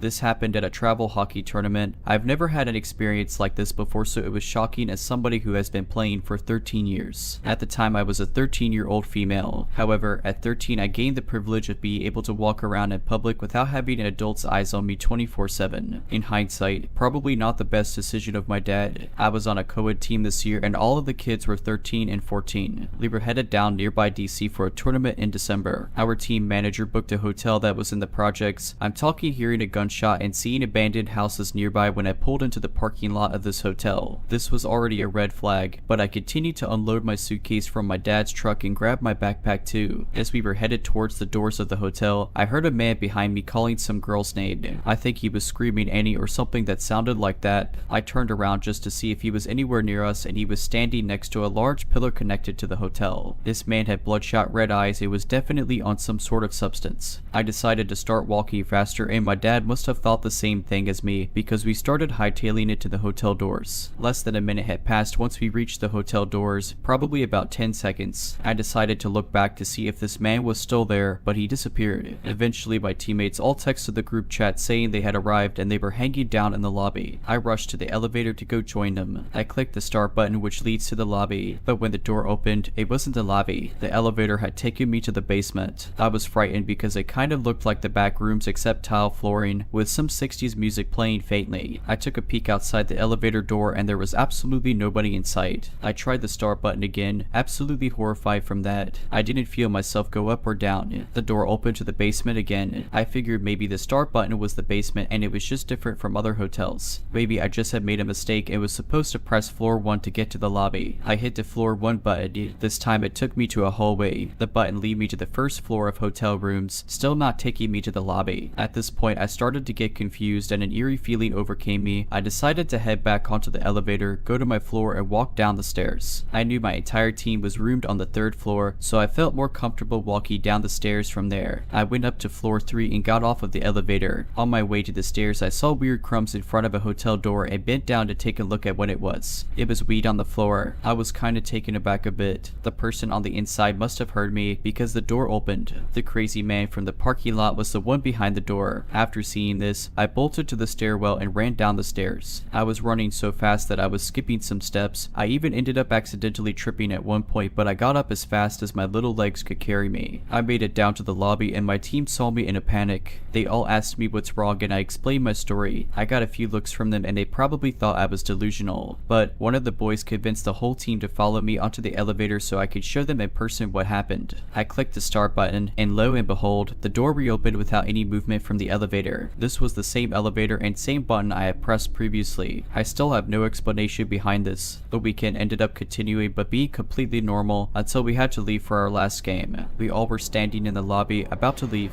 We walked out into the parking lot to see that one of the cars had been broken into and it was my teammates. This car had a back window that was pretty big so you could see what was inside of the trunk. Well, turns out that somebody had broken into the vehicle thinking it was full of something valuable. The only thing left behind in the trunk was both of my teammates' sticks, so he definitely wasn't looking for equipment. Jokes on him though, because hockey equipment smells absolutely rancid and he probably had a not so nice surprise when opening up the bag. The hotel workers actually checked the cameras and guess who it showed? The crazy man from the parking lot. So crazy man, let's not meet.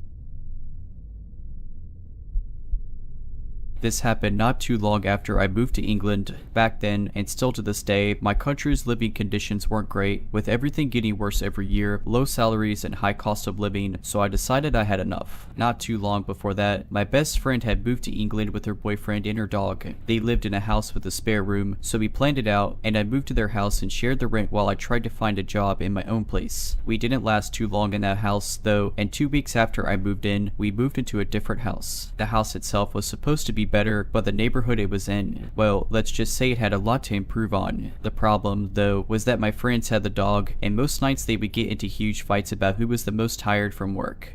who worked the hardest, who did the most at home, and other nonsense I didn't have the patience for, so I would end up offering to take the dog for his walk just so I didn't have to listen to them anymore. They would usually go pretty well, I think especially because this was around the pandemic time, so there were a lot less people on the street. One night, though, was different. When I offered to take the dog and walked out of the house with him, I had this strange feeling going on, like that night I shouldn't have offered to go and should have just stayed home. Then again, maybe it's best it was me and not my friend. Back then I was 25 going on 26, well built and broad shouldered and could easily take a fight, even though I'm not a very tall guy, so would probably present a bigger threat than my friend. I went down the stairs, walked out of the building with a trash bag in hand, dumped the bag and went on my way to the close entrance. As always, when I got to the main road, because I like to keep the walks different and fresh for the dog, I looked both ways to decide which way to go. That's when, to my left, I noticed this guy jogging in my direction. What troubled me, though, was that he was jogging in completely normal day-to-day clothes, not dressed to go out for a run at all. Thinking I didn't want to be judgy people and didn't want to be feeling uneasy, I decided to just walk the other way and try to ignore the guy running my way. If it was the case, I would cross the road and see what happened. I wasn't the only one feeling uncomfortable, though, as the dog was refusing to just go about her way. He was an intense dog, with a massive focus when it came to trouble, and was a mix between a bulldog and a Portuguese hunting dog breed, so he was medium-sized, muscular, and had this habit of staring people down in a way that would make everyone uncomfortable. And that's just what he did then. I turned to my right, started walking down the street, having to pull the dog along every 5 seconds because he wouldn't stop turning around and observing the guy, who was still about 30 seconds jogging away from us. Of course, I kept my eye on the guy as well, taking advantage of having to pull the dog along to keep measuring how far the guy was from us, and when he was starting to get too close for comfort, I decided to cross the street. If he was just running past, he would be on his way. If there was something else happening, he would cross the street as well. Of course, that's exactly what happened. When I started crossing the street, the guy crossed it behind me, and then I decided to actually stop and let the dog stare the guy down to see what would come out of this. It was like I had messed everything up for him. He looked surprised, stopped running, and walked past us with both me and the dog eyeing him. He then lifted his hands like he was surrendering and said, "Hey brother, all good, all good," to which I just replied, "All good, you?" "Yeah, boss, yeah," he said. Then he walked ahead of us and finished crossing the road, and I went back to the same side of the road I was on to begin with and thought that would be it. No trouble, just a slight misunderstanding. That's when the guy stopped, turned around, saw I was not on his side of the road anymore, and did the weirdest thing. He took 2 steps back up the road and hid behind a tree, like he was hiding from someone else that was ahead on the street. This made me even more uncomfortable, and I was now having to control my shaking legs, adrenaline, and increasing heartbeat, and not let any signals give my discomfort away. I ignored it, kept walking ahead, walked past the guy on the opposite side of the road, looked him in the eye again to warn him without having to say anything, and kept walking. 10 more steps was all it took. With this weird guy behind me, I heard something shuffle ahead in the street. Initially, I thought this could be a fox, but stopped when I decided the shuffling sounded like it was coming from something way bigger than a fox or a dog. Another person, maybe. Then I saw it. There was someone else hiding behind one of the upcoming house's trash can, waiting for me to get there. I could see a part of their back showing up from one of the sides. I don't know if me and the dog could have taken them on or not, but I decided then I wouldn't risk it for me, let alone risk the dog's life. I turned around and started walking up the street again. Walked past the first guy, who was still huddled behind the same tree, nodded at him, said goodnight, and left. The surprise in his face confirmed everything to me. They were not expecting me to understand what was going on, were not expecting me to turn around and simply walk away, and the first guy was not expecting me to still interact with him at all. For the night, I decided to just let the dog do his business in the little grass area behind our building, and that was it, considering that this was a very dangerous and high crime neighborhood which keeps getting worse, and a month later my boss's son and his friends were mugged at knife point with a machete just up the road from where this happened. I think I made the right choice that night.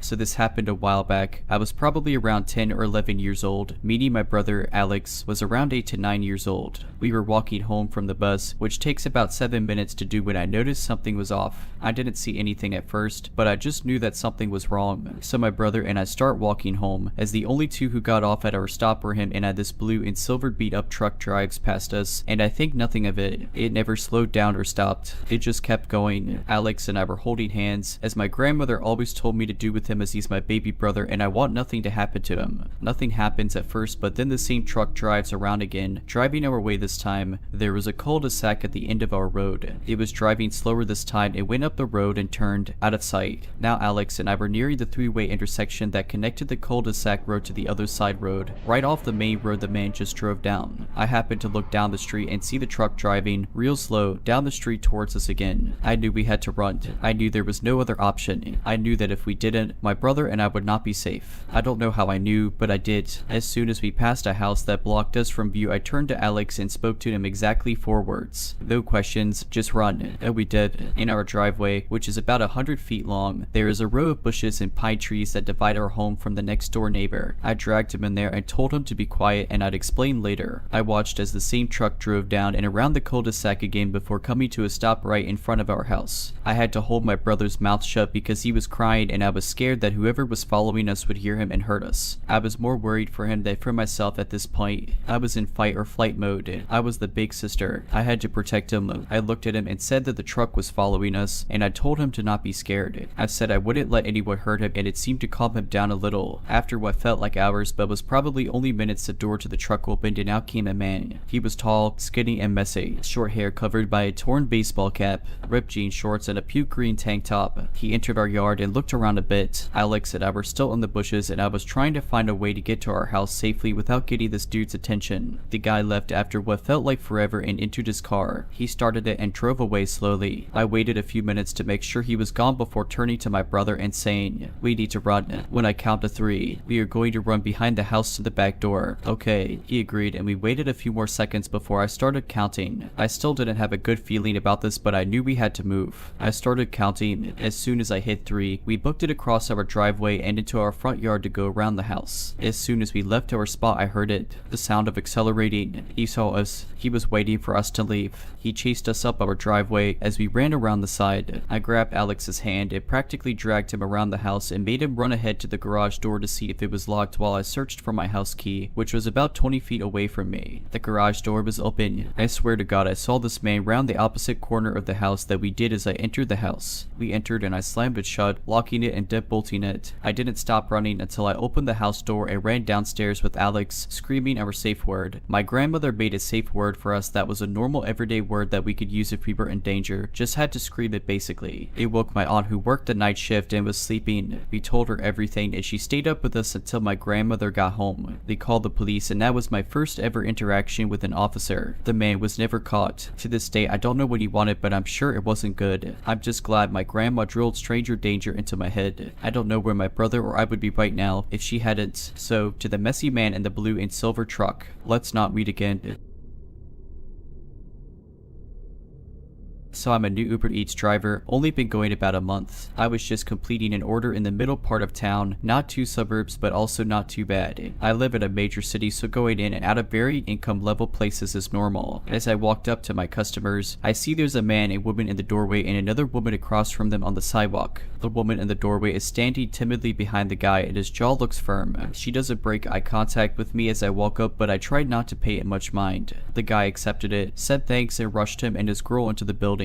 I started to walk back to my car when I noticed the woman from before gently calling for me to stop. She was gently saying hey and I almost didn't catch it. However, I did notice her trying to keep pace with me on my way to my car. That sent my haunches up and I did a quick little 1-2 step to get a bit in front of her. Jumped into my car without breaking eye contact with her, quick pushed the lock button on my door and she still proceeded to try and reach for my passenger side door as if to open it. She heard the door click and stopped on her way to grab it. She bent down to look at me through my window and her eyes looked far off and bleary. She kept mouthing something, but just like before her voice was very quiet and I couldn't hear her. I cracked my window just a bit so I could hear her, but not enough that she could get a hand inside. I said hello. I was pretending to be callous and hard, but I am very soft and easily intimidated. I'm not good with confrontation and in most dangerous situations I tend to panic. I'm really proud of myself at this point that I was quick enough to think of all of these safe solutions. She starts just talking in circles about what are you doing, where are you going, and you can't deliver for Uber, you're in high high school. Keep in mind that I do have a baby face, but I am 30 years old. I'm polite but curt with her and tell her yes, I am doing deliveries and now I have to go. Did you need something or did you need any help? She keeps trying to talk in circles, but as I'm about to insist that I am peeling out, she says, hey, let me come with you. I get this weird feeling in the back of my neck because she looks like what she said was a perfectly sane request and still did not break eye contact with me. Also keep in mind that this entire time she's been speaking with a very gentle and quiet voice as if she was talking to a small scared animal. I say no thanks. She insists, saying just trust me, I'm going to go with you, just trust me. Again, this point getting more nervous, I say no thanks, I'm about to drive off, you should step back so I don't run over your feet. She tries to get closer, maybe thinking that if she doesn't move I won't move. She's sadly mistaken and I start rolling slowly forward saying you better step back, I'm about to crush your feet. She kept laughing to some unknown joke in her own mind saying you're so funny, you're so funny. I peeled out of there and confusedly looked back in my rearview mirror. I never come across someone like that before and I've been in much rougher neighborhoods than this, so I was very confused. I called my husband, who was used to living in the rougher part of my large city, and said that she could have potentially been trying to trap me so that another person or car could roll up on my driver's side and potentially jump me or try to steal my car. I'm always glad for his insight. Because of my shelteredness, I have no idea about all of these strategies that people have to get one up on you.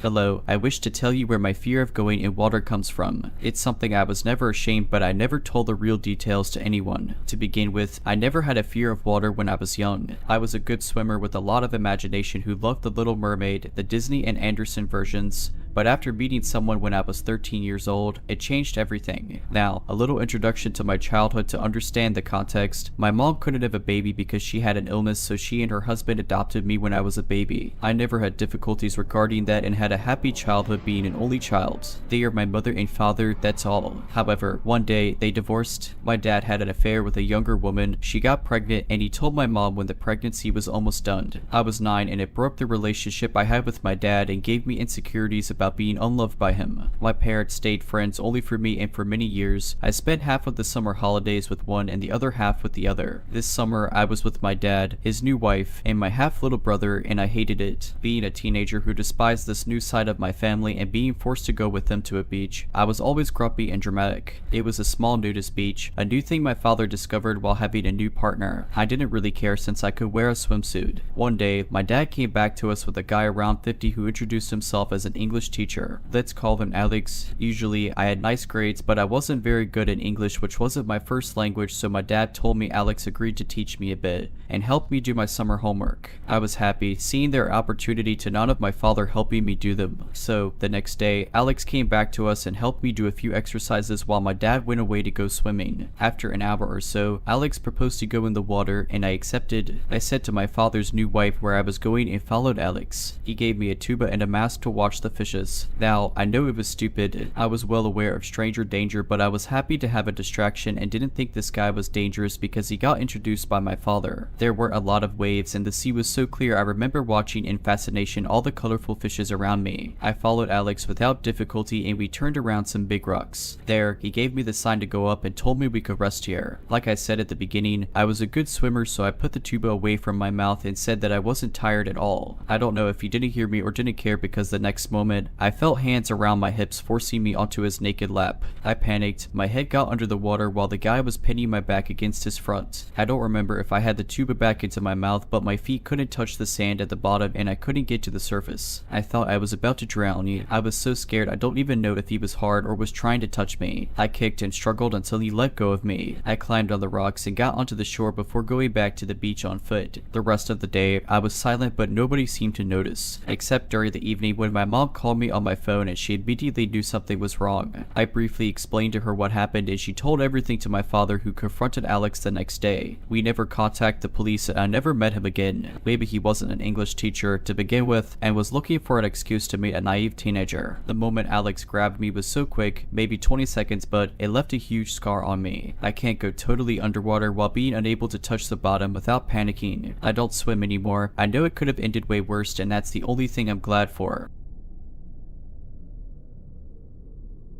About 3 years ago, I, a 21-year-old female, was a waitress during the height of the pandemic. It was my first ever job, and I remember being so excited to start as soon as possible. After all my training was finished and I got my certifications, I was put on the closing shift. We closed at 10 at night every night. At the time, and typically it was just my cook, a 20-year-old male, and I rarely would there be another waitress with me, and I liked it that way. I always worked better alone, and I didn't really get along with most of the other waitresses anyway, so it was nice. I can remember it was near the end of my time there that this experience happened, and I'm really happy I had the circumstance I did at the time. I never could really trust my gut very much because I had mild anxiety and couldn't tell if what I felt half the time was valid or not. I mention this because when all this went down, it felt real and I had an absolute feeling. I had started my shift that evening around 3. I said goodbye to the last waitress and I was on my own with my cook. Everything was pretty slow and normal until I got a call about one of the specialty items on the limited time menu we had. The food couldn't be ordered as takeout and the lady over the phone really didn't take it well. After a little debating, she finally decided to sit in and eat instead. I'd say around 10 to 20 minutes later is when I spotted an older looking car pull up and 3 people came out. 2 men and a woman who looked to be in their 30s to 40s. I could tell it was the same lady I spoke to over the phone judging by her attitude coming in. I further confirmed it by asking since I already had a pretty good idea of what she wanted to eat. What I thought was an act of mild embarrassment and pettiness was actually something much more sinister later on. Her attitude toward me changed when she saw me. She was much nicer and more cooperative. This didn't ring any bells at first because it was something that most people who wanted to look good in front of others would do. I sat them at a booth and took their orders. I noticed they had a red binder and a black pen. Remember this? I then waited 10 to my other customers as there were a couple other tables I was waiting on. Once I brought their food out to them, they asked me if I knew any realtors. I found this to be normal as this being the tourist vacation state it is, it wasn't uncommon for outsiders to be looking for getaway homes. I would say this was reasonable for me to assume it was nothing if they didn't already look like the unsavory type of people, if you get what I mean. Nonetheless, I gave them the phone number to a realtor I knew closely and well since I often went to church with her. There wasn't any other notable interactions I really had aside from occasional small talk if I wasn't doing anything or refilling their drinks. It was around 4:30 now and they were the last of my tables to leave the restaurant. If any of you were in the food industry, you know that as a server, you don't really get breaks. Just a lunch most of the time, and sometimes not even that if it's super busy all day. So my cook and I took this as an opportunity to take a well-deserved break. We walked out behind them and had a small chat with them. I should mention by now that the front of the restaurant had a disabled ramp coming up to the doors. It was long because the building was on a raised foundation. This is important. Now, I didn't really notice it at the time, but one of the men took my cook to the other side of the ramp, down near the end, and was chatting with him over a cigarette. I was behind the railing at the top of the platform where the ramp plateaued. Luckily, the other man and the woman were on the other side of the railing about 5 feet below but in front of me. We were having some small talk and they started to ask some personal questions such as if I lived in the area, if I smoked weed, how old I was, stuff like that. I hadn't quite learned yet that telling strangers such personal things wasn't a good idea, however this for some reason was starting to raise some red flags. I gave very vague answers to all her questions as best as I could. Unfortunately, they still persisted in trying to have some sort of communication with me outside of my work, whether or not I said no. I suppose when they finally realized that I wasn't going to give that information up, the woman finally got to her point. She had told me that she had a business offer for me. It was for a cleaning service. I don't like cleaning anyway, so regardless I would have said no. However, what she said next solidified my answer. She proceeded to tell me that she owned a maid service called the Pretty Kid is Maid Service. She said she needed pretty and young girls like me, that she had 10 girls now as it was that she wanted to expand. She mentioned how they get paid $30,000 and how it would be a great opportunity for me to help her with her business. I instantly knew at that point that it certainly wasn't a maid business and I was in danger. However, I didn't understand just how much danger I was in. I politely declined her offer and told her I liked my job as it was, that I was satisfied working for my boss. She tried to further convince me by telling me how easy it was and reiterating how much I'd make under her supervision. She mentioned how she had a van for her business and described it to me. I can't exactly remember what she told me, but I do remember how she told me to follow her to her car. She said she'd show me a picture of her van in her car, but her phone was in her hands. I knew for certain I wasn't going anywhere with her or near that car. I declined yet again and said that I was fine right where I was. I said she could show me on her phone instead, but she was hesitant. After which she proceeded to end the conversation and left with the 2 men. A little shaken, I walked back into the restaurant with my cook and told him what I had just experienced. He joked about how I'd have good money if I went with him. Because I didn't take the situation as seriously as I should have, I laughed with him. At the end of that night, when the cook's grandmother came to pick us up, I mentioned the weird interaction. A panicked look came over her and she sat silent, staring at me. I got got confused and asked her if everything was okay. That's when I learned the signs of human trafficking. She broke it to me that I was almost trafficked and I was incredibly lucky I didn't get kidnapped. My stomach dropped and I started to panic at the realization of just how much danger I was in. Nothing really happened after that, except for the red binder and the black pen I told you remember. I went to work the next day and a customer walked in. Now normally in my part of town, not many people like to sit and relax for a while. They're mostly there to just eat and leave, as it wasn't exactly a cafe. While I get into my apron and sit this gentleman, he was well dressed, not in a suit and tie, but just nicely dressed. He was alone. I sat him at a single booth and took his order of one single coffee. He had a red binder and black pen with him. I didn't even notice until my cook from the night before reminded me of it. I was so shocked at the fact, and it unsettled me even more that he proceeded to sit there for 3 hours, watching me as I tended to my tables. I kept asking him if he needed anything else, and he asked me if people never just sat and relaxed with coffee. I sort of shrugged and said no, not here. Now this might come as a surprise to some of you, but servers, believe it or not, do listen in on some of your conversations. I'm lucky I did with this one. I specifically remember him speaking over the phone about finances and how he needed to find another house. He spoke about moving money and how he was going to pay his girls that night. I ran to the back of the kitchen and told my cook.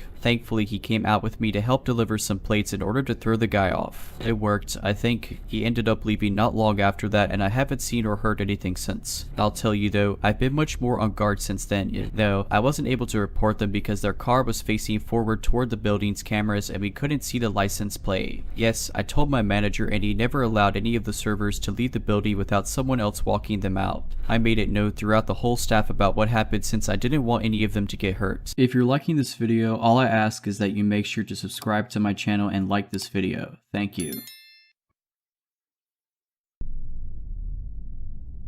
After a grueling week of work, I was eager to visit my parents in their countryside home. Living in the city had its perks, but the serenity of the countryside was unmatched. The drive usually took about 4 hours, and I often left in the evening to avoid traffic. One Friday, I started my journey a bit later than usual. By the time I hit the highway, darkness had enveloped the surroundings. The road was familiar, flanked by dense woods and the occasional passing car. About 2 hours into the drive, I noticed a car tailing me closely. I brushed it off, thinking they were probably in a hurry. I switched to the slower lane, expecting them to overtake, but they didn't. Instead, they continued to tail me, their headlights glaring at my rearview mirror. Feeling uneasy, I decided to test the waters. I increased my speed, and so did they. I took a random exit, and they followed. Panic began to set in. Who were they? What did they want? I remembered a police station in a small town about 10 miles away. I decided to head there, but first, I needed to make sure they didn't catch on. I took random turns, went in circles, and even turned off my headlights briefly to throw them off, but they persisted. As I approached the town, my phone buzzed. An unknown number. Hesitantly, I answered, "Hello." A raspy voice responded, "Why are you running?" "We just want to talk." Chills ran down my spine. "Who are you? What do you want?" The voice chuckled, "You'll find out soon." I hung up, my heart pounding. The police station was just a few minutes away. I sped up, praying I'd make it in time. Suddenly, the car behind me accelerated, ramming into my rear bumper. I struggled to maintain control, my mind racing. They were trying to run me off the road. I swerved into a side street, hoping to lose them. The narrow road was lined with old houses, their lights casting eerie shadows. I spotted an alleyway and quickly turned into it, killing my headlights and engine. I ducked, hoping they hadn't seen me. Moments later, their car sped past the alley. I waited, holding my breath, counting the minutes. After what felt like hours, I cautiously started my car and headed to the police station. The officers were sympathetic and concerned. They took down my statement and sent a patrol car to search for the mysterious vehicle. I called my parents, explaining the situation. My father insisted on driving down to escort me back. The following morning, the police informed me that they had found an abandoned car matching the description a few miles out of town. Inside, they found ropes, duct tape, and a collection of sharp tools. The realization hit me hard. Their intentions had been sinister. I was grateful for my narrow escape and decided to move closer to my parents. The trauma of that night lingered, but with time and therapy, I began to heal. Months later, I received a call from the police. They had apprehended 2 suspects involved in a series of highway abductions. My testimony helped solidify the case against them. The trial was set for a few months later. The prosecutor's office contacted me, asking if I would be willing to testify. The thought of facing those men in court was terrifying, but I knew it was crucial for ensuring they couldn't harm anyone else. As the trial date approached, I was a bundle of nerves. I sought counseling to prepare myself mentally and emotionally. My therapist, Dr. Reynolds, was a godsend. She equipped me with coping mechanisms and strategies to handle the stress of the court courtroom. The day of the trial, the courtroom was packed. News of the highway abductions had spread, and the case had garnered significant media attention. As I took the stand, I could feel dozens of eyes on me. The weight of the situation pressed down, but I took a deep breath, remembering Dr. Reynolds' advice. The prosecutor began by asking me to recount the events of that night. As I spoke, I avoided looking at the defendants, but out of the corner of my eye, I could see them.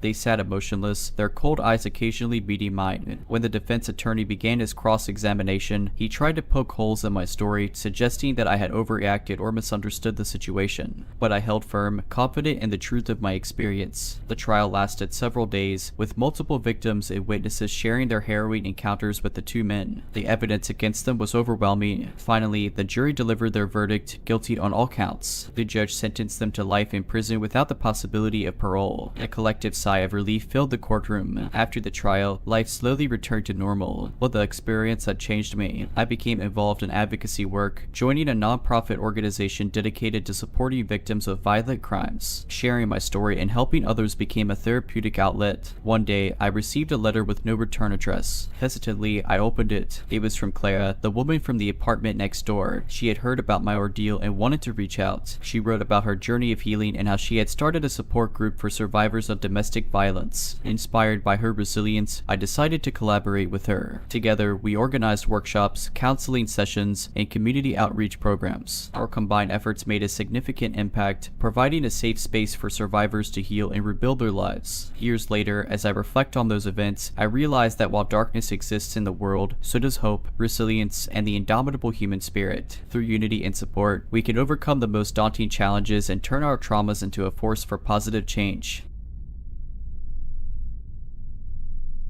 I've always been a night owl. The tranquility of the night, with its cool breeze and the soft glow of streetlights, has always been therapeutic for me. I used to take long walks around my neighborhood, headphones in, lost in my thoughts and the music. But after that night, I never walked alone again. It was a typical summer evening. The sun had set, and the streets were bathed in a dim orange hue. I decided to take a longer route that day, one that would take me through the park and around the lake. The park was usually deserted at this time, which was perfect for me. I loved the solitude. About 20 minutes into my walk, I reached the lake. The water was still, reflecting the moonlight, creating a serene atmosphere. I paused to take in the view, and that's when I noticed him. A man, standing on the other side of the lake, was staring directly at me. He was too far away to make out any distinct features, but his silhouette was unmistakable. I brushed it off, thinking maybe he was just enjoying the view too. I continued my walk, but every time I glanced back, he was there, maintaining the same distance. My heart rate began to pick up. I told myself I was being paranoid, but the feeling of being watched was undeniable. I decided to test my theory. I took a sudden turn into a smaller path that led to a dense wooded area. If he followed, I'd know my suspicions were correct. To my horror, he did. The path was narrow and winding, and the trees overhead blocked out most of the moonlight. I quickened my pace, my footsteps echoing in the silence. But no matter how fast I walked, his footsteps matched mine. Panic set in. I decided to confront him.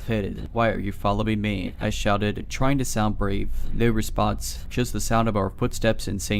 I had to think fast. I remembered there was a small cafe near the end of the path. It was probably closed, but it had a back door that led to a main road. If I could reach it, I could escape. I sprinted, my heart pounding in my ears. The footsteps behind me grew louder and faster. I could hear them closing in. The cafe was just ahead. I reached the back door, praying it was unlocked. To my relief, it was. I burst through, locking it behind me. I found myself in a dimly lit alleyway. The main road was just a few meters away. I ran towards it, and as I reached the road, I flagged down a passing car. The driver, a middle-aged woman, could see the panic in my eyes. "What's wrong?" she asked. I quickly explained the situation, and she offered to drive me home. As we drove away, I looked back and saw the man standing at the entrance of the alley, watching me. I thanked the woman profusely and rushed into my house, locking all the doors and windows. I didn't sleep at night. The next day, I reported the incident to the police. They patrolled the area for a few days but found no one matching the description. Weeks turned into months, and the incident faded from my memory. Life returned to normal, but one evening, as I was getting ready for bed, I heard a soft tapping on my window. I pulled back the curtains, and there he was, the same man, staring at me with cold, emotionless eyes. I screamed and called the police. By the time they arrived, he was gone. They searched the area but found no trace of him. They suggested I stay with a friend or family member for a few days. I decided to stay with my sister, who lived in another city. The change of scenery was good for me, and I felt safe.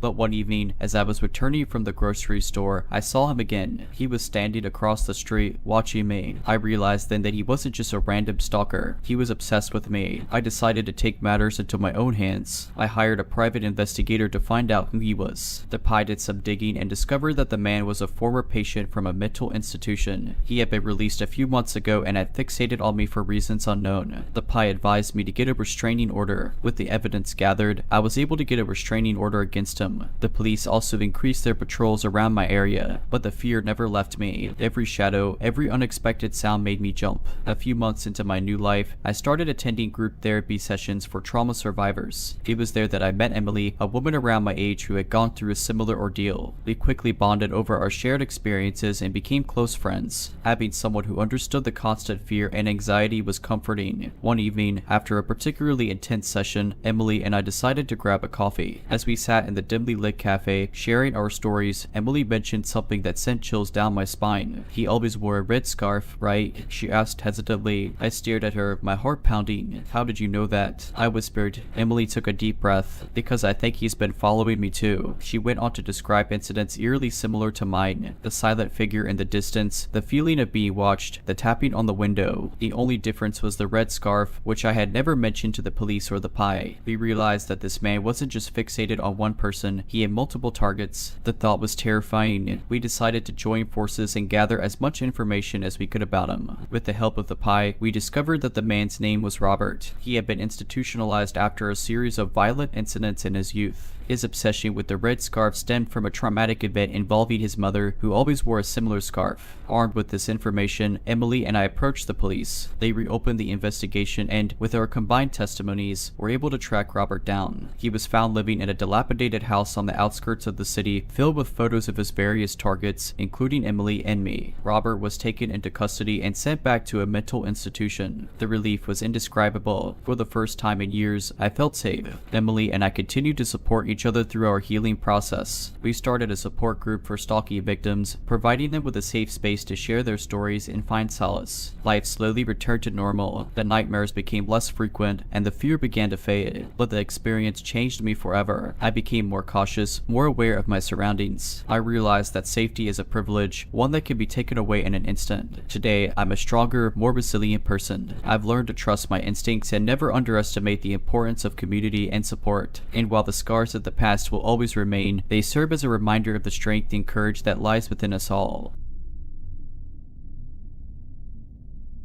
I've always been a light sleeper. The faintest noise or change in the environment around me would jolt me awake. I used to think of it as a curse, but one night, it may have saved my life. I lived in a small, one-bedroom apartment on the ground floor of an old building. The neighborhood was generally quiet, with the occasional sounds of cars passing by or children playing in the distance. I had a routine: come home from work, make dinner, watch some TV, and then head to bed. One particular night, I was feeling more exhausted than usual. I had just settled into bed, the soft glow of the streetlights filtering through my curtains, when I heard a faint scratching sound coming from my living room window. I brushed it off as a stray cat or a tree branch, but the sound persisted. Curiosity piqued. I slowly got out of bed and tiptoed to the living room. As I approached the window, the scratching grew louder and more frantic. I peeked through the curtains and was met with a chilling sight. A man, dressed in all black, was trying to pry open my window with a crowbar. Panic set in. My heart raced, and my mind raced even faster. I didn't have a landline, and my cell phone was charging in the bedroom. I considered shouting or banging on the window to scare him off, but I feared that might provoke him. As I weighed my options, the man suddenly stopped and looked around, as if sensing he was being watched. Our eyes locked for a brief moment, and I saw a cold, calculating look in his eyes. He resumed his efforts with renewed vigor, and I knew I had to act fast. I dashed back to my bedroom, grabbed my phone, and dialed 911. I whispered the situation to the operator, who assured me that help was on the way. She advised me to stay on the line and find a safe place to hide. I quickly locked my bedroom door and hid in the closet, clutching my phone tightly. The minutes felt like hours as I listened to the sounds of the intruder making his way into my apartment. I could hear him rummaging through my belongings, opening drawers, and moving furniture. Suddenly, there was a loud crash, followed by a string of curses. It sounded like he had knocked over a lamp or a vase. I held my breath, praying he wouldn't come into the bedroom. After what felt like an eternity, I heard the distant wail of sirens. The intruder seemed to hear them too, as his movements became more hurried. There was a rush of footsteps, and then the sound of the front door slamming chained shut. A few minutes later, I heard the familiar voices of the police officers. I cautiously emerged from my hiding place and was met with a scene of chaos. My apartment was in shambles, with belongings strewn everywhere. The officers took my statement and assured me they would do everything they could to catch the burglar. The following days were a blur. I was constantly on edge, jumping at every sound and shadow. I installed security cameras and reinforced my windows and doors. I even considered moving, but I couldn't afford it at the time. One evening, as I was returning home from work, I noticed a car parked outside my building. It was an old, beat-up sedan with tinted windows and a familiar figure sitting inside. He was the burglar. Our eyes met, and he gave me a sinister smile. Panic set in, and I quickly ran inside, locking the door behind me. I called the police, but by the time they arrived, the man and the car were gone. The police increased patrols in the area and advised me to stay vigilant. They also provided me with a panic button, which would alert them immediately if I felt threatened. Weeks turned into months, and the fear began to subside. I started to feel safe again, believing that the burglar had moved on, but I couldn't have been more wrong. One evening, as I was getting ready for bed, I received a text message from an unknown number. It read, "I'm watching you." My heart sank as I realized the burglar was still out there, taunting me. I immediately called the police, who traced the number to a burner phone. They advised me to change my number and be cautious about sharing it with others. The following weeks were filled with more texts, each more menacing than the last. "If you can't hide from me, I know where you live. I'm coming for you." I lived in constant fear, always looking over my shoulder, always expecting the worst. One night, as I was lying in bed, I heard a soft tapping on my window. I froze, my heart pounding in my chest. I slowly turned my head and saw the familiar face of the burglar, his eyes wide and unblinking. He held up his phone, displaying a text message that read, "I told you I'd find you." I screamed and pressed the panic button, the shrill alarm echoing through the apartment. The burglar fled, but not before leaving a chilly message scrawled on my window, "I'll be back." The police launched a full-scale investigation, using the evidence I had provided to track down the burglar. It turned out he was a career criminal with a long history of break-ins and harassment. He was arrested and charged with multiple offenses, including burglary, stalking, and threatening behavior. The trial was swift, and he was sentenced to several years in prison. I finally felt a sense of relief, knowing that he was behind bars and couldn't harm me. I moved to a new city shortly after, leaving the memories of that terrifying ordeal behind. I've since taken self-defense classes and become more vigilant about my safety. I've also become an advocate for victims of stalking, sharing my story to raise awareness and help others. The new city brought with it a fresh start. The tall buildings, the hustle and bustle of city life, and the anonymity it offered were a welcome change. I found a job at a local library, a peaceful place that allowed me to heal and rebuild my life. Months turned into years, and the memories of the burglar began to fade. I made new friends, adopted a cat named Luna, and even started dating again. Life was good, and I felt like I had finally moved on. However, one evening, as I was closing up the library, I noticed a familiar-looking car parked outside. My heart raced as memories of that old, beat-up sedan came flooding back. I quickly locked the library doors and peered out the window. The car was empty, but I couldn't shake the feeling that I was being watched. I called the police, who arrived promptly and searched the area. They found no sign of the burglar, but they did discover a note tucked under my car's windshield wiper. It read, "You can't escape your past." The police took the note as evidence and assured me they would keep an eye on the area. They also advised me to be cautious and report any suspicious activity. The following days were filled with anxiety. I constantly checked my surroundings, always expecting to see the burglar lurking in the shadows. I installed security cameras around my apartment and informed my neighbors and coworkers about the situation. One evening, as I was returning home from work, I received a call from an unknown number. I hesitated for a moment, then answered. A familiar, chilly voice greeted me. "Did you miss me?" He was the burglar. He taunted me, saying he had been watching me for months and that he would never let me go. I tried to keep him on the line, hoping the police could trace the call, but he hung up before they could. The police launched a new investigation, using the latest technology to track down the burglar. They discovered that he had been released from prison on parole and had been stalking me ever since. One night, as I was lying in bed, I heard a soft tapping on my window. My heart raced as I recognized the familiar sound. I grabbed my phone and dialed 911, but before I could speak, the power went out, plunging the apartment into darkness. I heard the sound of glass shattering, followed by heavy footsteps. The burglar was inside. I quickly hid under the bed, clutching my phone tightly. The footsteps grew louder, coming closer and closer. Suddenly, a bright light illuminated the room, followed by the sound of shouting. The police had arrived, responding to my 911 call. They arrested the burglar, who was armed with a knife and had a sinister plan to exact revenge. The trial was swift, and the burglar was sentenced to life in prison without the possibility of parole. The judge commended me for my bravery and resilience, saying I was a true survivor. I finally felt a sense of closure, knowing that the burglar was behind bars for good. need. I decided to use my experience to help others, becoming a victim's advocate and sharing my story to raise awareness about stalking and personal safety. Today, I live a peaceful life, surrounded by loved ones in a supportive community. I've learned the importance of trusting my instincts and being proactive about my safety. I've also learned that no matter how dark the past may be, there's always hope for a brighter future.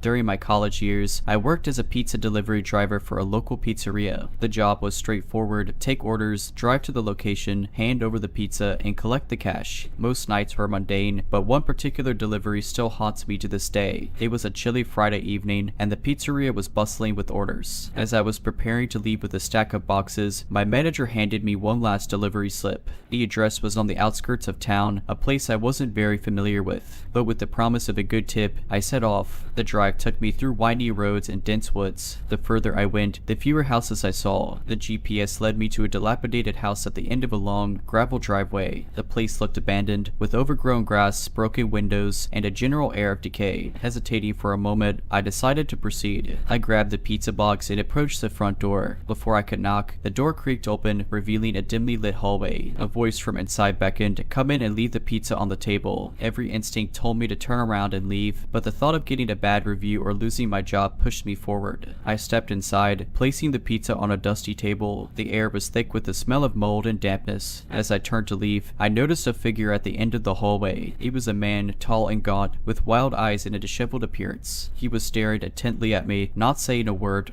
Feeling uneasy, I muttered, "That'll be $15.50. The man didn't move. Instead, he continued to stare, his gaze never leaving mine. I repeated the amount, trying to keep my voice steady. Still, no response. Growing more anxious, I decided to leave. "You can call the pizzeria and sort out the payment," I said, heading for the door. But as I reached for the handle, it wouldn't budge. I tried again, pulling with all my might, but it was as if the door was sealed shut. Panic set in. I looked around for another way out, but all the windows were boarded up. The man began to approach, his steps slow and deliberate. I backed away, searching for anything I could use as a weapon. Suddenly, I remembered the pepper spray I kept in my pocket for safety. I pulled it out and aimed it at the man, warning him to stay back. He paused for a moment, a smirk forming on his lips, then lunged at me. I sprayed him directly in the eyes, causing him to scream in pain and stagger back. Seizing the opportunity, I ran towards the back of the house, hoping to find another exit. I stumbled upon a kitchen with a back door. I tried the handle, and to my relief, it opened. I bolted out, not stopping until I reached my car. I fumbled with the keys, my hands shaking uncontrollably, and sped away from that hellish place. Once I was a safe distance away, I pulled over and called the police. They arrived at the house within minutes, but the man was gone. Inside, they found evidence of someone living there, despite the house being declared abandoned years ago. The police took my statement and launched an investigation. A few days later, they informed me that the man had been captured. He was a wanted fugitive with a history of violent crimes. The pizzeria was his latest target, luring delivery drivers to his hideout with the promise of a large order. I quit my job the next day, vowing never to work in delivery again. The aftermath of that harrowing experience was a whirlwind. Local news outlets caught wind of the story, and within days, I was thrust into the spotlight. Reporters wanted interviews, and the pizzeria was flooded with both concerned customers and those morbidly curious about the incident. The owner of the pizzeria, Mr. Rixai, was deeply apologetic. He offered me compensation and even a different position at the restaurant, but I declined. The trauma was too fresh, and I needed to distance myself from anything that reminded me of that night. As weeks turned into months, the media attention died down, but the impact of the event lingered. I became more reclusive, avoiding social gatherings and often opting to stay indoors. My friends and family were supportive, but they couldn't truly understand the depth of my fear. One evening, as I was aimlessly scrolling through social media, a message notification popped up.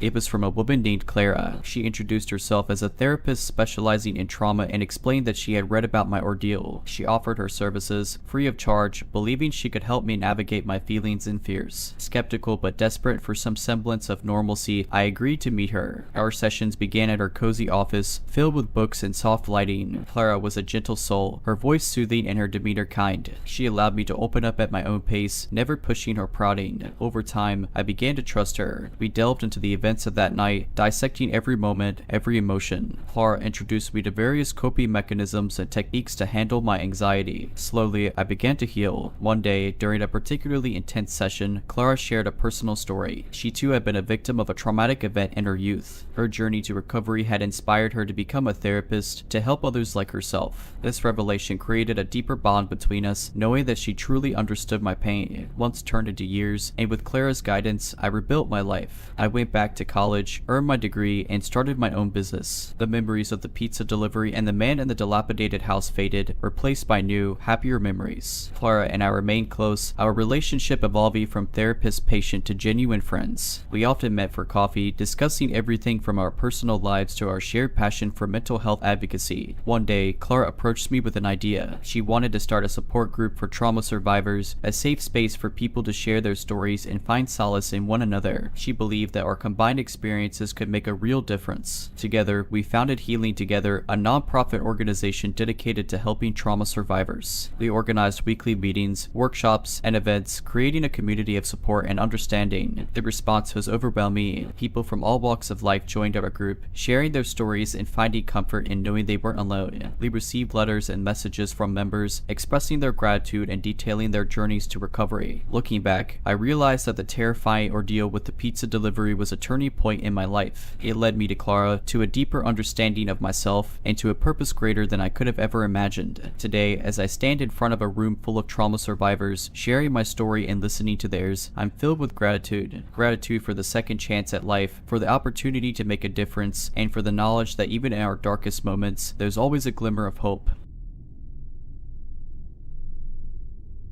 I wake up at 6 a.m., morning run, breakfast, work, dinner, a bit of reading, and then bed. My life was predictable, and I liked it that way, but everything changed when I noticed him, the man who would become my persistent shadow. It started innocuously enough. I was on my morning run, taking my usual route through the park, when I felt the sensation of being watched. I glanced around and spotted a man on a bench, his gaze fixed intently on me. He was of average height, with unkempt hair and a scruffy beard. Our eyes met briefly, and then I continued on my way, brushing off the encounter as a mere coincidence. But as days turned into weeks, I began to see him everywhere. At the coffee shop, outside my office, near my home. He was always at a distance, never approaching, just watching. At first, I tried to convince myself that I was being paranoid, but the frequency of our encounters was too high to be mere happenstance. One evening, as I was leaving work, I found a note tucked under my car's windshield wiper. It read, "I'm always watching." A shiver ran down my spine. This was no longer a series of coincidences. I was being stalked. I reported the incidents to the police, providing them with a description of the man in the note. They promised to keep an eye out, but mentioned that without any direct threats or evidence, there wasn't much they could do. Determined to take matters into my own hands, I decided to change up my routine. I switched coffee shops, took different routes to work, and even joined a gym to avoid my morning runs in the park. For a while, it seemed to work. The sightings decreased, and I began to feel a semblance of normalcy return. But one night, as I was settling into bed, I heard a tapping sound on my window. I froze, my heart pounding in my chest. I mustered the courage to peek through the blinds. It was met with the chilling sight of the man, his face pressed against the glass, his breath fogging it up.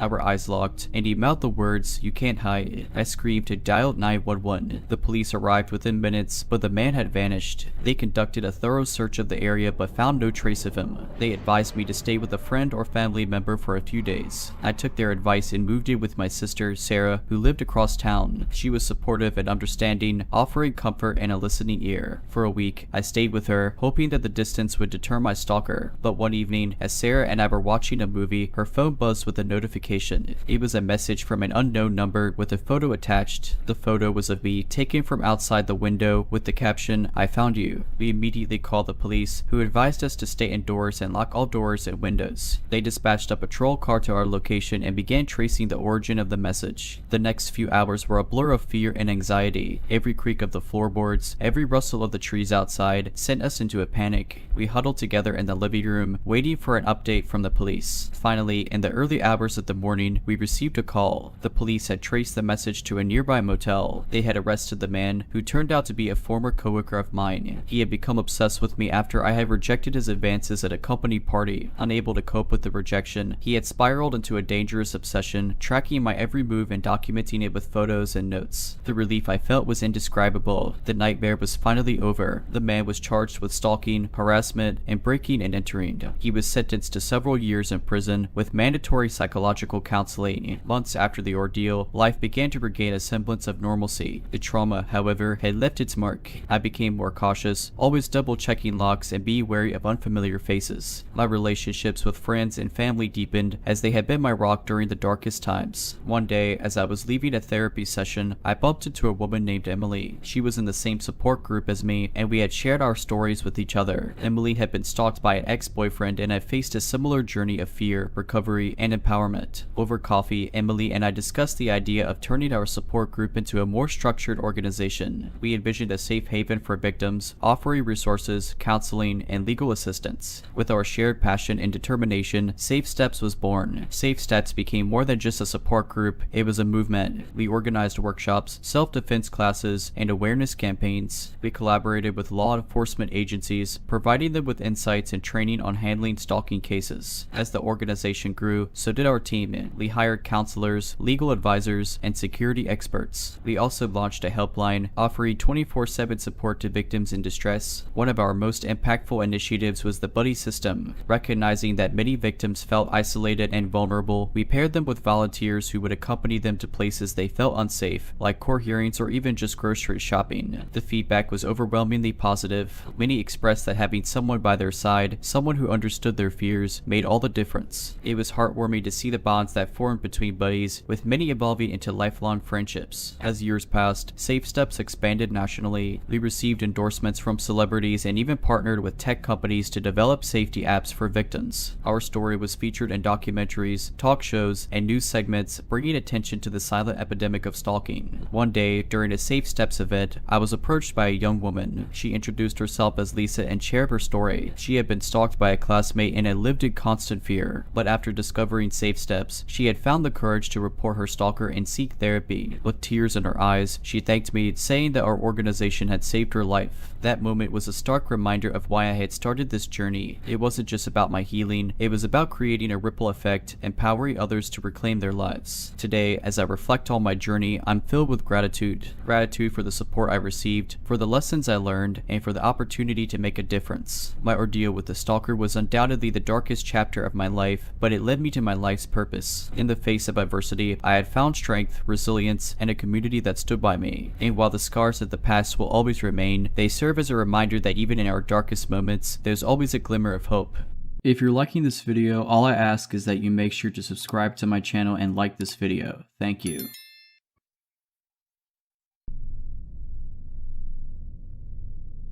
The allure of Europe had always beckoned me. The rich history, diverse cultures, and stunning landscapes were things I had only read about or seen in movies. So when I finally saved enough for a month-long trip across the continent, I was ecstatic. My journey began at the bustling streets of London, meandered through the romantic avenues of Paris, and then led me to the sun-soaked coasts of Spain. But it was in Italy and a small town on the Amalfi Coast that my dream vacation took a disconcerting turn. I had rented a small apartment through a popular home sharing site. The host, Marco, was friendly in our online interactions, providing me with detailed instructions and local recommendations. The apartment was a dream, a quaint little space overlooking the azure waters of the Mediterranean. On my second day, after a long excursion exploring the town, I returned to find a fresh bouquet of flowers on the dining table. Assuming it was a kind gesture from Marco, I sent him a thank you message. His reply was swift: "I didn't leave you any flowers." A bit puzzled, I thought perhaps it was a mix-up or a gift from a neighboring apartment. I brushed it off and went about my evening. The next morning, I discovered a small note tucked under the front door. "You look beautiful in the market today," it read. A cold shiver ran down my spine. I hadn't told anyone about my plans, and Marco was the only person who knew I was staying there. Growing concerned, I decided to be more vigilant. I started noticing a man, probably in his late 30s, with dark hair and a perpetual 5 o'clock shadow. He was always there, at the cafe when I had my morning coffee, on the beach when I went for a swim, and even at the local pizzeria in the evenings. His presence was subtle, but the pattern was undeniable. One evening, as I was returning from a day trip to a neighboring town, I felt an unsettling sensation of being followed. Quickening my pace, I darted through alleyways and doubled back several times. When I finally reached the apartment, out of breath and shaken, I bolted the door and checked all the windows. That night, I received a message on my phone from an unknown number. "Why were you running?" I just wanted to talk.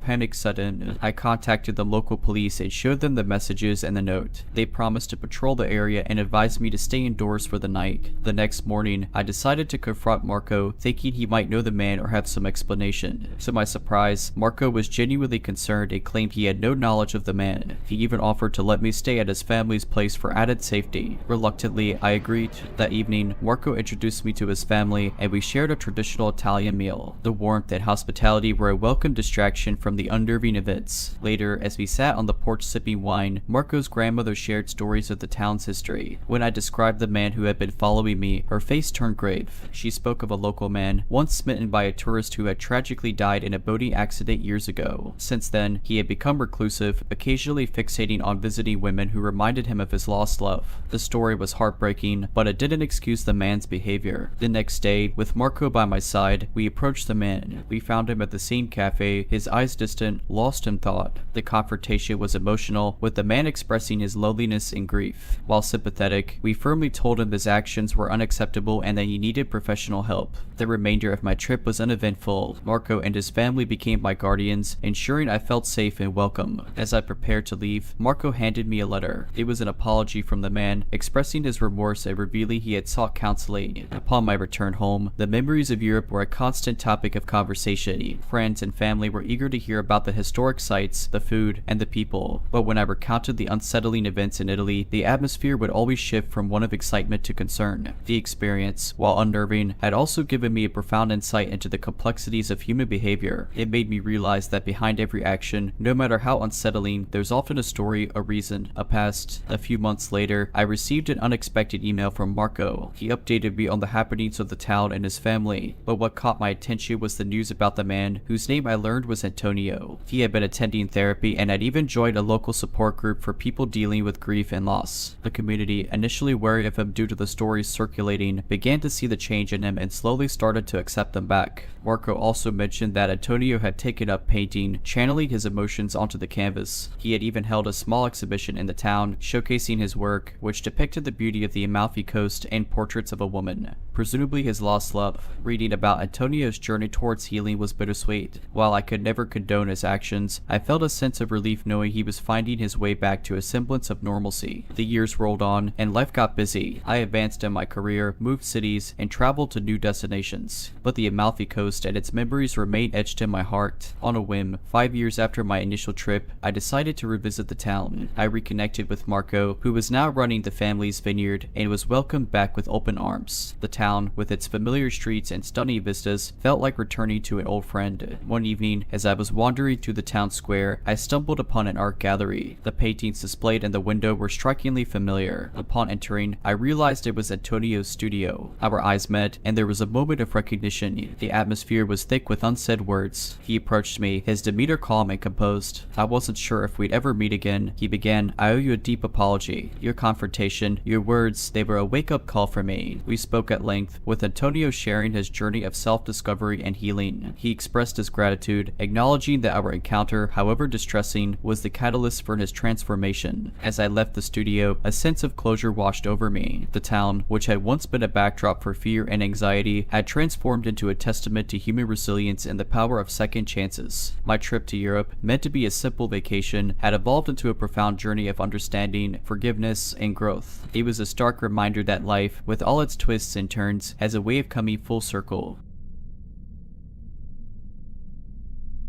I've always been an independent spirit. Growing up in a small town, I often found myself yearning for the excitement and unpredictability of city life. So, when I got a job offer in a bustling metropolis, I didn't think twice before packing my bags. The city was everything I had imagined and more. The constant hum of activity, the diverse mix of people, and the endless opportunities for exploration kept me on my toes. I quickly settled into a routine, making friends, and exploring my new surroundings. One evening, after a particularly grueling day at work, I decided to unwind at a local bar. It was a cozy place, with dim lighting and soft jazz playing in the background. I took a seat at the bar, ordered a drink, and lost myself in the ambience. A few drinks in, a man took the seat next to me. He was in his mid-30s, with sharp features and a charismatic aura. We struck up a conversation, discussing everything from our favorite books to our travel adventures. He introduced himself as Alex. As the night wore on, I began to feel a bit lightheaded. I attributed it to the alcohol and decided to call it a night. Alex offered to walk me to my apartment apartment, which was a few blocks away. Given the late hour and my slightly inebriated state, I hesitated but eventually agreed. We walked in comfortable silence, the city's nighttime sounds echoing around us. As we neared my apartment, Alex made a suggestion. There's a great view from the rooftop of my building. Would you like to see it? In my tipsy state, the idea seemed appealing. I nodded, and we diverted our routes. His building was a few streets away from mine, a tall structure with a modern facade. We took the elevator to the top floor and then climbed a flight of stairs to the rooftop.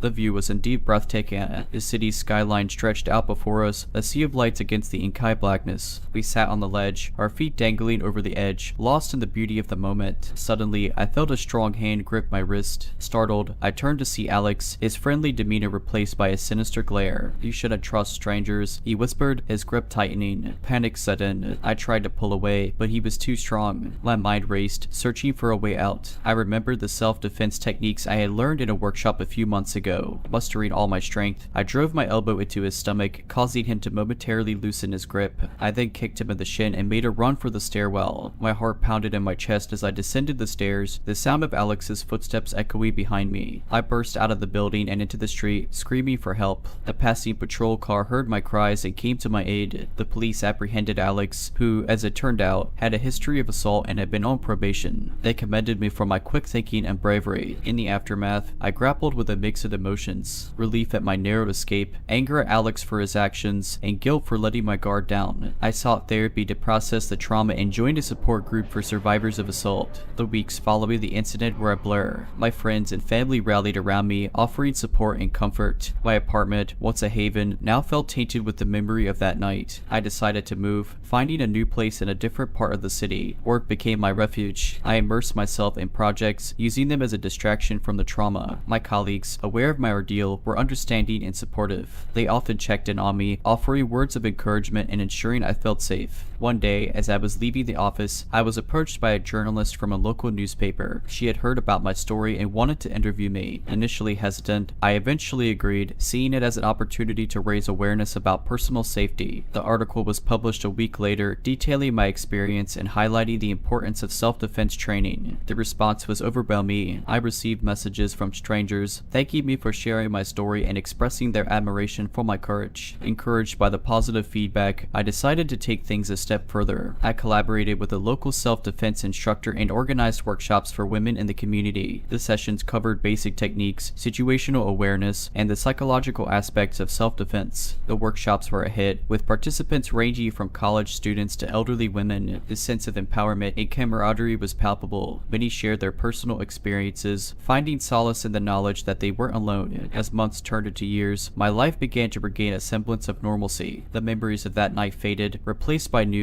happier ones. But the impact of the experience remained, shaping my outlook on life and my sense of purpose. I founded a non-profit organization, Empower Her, dedicated to promoting personal safety and empowerment for women. We expanded our workshops, partnering with schools, colleges, and corporations. We also launched a helpline, offering support and resources to victims of assault. One of the most rewarding aspects of my work was the stories of impact. I received countless letters and emails from women who had attended our workshops, sharing how the training had helped them in real-life situations. Their testimonials were a testament to the importance of our mission. Looking back, I realized that while the encounter with Alex was undoubtedly the darkest chapter of my life, it also led me to my life's purpose. It taught me the value of resilience, the power of community, and the importance of turning adversity into advocacy. Today, as I stand in front of a room full of eager participants, ready to embark on another workshop, I'm filled with gratitude. Gratitude for the second chance at life, for the opportunity to make a difference, and for the knowledge that even in our darkest moments, there's always a glimmer of hope.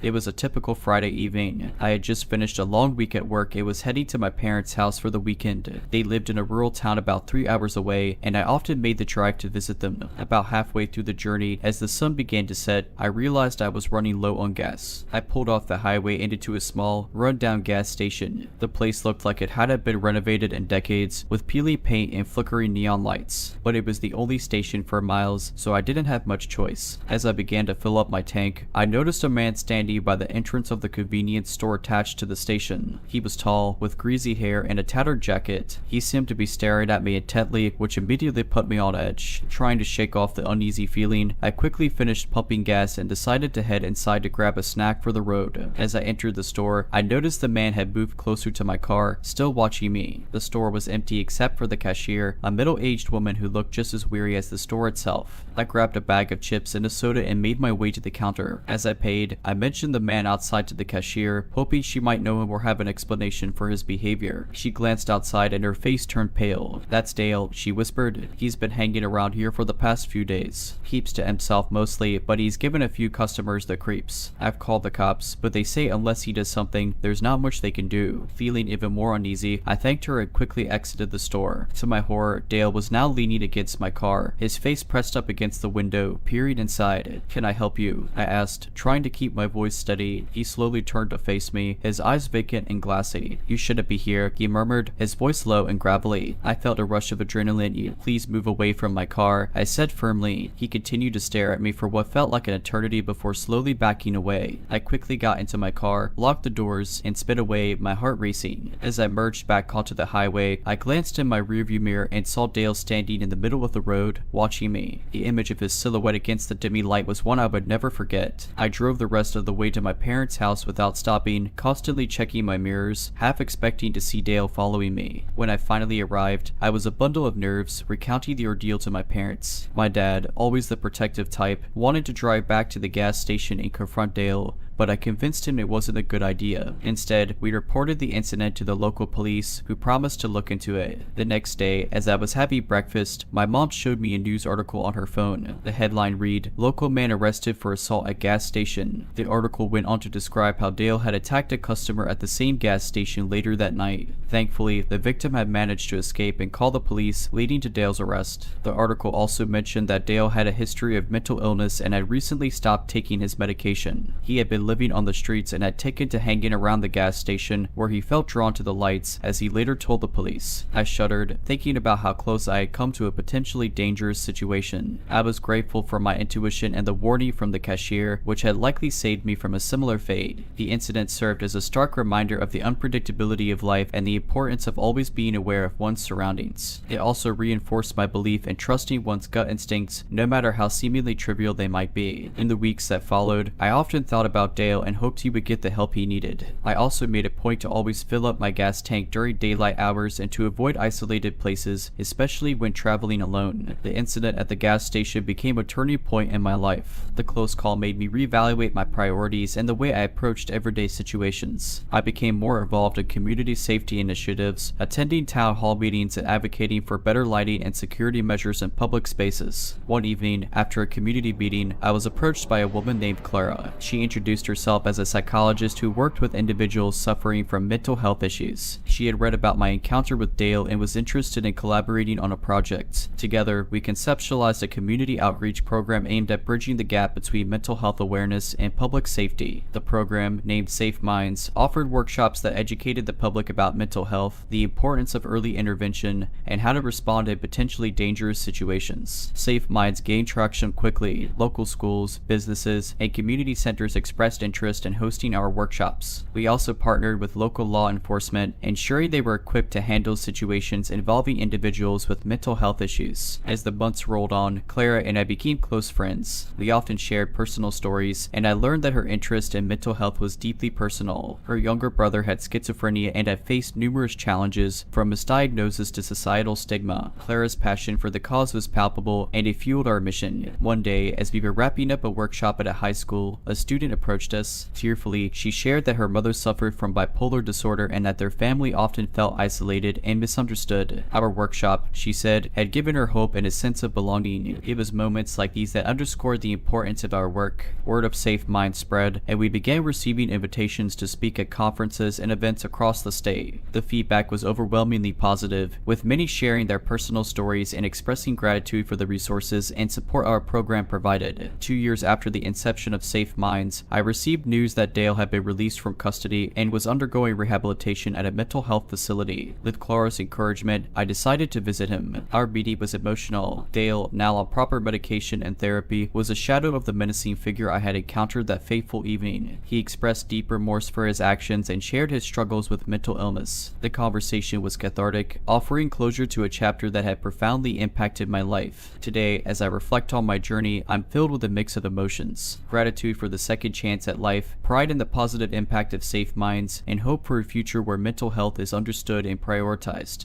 Life has a way of presenting challenges when we least expect them, but it's how we respond to these challenges that defines us. My encounter at the gas station, while terrifying, set me on a path of advocacy, awareness, and personal growth. It was a stark reminder that every experience, no matter how harrowing, offers a lesson and an opportunity for growth.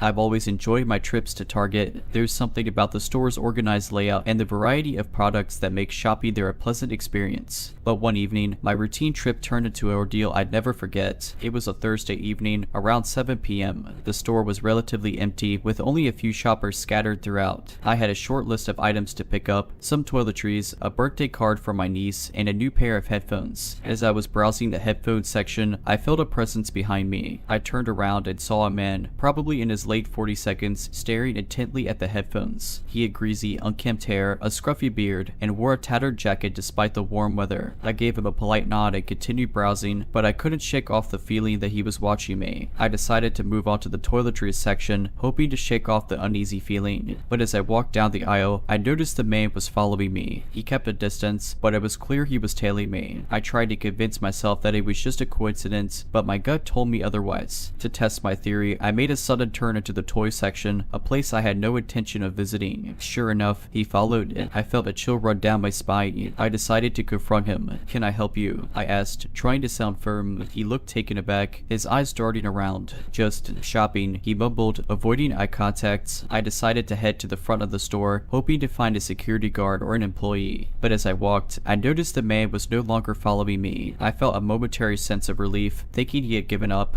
I quickly grabbed a birthday card and made my way to the checkout. As I was paying, I glanced towards the store's entrance and saw the man again. He was talking to another man who looked equally disheveled. They both kept glancing in my direction. Panic set in. I decided to ask the cashier for help. "Excuse me," I whispered. "Those two men by the entrance have been following me around the store. I'm really scared." The cashier, a young woman probably in her early 20s, looked concerned. "Stay here," she said, picking up the store phone. Within minutes, two security guards approached the men. I watched from a distance as they spoke. The men seemed agitated, pointing in my direction. After what felt like an eternity, the guards escorted the men out of the store. The cashier, whose name tag read Mia, came over to me. "Are you okay?" she asked. I nodded, still shaken. "Thank you," I whispered. Leah explained that the two men were known to the store's security. They had been caught shoplifting multiple times and had been banned from the premises. She suspected they were up to no good tonight. I thanked Mia and the security guards profusely. They offered to escort me to my car, which I gratefully accepted. As we walked out, I noticed a beat-up van parked near the entrance. The two men were inside, watching me. The security guards made sure I got into my car safely and waited until I drove off. That night, I lay in bed, replaying the events over and over. I was grateful for Mia and the security guards, but I couldn't shake off the feeling of being watched. I decided to report the incident to the local police, just in case. A few days later, I received a call from a detective. He informed me that the two men had been arrested for a series of burglaries in the area. They had been using the Target parking lot as a base to scout potential victims. I was horrified to think of what could have happened if I hadn't trusted my instincts. A few weeks after the incident, I decided to drop by Target again. This time, I went during the day, thinking it would be safer. As I entered the store, I was greeted by familiar faces. Mia was at the checkout, and she gave me a warm smile. "Hey, good to see you back," she said. "Thanks, Mia. I couldn't stay away for too long," I replied, trying to sound upbeat. I went about my shopping, feeling a sense of normalcy, but every so often, I'd catch myself glancing over my shoulder, half expecting to see those two men lurking in the shadows. The trauma of that night still lingered. As I was browsing the home goods section, a store announcement came on. "Attention shoppers, we'd like to remind everyone to always be aware of your surroundings and report any suspicious activity to our staff. Your safety is our top priority." I felt a pang of gratitude. It was clear that the store had taken the incident seriously and was making efforts to ensure the safety of its customers. Later, as I was checking out, Mia pulled me aside. "Hey, I wanted to let you know that after what happened happened, the store has ramped up its security measures. We've installed more cameras, and there's always a security guard on duty now. I nodded, appreciating the store's efforts. Thank you, Mia. It means a lot. She smiled, just doing our part. And remember, always trust your gut. I left the store feeling a renewed sense of confidence. The world can be a scary place, but there are also good people out there, like Mia, who are willing to step up and help when needed. Over the next few months, I made a conscious effort to overcome my fear. I attended a self-defense class, started carrying pepper spray, and always made sure to park in well-lit areas. I also became more vigilant, always being aware of my surroundings. One day, as I was leaving Target, I noticed a woman looking anxious. She kept glancing around nervously and seemed hesitant to walk to her car. Remembering my own experience, I approached her. Hey, are you okay? I asked. She looked up, startled, and yeah, I thought I saw someone following me earlier. I nodded, understanding her fear. Would you like me to walk you to your car? She looked relieved. Yes, please. Thank you. As we walked to her car, I shared my own experience with her. She listened intently, nodding and understanding. It's so scary, she said, but I'm glad there are people like you who are willing to help.